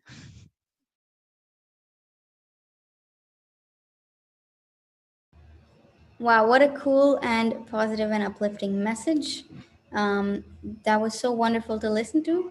And that brings us to our end, our conclusion of Lightning Talks. So we'll begin again with talks and deep dives and fireside chats in English at 4 p.m.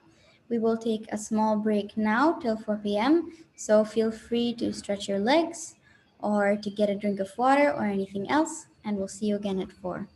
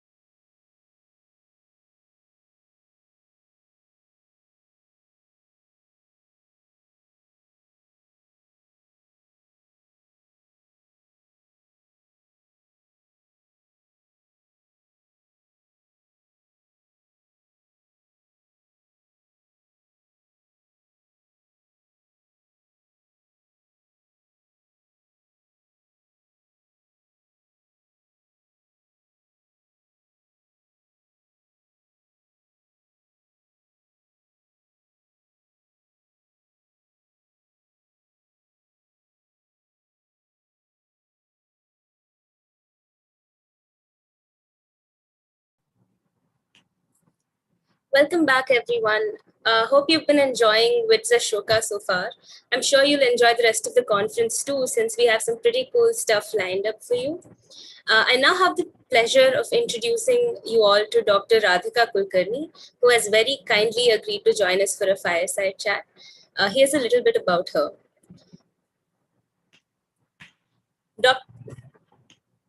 Dr. Radhika Kulkarni retired as VP Advanced Analytics R&D at SAS Institute, where she was responsible for the world's leading analytics software products portfolio.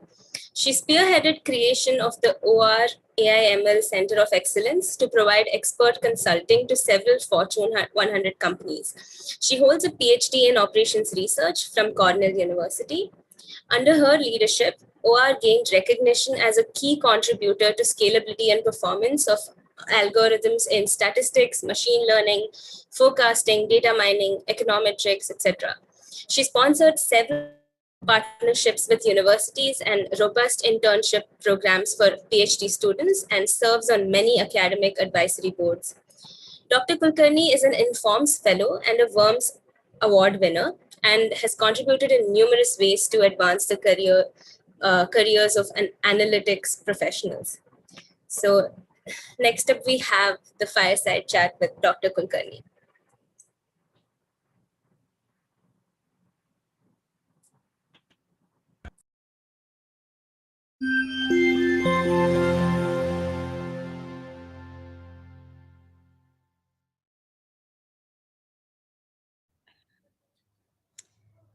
Thank you so much for being with us today, Ms. Kulkarni. It's really a pleasure to interview you. So, I think we'll get right into the questions. So, just to start us off, how did you get interested in this field? Was there a moment or an event or something that let you know that this data science was the field for you? Okay, thank you. Thank you, Prashanti and Rutu, for interviewing me for this event. And I'd like to thank Ashoka University also for giving me this opportunity to share something about my background and my passion for the subject, starting from math. So I'll give you a little bit of a journey about my how I came from math to where I am today. That'll give you an idea as to how my journey progressed. Right.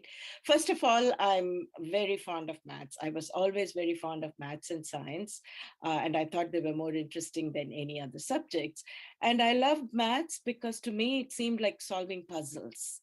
You know, I love to take a word problem and turn them into numbers and then do some calculations and get an answer. And it always seemed like, okay, there is a purpose to this. There are some problems in real life. You go to the store and your dad gives you 20 rupees and then you buy 3 mangoes, 4 bananas, whatever. How much money do I have left? So even when I was growing up, my dad used to ask me questions like this, right? So to me, numbers were just not a black box. It was not just something that had no meaning. It had a meaning. And that is what got me interested in mathematics. So it was my dad who encouraged me. With regard to school, I found that until the 8th standard, I was in a girls' school. So it did not really make much of a difference whether I was the only girl or not, because we all studied maths and other subjects. So it was something that we all did, and I still enjoyed it, right? And sometimes I get asked this question, did anybody ever tell you that you're a girl, you shouldn't be doing maths? Why are you interested in maths? You're not really, what use is it to you? I must say I was actually quite lucky. Nobody ever said that to me. They saw that I liked it and that I was good at it. So my parents encouraged me, my teachers encouraged me. And in fact, when I moved to high school, I moved to a new town in Bhopal. We moved from the north in Patna to Bhopal, and I went to a co-educational school. And there I found that I was the only girl in maths. So that should have been scary, right? But again, my teacher, maths teacher, was very encouraging. And in fact, he used to always tease the boys. He used to say, he used to speak in Hindi. He used to say, "Arey ye ladki dekho kitna acha kar leti hai, aap logon ko kya problem hai," right? So that actually boosted my enthusiasm, and I felt like, okay, I've got to do this. So that's how I got interested in the subject of maths. And then, as I progressed, I went on to do a bachelor's and a master's in mathematics. And then I came to the US to do a PhD in mathematics. And then I switched to operations research, which is one of the fields that is included in any data science course as well. So when I started doing linear programming, that was my first OR course at Cornell, I thought, hey, okay, here seems to be a really interesting way of looking at real life problems and turning it into a math model and solving it. So to me, again, it seemed like maths with a purpose. So that's how I got into operations research. So the question about how did I get into data science? Well, data science, the term, is something that people use only recently. Previously, we used to study statistics, optimization, forecasting, and all these very many different subjects, and all of them had a math foundation, right? So data science, what we call data science, is essentially the study of taking data that we see a lot of everywhere and turning it into value using different types of math models. So the math models could be statistics, it could be operations research, optimization, data mining, machine learning, you name it. So essentially it's taking vast amounts of data, turning it into value that can benefit the world. So nowadays, when we talk about data science, that's how I view it. It's essentially going from data to value using math models. So I ended up with the field data science, but it was not called data science in those days. My department, my division, when I finished my PhD, I went to work for a software company, and my division was called analytics R&D. So that's also people call data science departments analytics as well, or business analytics and so on. So those are all the things. So that's how I went from maths to data science, and that's a little bit about my journey. Thank you so much, Dr. Kulkarni. I think that was a very insightful discussion on how data science was perceived earlier and what it's called now. I understand that you have pursued operations research and data science both academically and in the industry. I was just wondering how different is it to work with operations research in academia versus in the industry? And is there one that you particularly like working with? Like, which one do you personally prefer? Okay. All right. That's an interesting question. And let me give you a little bit of my journey again, about my working career, right? Because that will give you an idea of how I have an experience in both worlds. So after I finished my PhD, like almost anyone who does a doctorate, most people like or want to become a professor. They like going into teaching. They like to be a teacher, a professor at a university because of the research, working with students, etc. So I also wanted to become a professor, and I got a position as an assistant professor in Chapel Hill in North Carolina, which is where I live now. And my husband is also in the same field. He also has a PhD in operations research, and he graduated with a PhD a year before I did. He got a professor position in the same university. So I got a visiting position. It was not a permanent position. And being a small town, it was difficult to find a full-time academic position for both of us in the same field. So after 2 years as an assistant professor, I started looking around for another job, and I was constrained geographically. I did not want to move out of North Carolina. I wanted to stay close to my husband. And so I looked around and I found a job in a software company, and I took that job.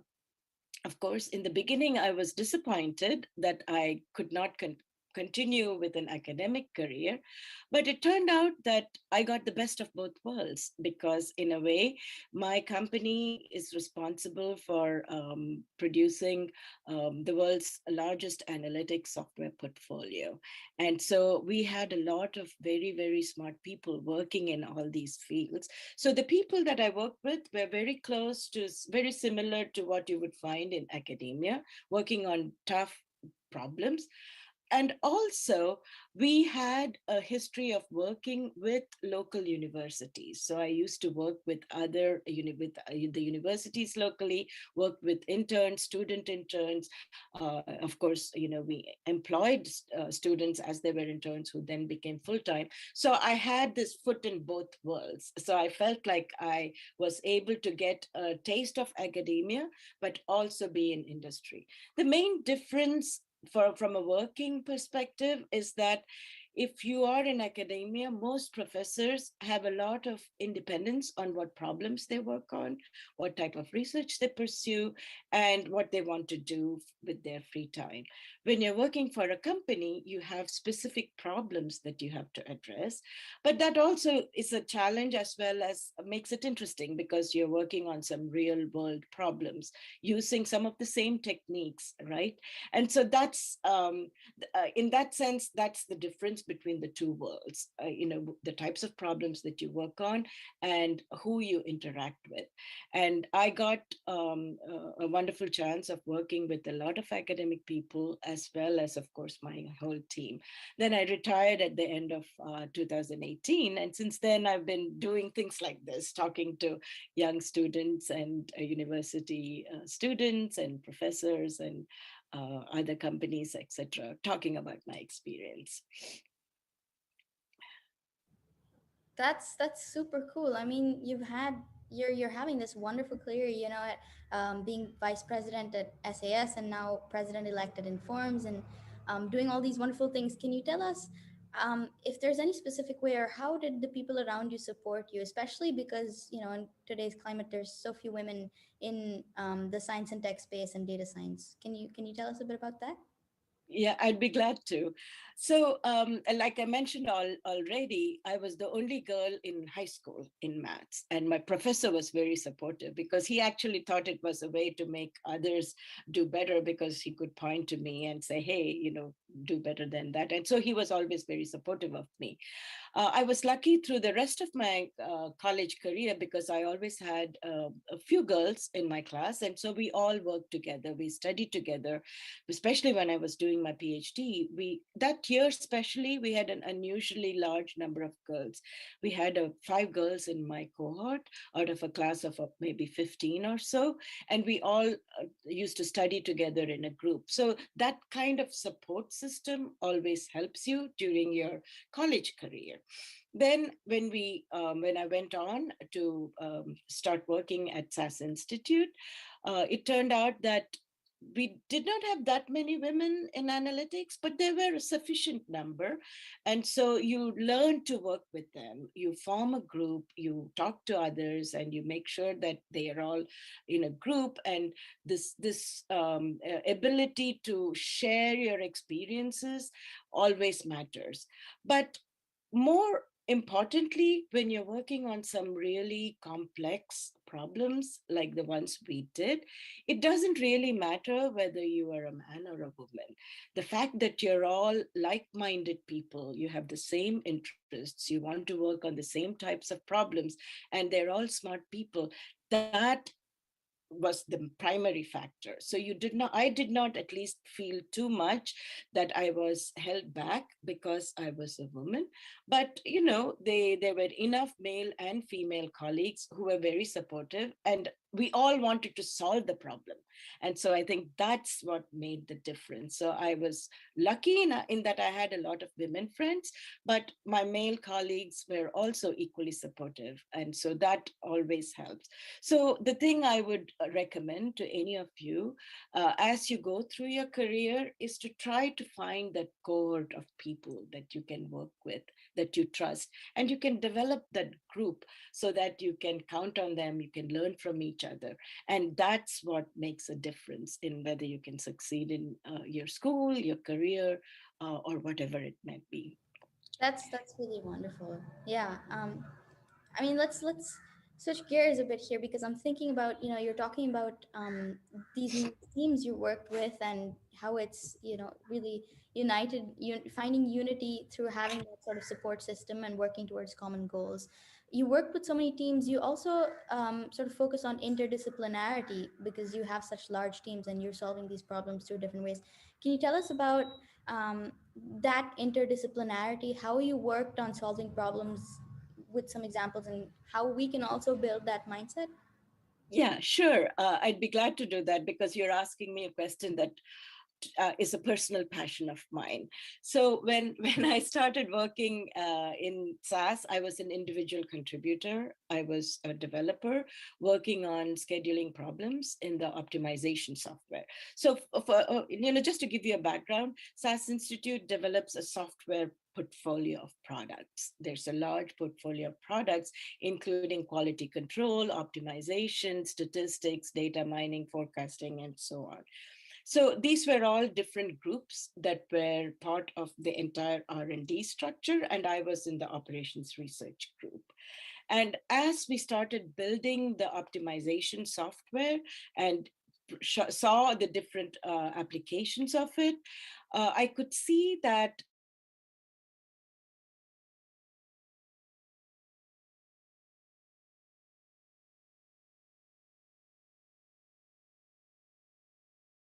built optimization problems which could use the methods that the optimization team developed. Likewise, we also built some software solutions which addressed specific business problems. Like, for instance, an example would be when you go to stores, you see all these sales, right? You see these different sales, you see that something has been marked down, there's a clearance sale.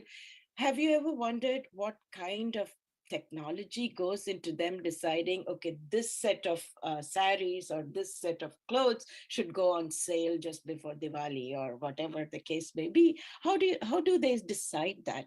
So basically, the way they decide that is by looking at what is the forecast, what can I predict as how many saris of this kind will be sold, how many vessels of this kind, steel vessels or whatever it might be, will be of interest in this particular season. So there's forecasting that comes into play. And then they try to figure out, okay, if I reduce the price here, will the sales increase enough to make up for the reduction in price? So now that becomes an optimization problem. How much can I reduce it? So you see that in one particular problem solution, you have to incorporate all these different types of techniques, right? And so seeing that putting all these different tools from different disciplines together to solve a bigger problem actually gives you a bigger benefit. So I like to, you might have heard of the phrase, the whole is bigger than the sum of its parts. So if you take lots of parts and put them together, the entire picture that you make is actually bigger than just adding them individually. So that's how it was. So I could see that it was important for all these teams to work together, not only to improve their own particular products, but also the products that can be put together, combined together to form a big business solution. So I started promoting that idea, and eventually the chief executive, the owner of the company, recognized that it makes sense to have an advanced analytics division which incorporated all of this, and let's make sure that they all can work together. And so I was given the charge of leading that division actually, and we made sure that there was a lot of interdisciplinary collaboration. So that's one of the directions that I was very fond of pursuing, and I think it made a big difference. And now that I'm retired and I'm now working as I'm a part of the Informs board. Informs is the Institute for Operations Research and Management Science. So this year I'm the president-elect on the board of Informs, and so one of the things we are also talking about, even in the broader sense, is how do we make sure that all the disciplines can work together?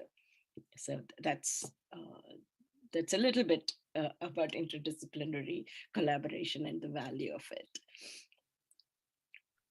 Yeah, thank you, Dr. Kulkarni. I just think it's amazing that how supportive your family, your colleagues, and your high school math teacher have been in this entire journey. So I was just looking at one of your interviews by Products by Women, and you emphasize on the importance of like being confident in your abilities and being assertive.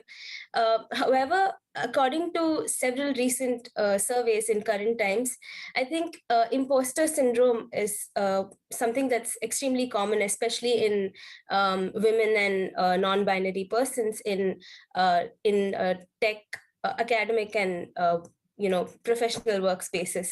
So I was wondering if you have any thoughts on how we can make it better for people in at a personal level, like what can people do at a personal level and what can be done at the institutional level. It would also be great if you could share if any of your experiences, if any, with imposter syndrome, and if so, what helped you snap out of it. Okay, yeah, I'll be glad to do that. So let me start by asking, have you felt nervous before giving a talk or doing anything? Have I felt nervous about taking on a new role? Have I wondered if I have the right skills? Have I been nervous before giving a presentation? I would say yes to all of that. But I had never put the label of an imposter syndrome to this feeling of anxiety until recently. I think I've been seeing that term being used more, and people have asked me that. And it was interesting, would I call what I feel an imposter syndrome? In some sense, that label has a negative connotation. And it seems like, let's just talk about it as natural anxiety that you feel before you start anything. And yeah, it is true that girls and women tend to be a bit more anxious about that, but that's anybody can feel that. There are very few people who are never anxious about getting up on stage. I know some of the best public speakers have said that they spend hours just rehearsing before they get on stage because they want to make sure that they do the right thing. So interestingly, just this morning, I was looking through what does Google say about the imposter syndrome. And I found this really, really good article from a Harvard Business Review, which says that it's not really a good idea to tell women they have imposter syndrome, because just saying syndrome makes it sound like they have a failing and a weakness. So that's one aspect of it. But nervousness and anxiety about fulfilling a role, yeah, you do feel that. But then what has helped me get over it and get through it is telling myself, for instance, that I have been selected to do this job. I have been selected because what I bring to the table. And I have been selected because somebody believes that I can do it. So take that belief and do that, right? Having that gives you confidence. So the anxiety also adds some adrenaline to your system. So you tend to perform better too. People always say that if you have adrenaline, you can run faster in a race. You can do better than before. So think of it as a positive and put that to use. So that anxiety pushes you to do better because you will prepare well, you will have all the points ready, and then you can speak to any audience. So if you're ever starting a project anew, it's obvious, it is very common to feel nervous about it. If you're starting a new job, if you're going to a new place, but talk to the experts, find out as much as you can about what you're about to do, what you're required to do, study the topics that you may not be familiar with, prepare for it, talk to your peers and get their input, and then go forward. So it's very, very important for you to recognize that you're anxious and do something about it, right? It's also very important to have some role models. So watch some presentations, watch how people address themselves. And it's also very valuable to take some speaking lessons or presentation skills. So nowadays, in almost any role, these are called soft skills, whether you're able to communicate, whether you're able to talk to an audience. So take some classes to do that, because that will prepare you to do better. So again, it goes back to what I said, preparation. So have good role models that you can follow. Institutionally, what can institutions do, organizations do? I'm glad to say that almost every organization nowadays is paying attention to the fact that you need to push this diversity factor quite a bit. You need to encourage the minorities. You need to encourage women to come forward. So make sure they have sufficient role models and encourage them to have a mentor, encourage them to work with others. So these are some things that we can improve at an organizational level or even at the societal level.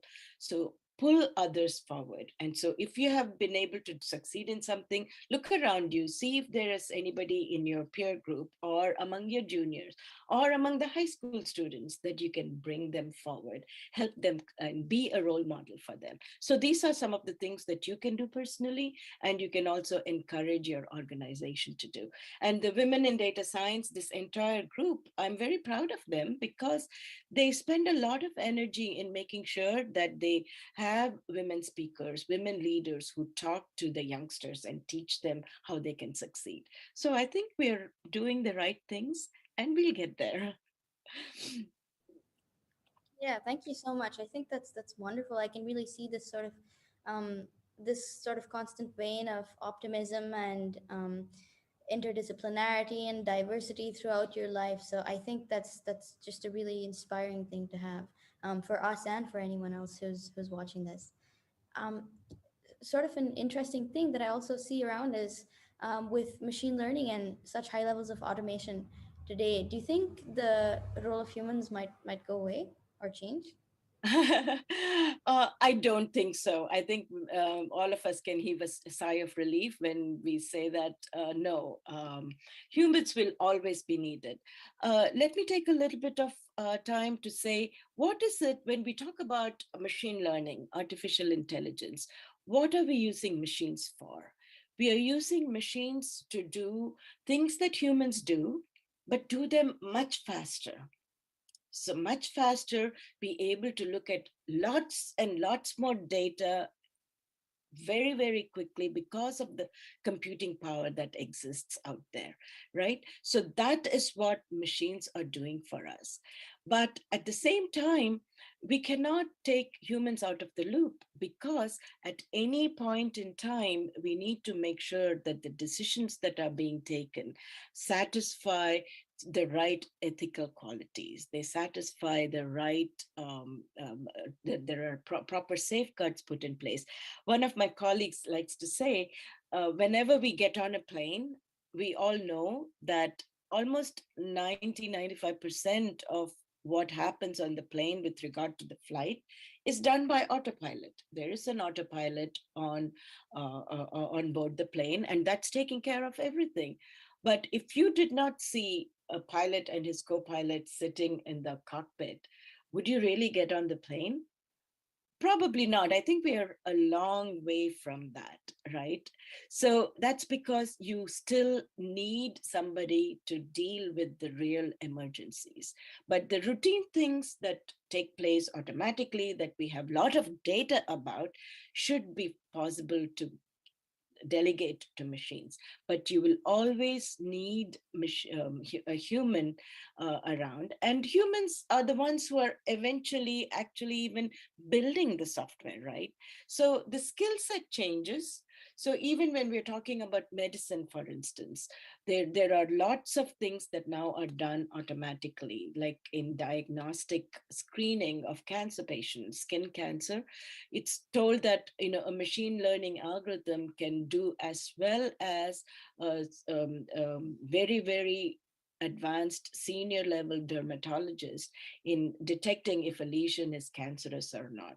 So dermatologists, even senior ones, can use these tools to augment, to help them so that they can discard the ones which are clearly not a problem, and the ones which are clearly cancerous, they can decide based on that. But anywhere in between, they'll need to put a little bit more thought into it. So you can see such examples everywhere where you can use the machines to weed out the edge cases, but then do some more finer tuning in terms of some of the special cases.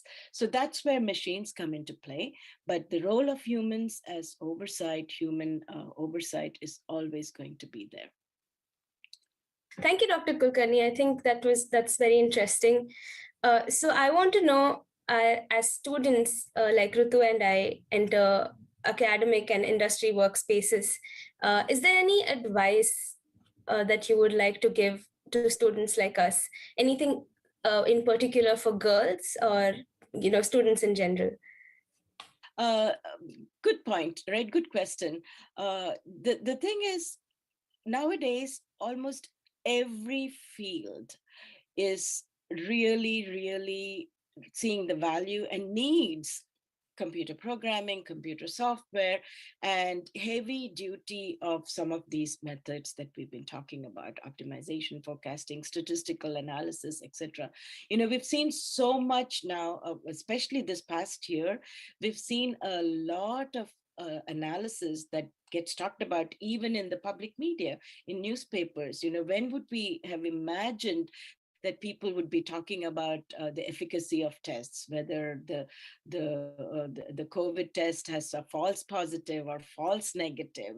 Those are all very statistical terms, but they've become commonplace because it's pervasive. The use of all these methods is becoming so pervasive. So if you ask me, what kind of career I can hope to pursue, I would say that the world is wide open. The field is wide open.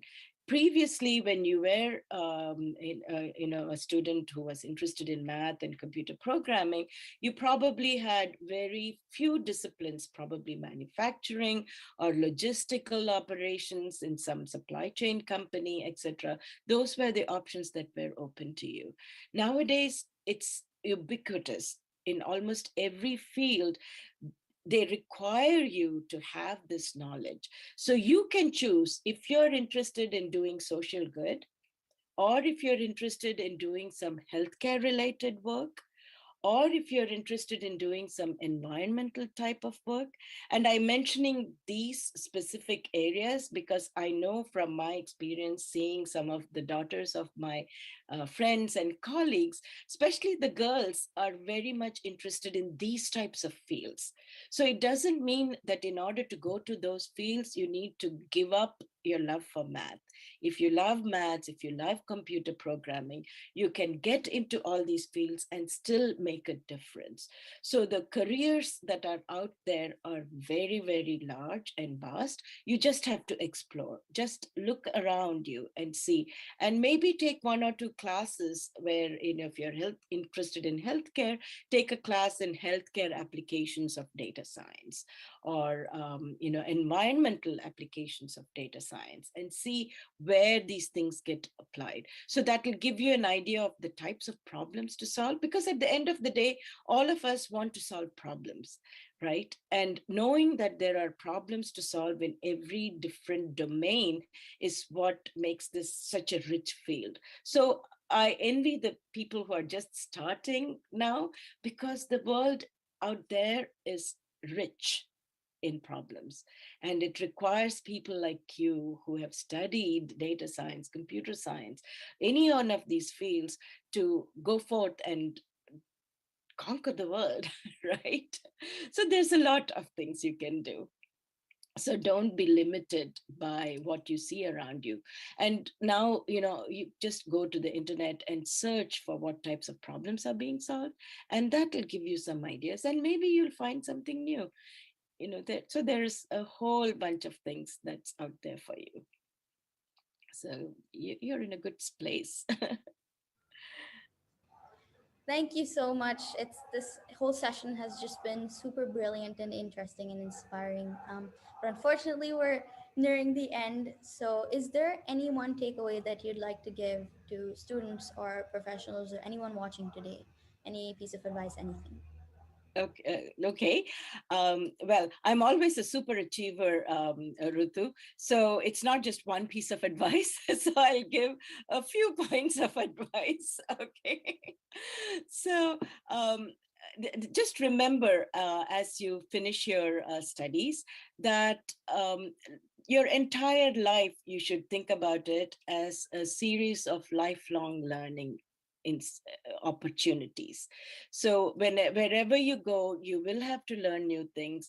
When you get a degree, whether it be a bachelor's or master's, what you're learning most importantly is the ability to learn. So remember that. So you can actually pick up new skills, and you will be required. Just imagine when I was studying, when I first started at Cornell, even, one of the world's largest, biggest universities, best universities, the computers were really old fashioned if you compare to them now, right?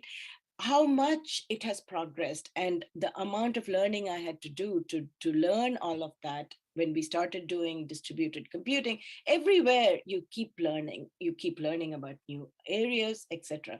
So lifelong learning is something that you have to get used to, because you have to learn how to do things better and learn new skills. The second thing I would advise for people who are entering their workforce is learning to work in a large team. And when you have different people working with you, it is very important that you see the big picture. And you have to understand first what is the big problem you're trying to solve, and what is everybody's input, what does everybody think about it, right? Since most of the audience here is Indian, I'm sure you all know the story about the six blind men and the elephant. They were placed in front of the elephant, and they were asked to touch the elephant and say, what are you looking, what is in front of you? And each one comes up with a different part. They'll touch a different part, and they think that it's a wall, it's a snake, it's a trunk, etc. So why? Because they're able to touch only that part, right? So I love to tell the story of this blind man and the elephant. Unless you have somebody who can step back and look at the entire picture, you won't even know that you're looking at it.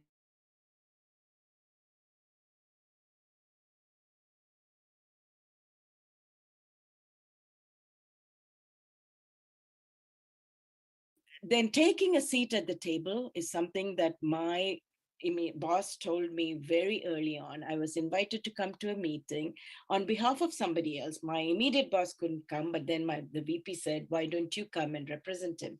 So I sat at the outer periphery of the room. I didn't sit at the conference table. So the VP said, hey, Radhika, you have been asked to come to the meeting. Come and take a seat at the table. So it was literally him telling me, take a seat at the table. But that's a metaphor that you will see being used in anybody who's talking to leadership qualities. Learn to take a seat at the table. Again, remember, you have been invited to participate because of your knowledge and expertise. Don't shy away. Be confident in your abilities, and be ready to speak up if you need to express yourself.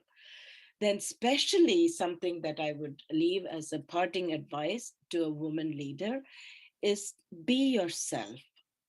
Don't try to imitate men just because you see the role models around you are the men, because you have some strengths as a woman that you can use. And something that I think is one of the natural strengths that we all have as women is a deep sense of empathy towards others.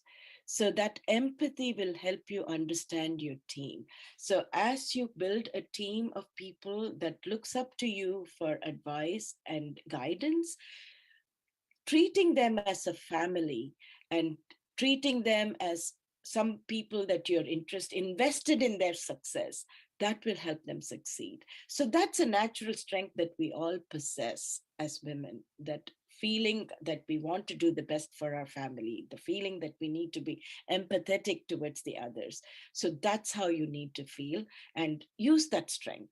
right? So I always like to say, be assertive, but don't be aggressive, right? Make sure that you use your voice to be a strong voice in a gentle way and lead them, right? Encourage your team, support them, and push them to do better, and you will succeed. Wow, it's just been so wonderful to talk to you today. And you were talking about finding and having role models to look up to, and you are one of our role models. Thank you. Thank you so much. Thank you. Both of you, I must say, I admire both of you. I don't think at your age I would have had the courage to do what you are doing right now. So keep it up. Keep it up. And I wish you all the best. And all the students who are in the field of data science, computer science, you've all chosen something that is got a bright future for you. So go forward, conquer the world, be successful. Wish you all the best. Thank you so much. Thank you for giving Thank me you this so much. opportunity. Thank you.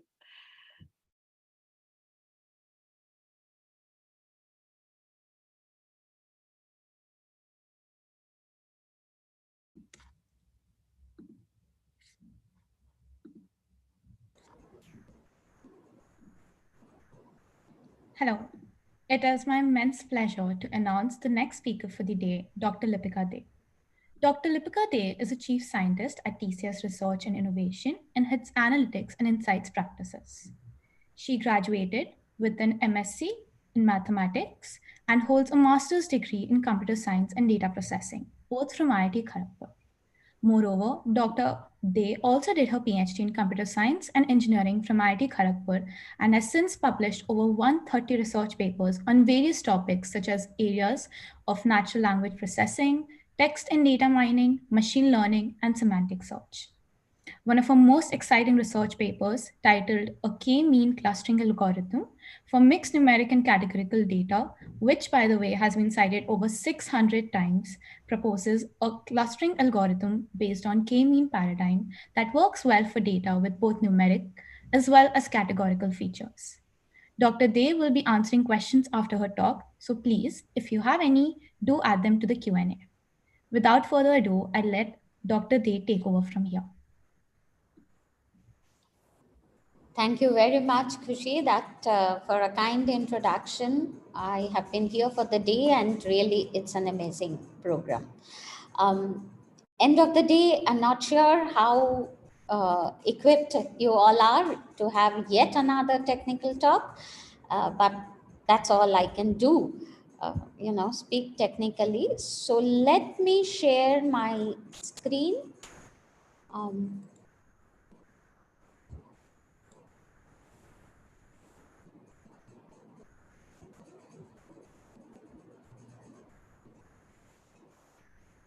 Just bear with me.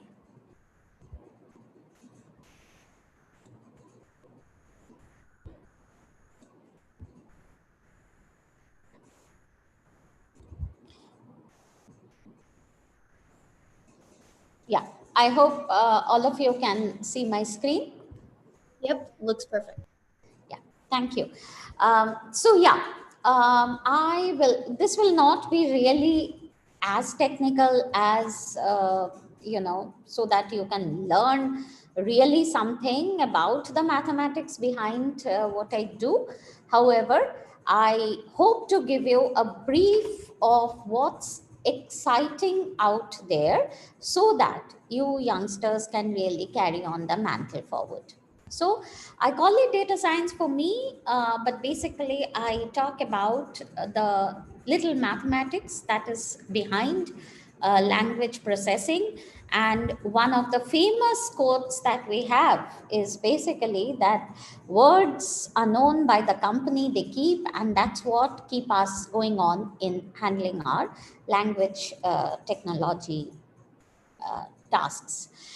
So, I like to say this, whether it is true or not, that what has made AI and data science household terms. By household terms, I mean that even possibly grandfathers and grandmothers today know of these terms. And if you think about it, it is really the power of natural language processing that has changed the way a lot of people who were earlier not used to using the technology have started using technology like smartphones and so on. So today, grandmothers, they use Google Assistant to look for the recipe of their grandmother's Christmas cakes. Of course, whether a person knows whether to type or not, they can speak to a phone and ask for directions. And hence, really, if you think about it, natural language processing, there are two parts of it. One is, of course, dealing with the written, but that area itself encompasses dealing with what is spoken also. Because if we look beyond the speech signals captured and converted to words, what we will have to deal with is understanding of the content so that the systems can really make understand what a person wants and thereafter return back the results. So, I really like to believe that natural language processing is one of the key areas of artificial intelligence and data science, which has really gone a long way to make it very, very popular. Okay. So, what exactly do we mean by natural language processing? It's the ability of a machine to understand what a human is saying. And when I say saying, I will interchangeably refer to what is told as in speech data and also what is typed as in text data. So, we really talk about two different things over here. One is ability to understand, interpret, analyze, and a very recent phenomenon is success in also generating natural language, or the ability of a machine to actually speak back to us, not just by listing a set of documents or giving one word answers, but ideally giving us back the answers as if there was a human being sitting behind and giving us the answers. Of course, dream is it's not just answers to questions, but can it carry on a human-like conversation? We have not really progressed that far, but to some extent, it is still possible in smaller contexts or in a domain-dependent way. So, these are some of the very recent advances. By recent, I mean last 10 years advances in the area of natural language processing. And what has really enable this success is the data. So it is a kind of two-way relationship we have with the smart systems. We speak, we write, we give it the data, and as a result of it, the machine learning algorithms sitting behind are becoming smarter and smarter. Of course, they will have to have the ability to deal with large volumes of data. However, that's where it is data science that is coming into picture, and the recent success is powered by data. So therefore, natural language processing, data science, these are no more really separable. I look upon them all as coming together, and that's what is very important to understand and carry forward. So let us look at what exactly is happening. So here is an example. From the very early 80s, end of 80s, when I just finished my master's and I was thinking about doing a PhD, language attracted me. I was always attracted to language. So doing something in natural language attracted me.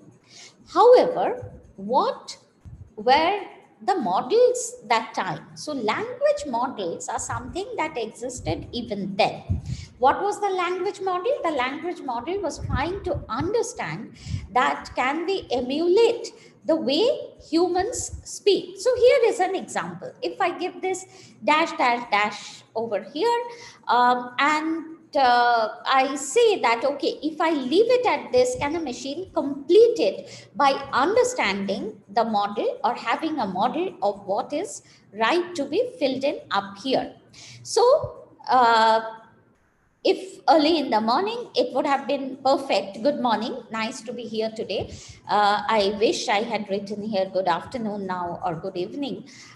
Anyway, we know that after this, as a greeting, it would be good morning, good evening, good afternoon, whatever. And that's really something you can say is a model. So, in the initial days when we were, working in these technologies, the attempt was to use probability theory to do this language modeling. So, the language modeling, just let me minimize it. Yeah. So, what was the language model saying? Saying that if we had, imagine, if we had all possible sentences or sequences of words recorded either in digital form or whatever in available for the machine to process, then we can build a probability or compute the probability of the sequence of words. Now, what does this mean? It means that some sequences would have high probability, other sequences would have possibly zero probability if I look at the space of things spoken. So, good morning would have quite a high probability, good night, good day, good afternoon, all would have somewhat high probabilities. Morning good would not have a high probability. And if I look at these probabilistic estimates that I can get from the data, then possibly a machine can learn what to say. So it won't say something like, good lunch, nice to be here today, or possibly, yes. You can think of some word which is not going after this, which would really have a low probability. And so the idea was that that's how systems would learn. But now this n is something which could be anything. It could be 3, 4, 10, 20. We do have 15 word sentences also. So that means there could be sequences as long as 15 elements over here. And look at the probabilities that we have over here, which is starting from right the first word and the second word, the third word following the first two words, and so on. So that means essentially, if we stuck to this probabilistic models today, it would have been simply explosive, because you can imagine now what is our data. We say there's lots of data that is over here which would allow us to do this probabilistic computations. There was once upon a time when there was no data, because there were no digital interfaces for common human beings like us to put in the data, which has changed now. There is also a lot of open source data that is available. This is a part which we all are putting in. We are in fact playing the roles of producers of data in this. These are news sources, these are Wikipedia, lots and lots of data. So can you even imagine the number of such sequences that would be there, and hence to build a model using probabilistic theories. However, why I put it over here is the dream was always there, and this still forms a kind of basis for the models that we have today. However, of course, how many words, how many sentences, how many sequences, they really make our heads reel. We did still struggle at that time to come up with something even within these limitations. And remember, at that time, we did not even have huge computing power, no data. Still, we did have this model and we struggled working with that. So, what changed? What has changed is today we are dreaming of generative models for NLP.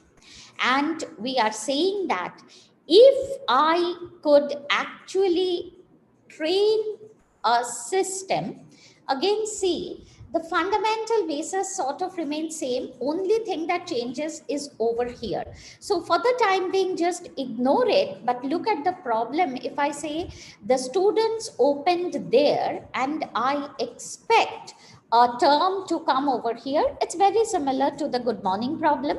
It's a longer sequence, and the system out here today, which has changed, is sprouting out laptops. Okay, of course, old timers like me are a bit dampened. We say, oh, it's not saying the students open their books, but remember, this is data driven. So the amount of data that is there out in the web actually has more students opening their books and more students opening their laptops and not books. Therefore, this system learns to predict this. Now, what is this prediction system? This prediction system today is a huge collection of computing nodes, which are called neurons, and neurons stacked in multiple layers, many neurons who are doing computation at their small nodes, whatever data is coming in, and is making this prediction possible. But if you look at it, what is core inside? The core inside is still something like it has to know that laptop is a logical thing to follow after this and not zoo or not something else. Okay, books is still possible with a lower probability, laptops with a high probability, and so on. So therefore, the probability theory has not gone away. What has really come into place is a different kind of implementation, which we call deep neural nets, which is something that is there for last 10-15 years, which has actually made the dream of such kind of systems today true. That is, if you utter half the sentence, the system can actually complete it for you. Okay, how? And that is where we have what we call training. Now, I give this example from the visual domain, not from the language domain, because it's easier to understand. However, the training methodologies inside remain same. The architecture sort of remains same. So these are these small neurons, layers and layers of neurons connected to each other. Only a few connections are shown over here.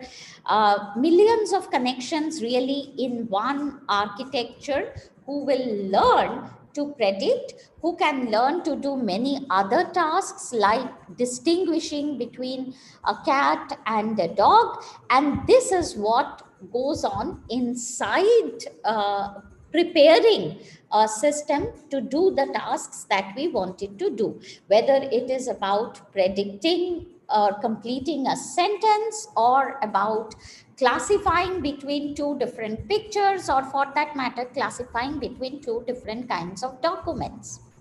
So this is in short what happens, and these are the key points. Collect thousands of labeled examples, initialize the weights over here, give a sample, let the weights decide what is the output, and you also have a desired output. So if this output is okay, it's correct, then fine. Otherwise, go and adjust these weights. That's fundamentally what is happening. Now, it's easier said than done because of all these weights that have to be learned, and it has to be correct on thousands of labeled examples. Okay, so it sometimes does mistakes, just like our sentence predictor will make mistake. Sometimes it will make mistake, and this dog looks so much like a cat, so therefore even a very smart system can go and say this is a cat. Okay, but as we say, to err is human, to err is a machine also, and we should accept it and still look at the strides that it has made. So, while we deal with these machines, what came in as the backend also was something phenomenal, which we never looked at earlier. We were always looking at words and probabilistic sequence of words, etc. Now, this is where some of the Turing Award winners, you might have heard the names if you belong to the area of computer science, which is Bengio, Lekan, and Hinton, who went on to do something much more phenomenal. And one of the work in this area came from Bengio's team, which was actually not only looking at words as words, but words themselves became a kind of mathematical unit. And this is a phenomenal work which said that words can be also viewed as points in an n-dimensional vector space. And the dimension of the vectors could be 300, 150, depending on what's the corpus size. Typically, we have millions of words in any language vocabulary, and that too, I don't mean the entire language. Vocabulary is still in somewhat restricted context, like, biomedical vocabulary is very different, say, from atomic energy vocabulary, say, from everyday news vocabulary, and so on. Still, in any vocabulary, we have millions of words, and therefore, something like 300 to 500 dimensional vectors to use. You can look at the dimensions which we are talking about today, and the journey was complete. Computers knew how to manipulate numbers better.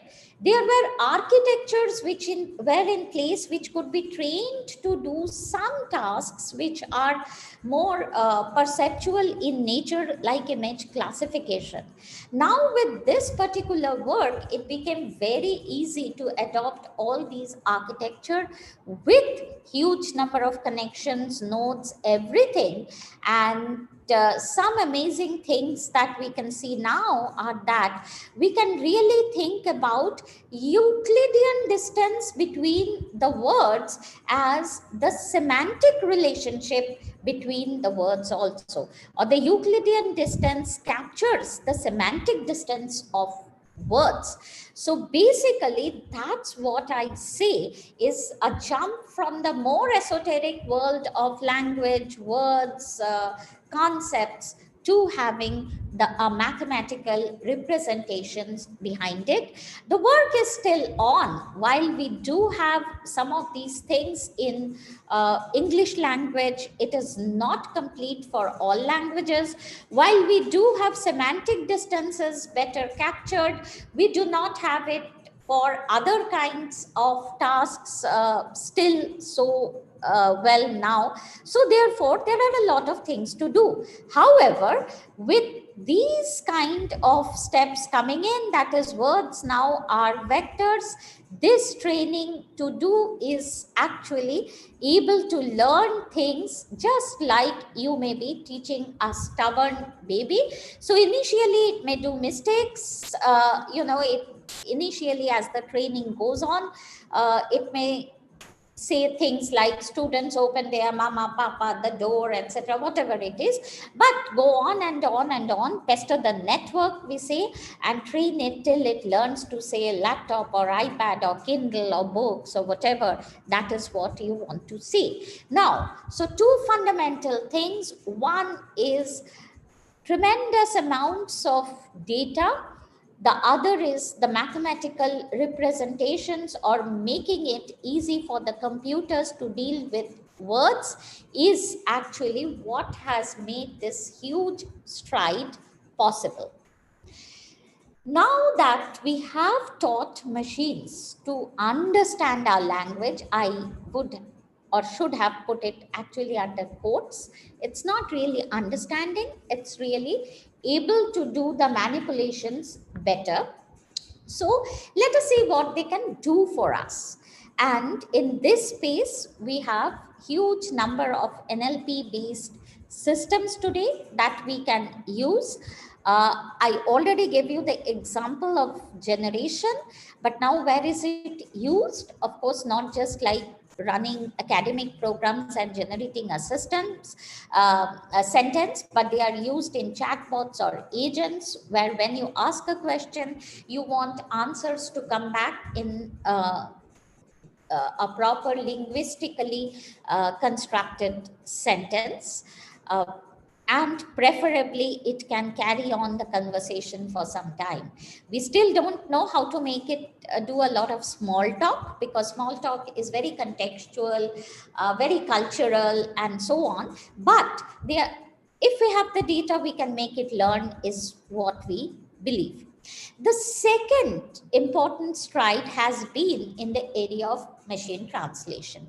Now, again, we old timers have struggled with machine translation by looking at those fragments of sentences in one language and another language and, tried to make a system learn. The problem was that two languages may have a sentence perfectly translated from one to another, but in once you look at the two sentences, one which is a translation of another, there may not be positional co-occurrence between the words. So the first word may have gone at the end, the second word may have gone last but one, and so on. So you say the cat sat on the mat, but in Hindi you say billi chatai par baiti hai. So the chatai or the mat comes as the second word, and it was not easy to just go by learning from sequences. It's again deep learning, which actually learned from millions of such sequences. Somehow it could actually understand the grammar or encapsulate the rules of grammar with, again, lots of sentences in Hindi and in English, in any two languages for that matter, and can do a much better job. Now, at this point, I would like to say, though I keep on saying understand the grammar, etc., it's really that the large data sets has made it probabilistically possible to be right in a large number of ways, and still there are hilarious mistakes that the translators do. But now come our role. If you remember, just 2 days back, I think there was one hilarious sentence about Sachin Tendulkar. I don't exactly remember the sentence. But when a lot of people started looking at it, laughing at it, it became a data to go back to the system. And that's what we call learning or reinforcement learning, which by evening, Google had that translation became correct simply because a lot of people gave in the feedback that it was not right. So the role of data, the role of humans in generating the data, and the role of algorithms all play equal role. I look at the second area. Now, this is interesting. While natural language understanding based systems like looking at the content and summarizing large texts. Now, this is a box which rather made a lot of progress in the last few years, 20 years, minus the deep learning aspects. So these are more of the areas where we traditionally use a lot of grammatical tools, the part of speech taggers, our understanding of what is a name, etc., in those applications. So deep learning decides or uses mostly the numbers or the sequences, whereas the the other set of applications, which I like to call analytical applications, have to go deeper into the linguistic constructs of the data itself. So here are some collections where, one thing leads to the other. So we don't have always a clear separation between a generative application and an analytical application when we deal with real life applications. So this is a pure analytical application, sentiment analysis, which you may have heard the name, measures sentiments about a product like a movie, book, review, whatever, caffeine based hand creams, herbal men's shampoo, and we are all using it. So when you want to buy a product, you look at the reviews. Now you cannot read thousands of reviews. You actually look at ratings generated from automated tools who go through the reviews and come up with the different aspects that are being discussed, and then come up with the scoring, which is something like 4.3 or something like that. Okay. There are the conversation systems, which again have become very popular over last 1 year for during the pandemic.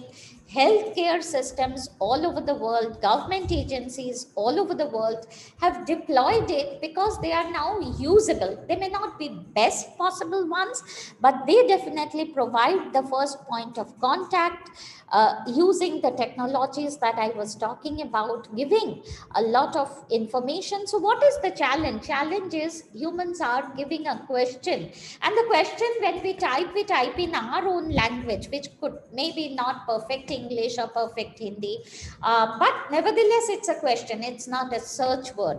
But what we are finding is the systems are doing pretty well in retrieving the answers, even though it is not fed exactly. It's not a lookup system that is doing the task behind it.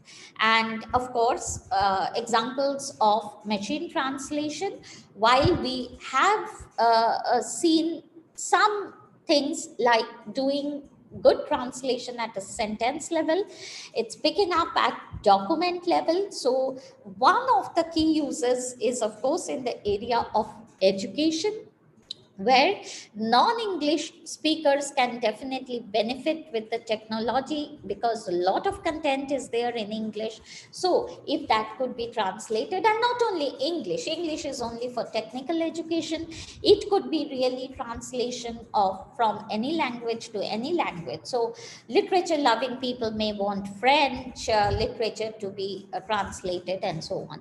Translators have to be good. Right now the essence of things are somewhat captured in by these kind of systems. Literature is still a far away dream, but technical information is somewhat understood. One of the huge applications of this lies in the area of legal systems, even in the context of our country, where there are the local courts who are producing, who are having the documents in regional languages, but when they move to Supreme Court, all of them have to be translated into English. So a lot of legal projects are coming up in dealing with where they want to use AI and NLP in order to do a lot of tasks. Okay, education, while we have all shifted to online for the interactions, we would really like to now see what are the best ways of also having automated assessments. We are really not so good at automated assessments yet. And automated assessments is not just for making life of a teacher easy, it's also for making life of a learner easy, because you can take more tests, you can get more assessment if there could be automated assessments. So finally, before I conclude, so let me say, organizations today have already taken into a lot of these technologies that I spoke about, chatbots and sentiment analysis tools and so on. And we a lot of them run in a mode which we typically call listen, analyze, respond, and continuously. This particular cycle, it's of course our aim that they should all blend into each other and run smoothly. I'll finally end with two applications, a quick look at, this particular conference theme was also to be for social good. Now, of course, if we can help people in doing their task, that is social good. But there are very typical some applications which are coming up, and we were discussing some of these things during the panel. And let me just advertise a bit about our own work. So this is some work we did during the pandemic time. We analyzed a social media site called Reddit. Reddit is more popular, of course, in the West. I understand that. But the point of it was to actually track mental health of young adults during pandemic, and we hit upon a group of people through analysis where these people actually were suffering from some kind of mental health disorder. Some of them were declared patients, and some of them were fearing that they were breaking down. And so the point is, while there were a lot of surveys conducted by universities in reaching out to their students, we looked at whether text mining can get some issues which are not typical to university students or school students in a separate way. They are also not asking fixed survey questions. Can they really identify the issues in an automated way? So we used some methods called topic detection, etc. Again, some established methods, and I show you some tag clouds for these very interesting tag clouds, some of which are psychiatrists know about them, and they could detect easily, like suicidal tendencies of people, and when tracked over time we could see how it was increasing. So along with psychiatrists, we looked at whether this tool could detect the point when it was rising, and typically these were rising beyond April. So we divided the times into different time frames. The entire 9-month period we did this analysis on, which was published in September till then, and also looked at some very interesting issues, like what role friends play in the role of pupil. It's not just friends where particularly for disturbed people, friends are like a huge support.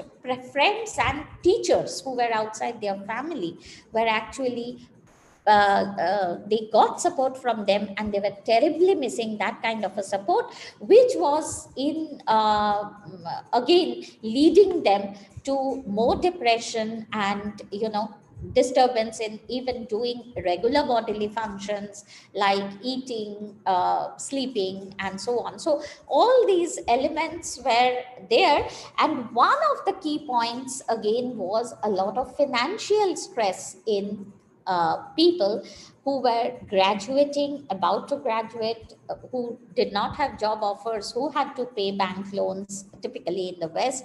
And hence, who are the takers of this analysis? So while a part of the analysis is taken by the psychiatrists to monitor, to counsel, a part of it is taken by the academic institutes for looking at what roles they can play in providing support, especially to people who need how to detect those early stress signals, reach out, and also by financial institutes who are actually looking for strategies to deal with deal with people in a post-pandemic world. So multiple different takers for that work. This is my pre-final slide. Again, these are some of the areas we have heard from the morning, but there are many other areas which can be done using data science and NLP, and again some of the work. So the left hand side is actually a crime profiler that we designed, which can extract different types of crimes that are committed, and along with the metadata that is again in the text, like where the crime was committed, what type of crime. I'm sorry, this legend just got cut off. These different colors are for different types of crimes, like petty crimes, robbery, trafficking, and crime against women, and so on. So these different types of crime spread across different places. So it's like a crime profiler for a geography, which again helps lawmakers to decide what kind of actions are to be taken where. I am just talking about the insight derivation. Actions are a separate issue altogether. This is again a very recent work that we do, again tracking, both of these are tracking open source intelligence, that is documents that are available out there in the public, whether on social media, news sites, court documents, reports submitted by different companies, and so on. And this is something which we are doing, like tracking these articles. So here you can see Shell Energy ordered to pay so much after overcharging thousands of customers. Someone else is violating an occupational safety and health clauses. So huge collections of such articles are there. News reports come up every day. We have built systems to crawl all these articles, and then these black ones are like summaries of these elements extracted by our analytical systems, with different colored portions saying different things, like this is a money value, this is the company, and so on. Using all of these analysis, what we ultimately come up with is a kind of sustainability scoreboards. Sustainability is a keyword for companies these days. Investors are conscious about whether the company is fair in its practices towards child labor, women in the boat, having all kinds of diversity taken care of, what are their environmental commitments, what are their social commitments. What we ultimately, as a result of analysis, come up with is this kind of a scoreboard, which is saying company A is doing well in a few things, there's no information here, company B is wrong in this, and so on.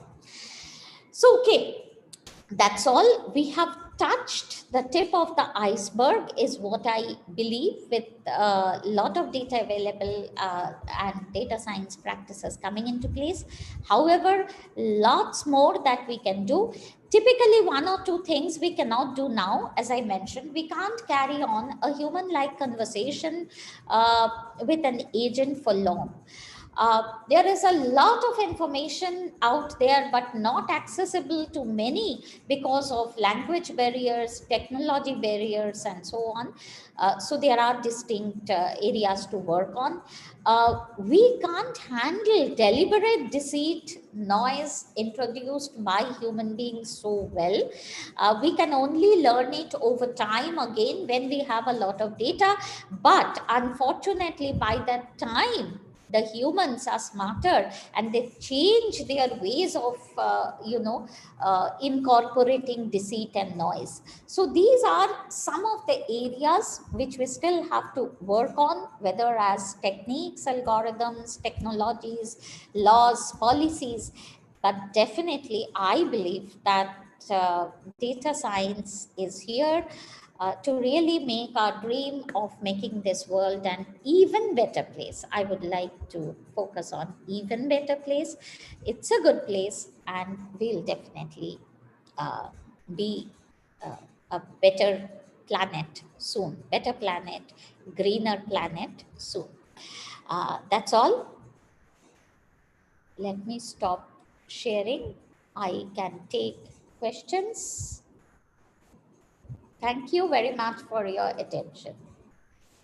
Thank you so much, Dr. Lipika. This was a very insightful and detailed overview of the applications of NLP. A bunch of questions have actually come in, so I was hoping we could hop onto that. Sure. Right. Sure. Sure. So a couple of people have some questions regarding what you said about sentence completion. So they're as follows. Do you think NLP can help children with speech difficulties as well as people who are not familiar with English, which I think you also mentioned? And can this kind of NLP also be used to understand animals who have similar structured calls or grammar? Further, they would also like to know if NLP is being tried on the Sanskrit language as well. Okay, so let me take the first part, which is about whether it can be used for speech therapy. I believe that's what. Yes, and it is being used. Okay, it's not just NLP, it's a mixture of speech processing technologies and NLP. So we have to understand whether the problem is in the language constructs or whether the problem is in producing understandable, accent, or the words are spoken in the correct way. So it's a difficult thing, but that is tried. In fact, it is not only for children, but it's also very important. This technology as such is very important even for understanding voice of the elderly. We are designing so many applications for elderly to reach to the banks sitting at home, etc. But they cannot always type because their hands shake. They cannot, when they speak, their voices have tremor. So therefore, technology as such, it's not just NLP, it's a mixture of signal processing technologies. There are non-semantic components of language that are used in order to do these corrections, whether it is for an educative purpose or whether it's for recognition. Yes, lot of work in that area. Second part about animals, I believe, I am not an expert, but I think it's not just NLP. It's a combination of behavioral data, which is right. So, when animals, they have different cries at different times. Even for human beings, we have different intonations, uh, we don't speak so forcefully when we are not well, and so on. So therefore, a lot of additional information which can come from other kinds of sensors also, plus the audio signals together, can be definitely used. So I would rather like to say that data science as a whole, and specifically multimodal data analytics, can make a lot of difference to even understanding the animal world. Okay. Has NLP been tried on Sanskrit language? Now, I am not an expert, but yes, so there are work in India at different places. Just the CORDS Command conference was there this January. There was a paper by IIT Delhi and ISA together, which was working on the grammar of how combined words are built in Sanskrit, and therefore how that can be used for proper machine translation. So if one understands how to break the words, the translation can become easier. So yes, lot of fundamental work in understanding the typical constructs of Sanskrit, that plus building resources that are having grammatical rules of Sanskrit, which are well documented, being utilized. It's used by the Hindi people who work in Hindi language also, Hindi or Bengali for that matter, all the Indian languages which come from Sanskrit. So it's a joint effort. It's there. Some of the efforts are purely towards looking at Sanskrit documents. Yeah. Any other questions?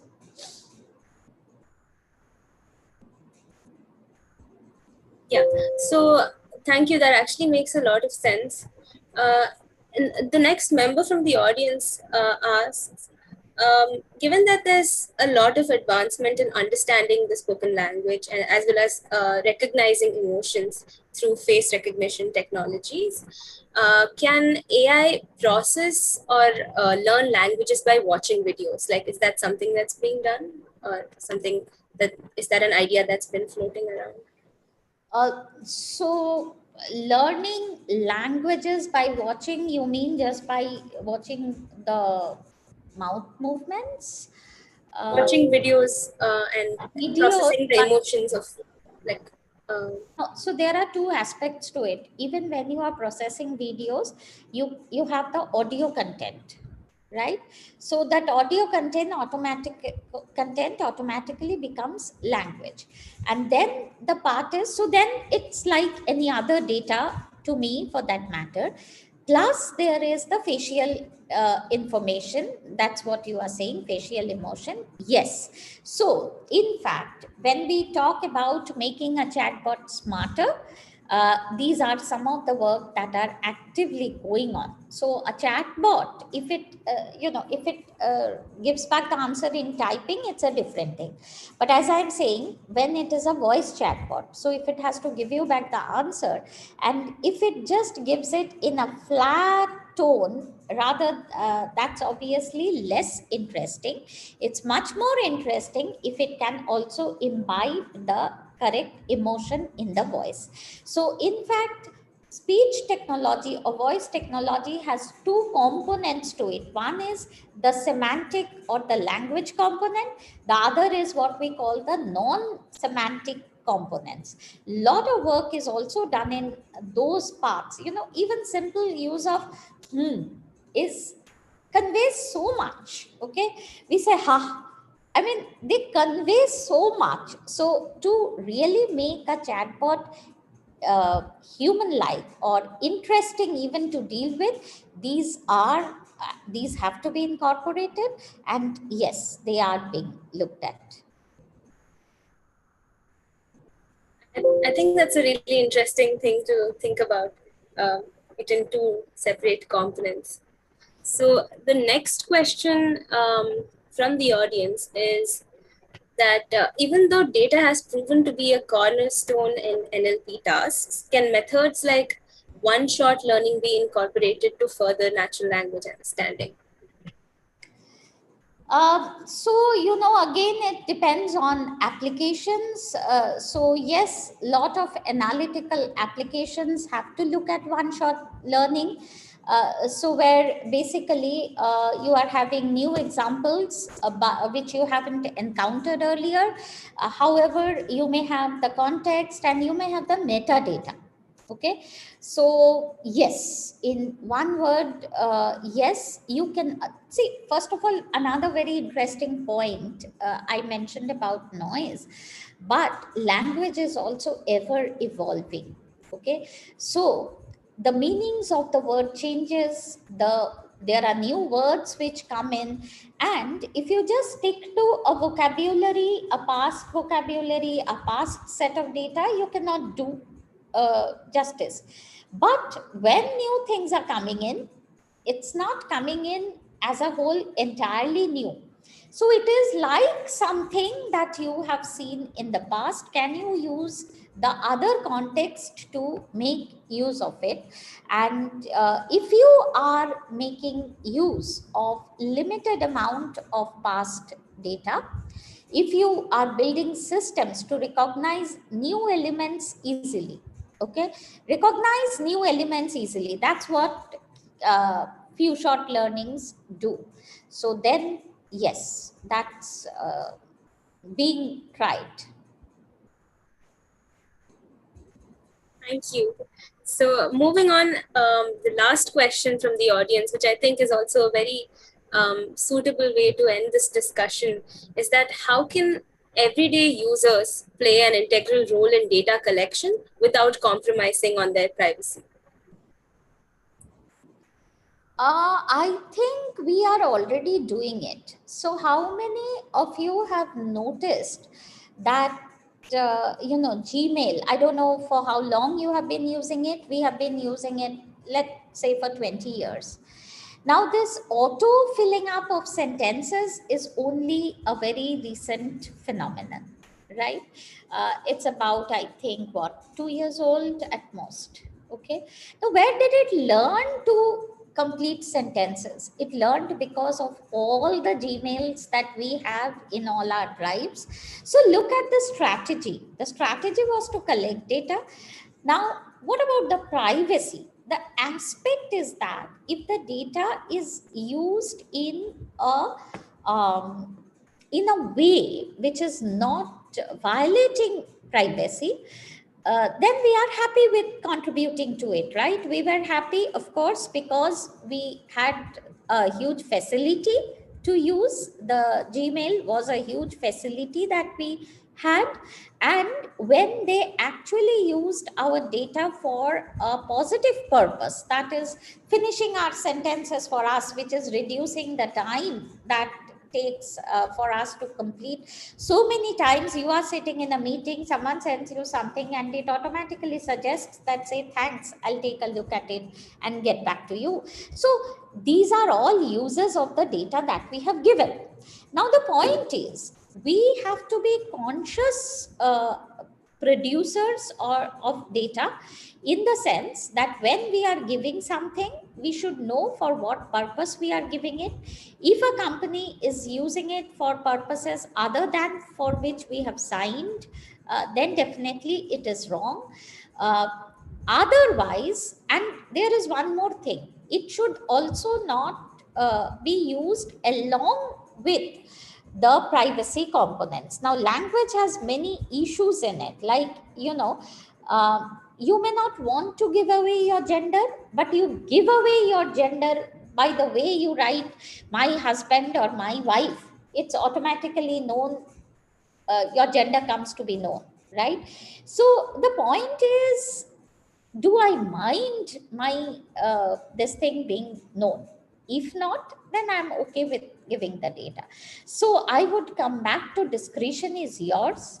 uh, However, data is needed, and therefore we do share the data where there is also something in it for me, and that's where I would be giving the data, provided, of course, there's no compromise on my privacy. But what is compromise? Compromise is not using my data and giving back to me. Compromise is using my bank account information and giving it to somebody else to use it.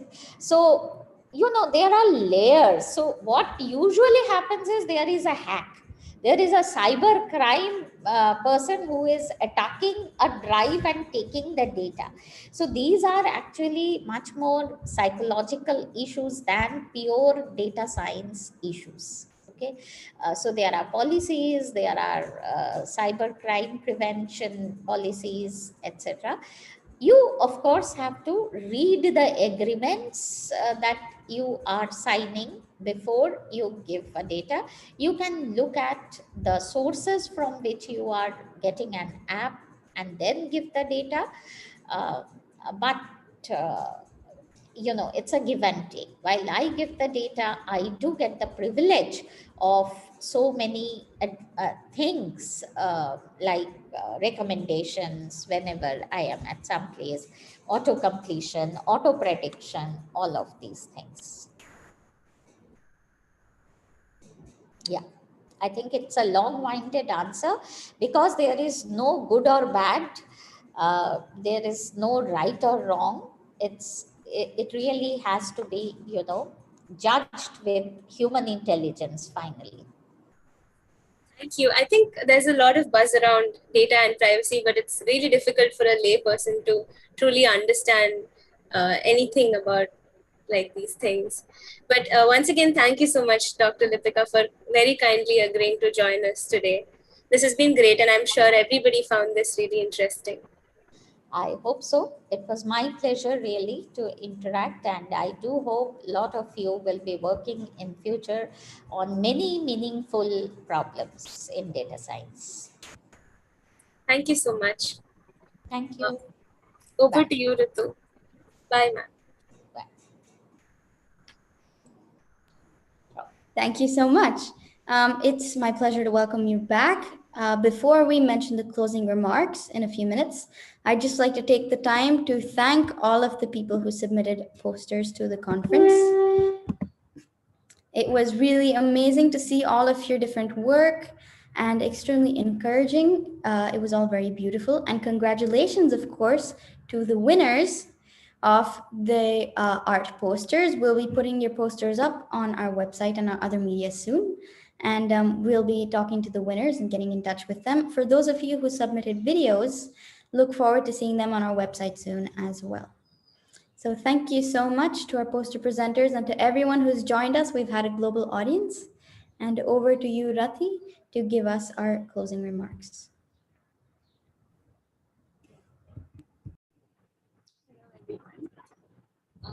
I'm very excited to be here with you at the closing remarks, with which we hope to inspire, support, and encourage women in the field. And I certainly feel inspired and glad to know that there exists such a support system for women pursuing this field today. Thank you everyone for joining in on these sessions, which served as a great opportunity for us to come together and engage with these powerful women who have been leading the way in data science. Being a woman studying computer science myself, it has been very inspiring to listen to all the speakers talk about the power that data science has to make the world a better place and see the impact that women have and can have in this field. When I was asked to give the closing address for this conference, I looked at some statistics of women in technology and was surprised to find that the number of women in computing occupations has steadily declined since 1991, when it peaked at 36%. And this was according to a report by the National Center for Women and Information Technology. Data science being such an interdisciplinary field, as the panel discussion highlighted today, with applications in healthcare, medicine, agriculture, advertising, to name a few, it is vital for it to have representation from a diverse population. And the speakers highlighted some of their struggles in getting into the field and addressed some of the challenges that students face today. And I hope that as we move forward, as we speak more about this, we will be able to overcome these challenges and bring in the diversity that data science needs. We've had a wonderful day of talks and chats and panel discussions, and there are several people that we have to thank who came together to make this conference possible.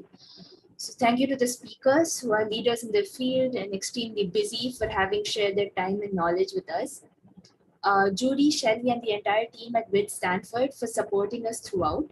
Ashoka University, the Computer Science Department, and especially Professor Devan Gupta for providing guidance and support at every step. The entire IT department, Mr. Sunil Kataria and Mr. Sandeep Ladwal for the live stream and webinar, the Ashoka Media, PR and Communications team, and Mr. Deepak Rajvarku. We'd also like to thank Professor Kumari, Professor Ram, and the rest of the art department and the students who volunteered their time to coordinate this conference. The entire university really came together to make this possible, so thank you. And especially last but not the least, thank you to you all. It was a pleasure having an audience like you. You brought a new level of fun, energy, and excitement to the conference. WiDS Ashoka may be coming to a close, but other WiDS events will continue throughout the year, so check them out at the WiDS Worldwide page. We will also be sending out a survey at the end of the session, and we'd love to hear from all the attendees on how the session was. Any suggestions or comments you may have are welcome. Dr. Kalka Bali made a brilliant statement in her lightning talk, where she said, if you don't trust yourself, how will others trust you? And that's a thought that I'd like to leave you all with. It's very important to be an advocate for yourself first, and then for people who cannot be an advocate for themselves. I hope you all have a good week, and thank you.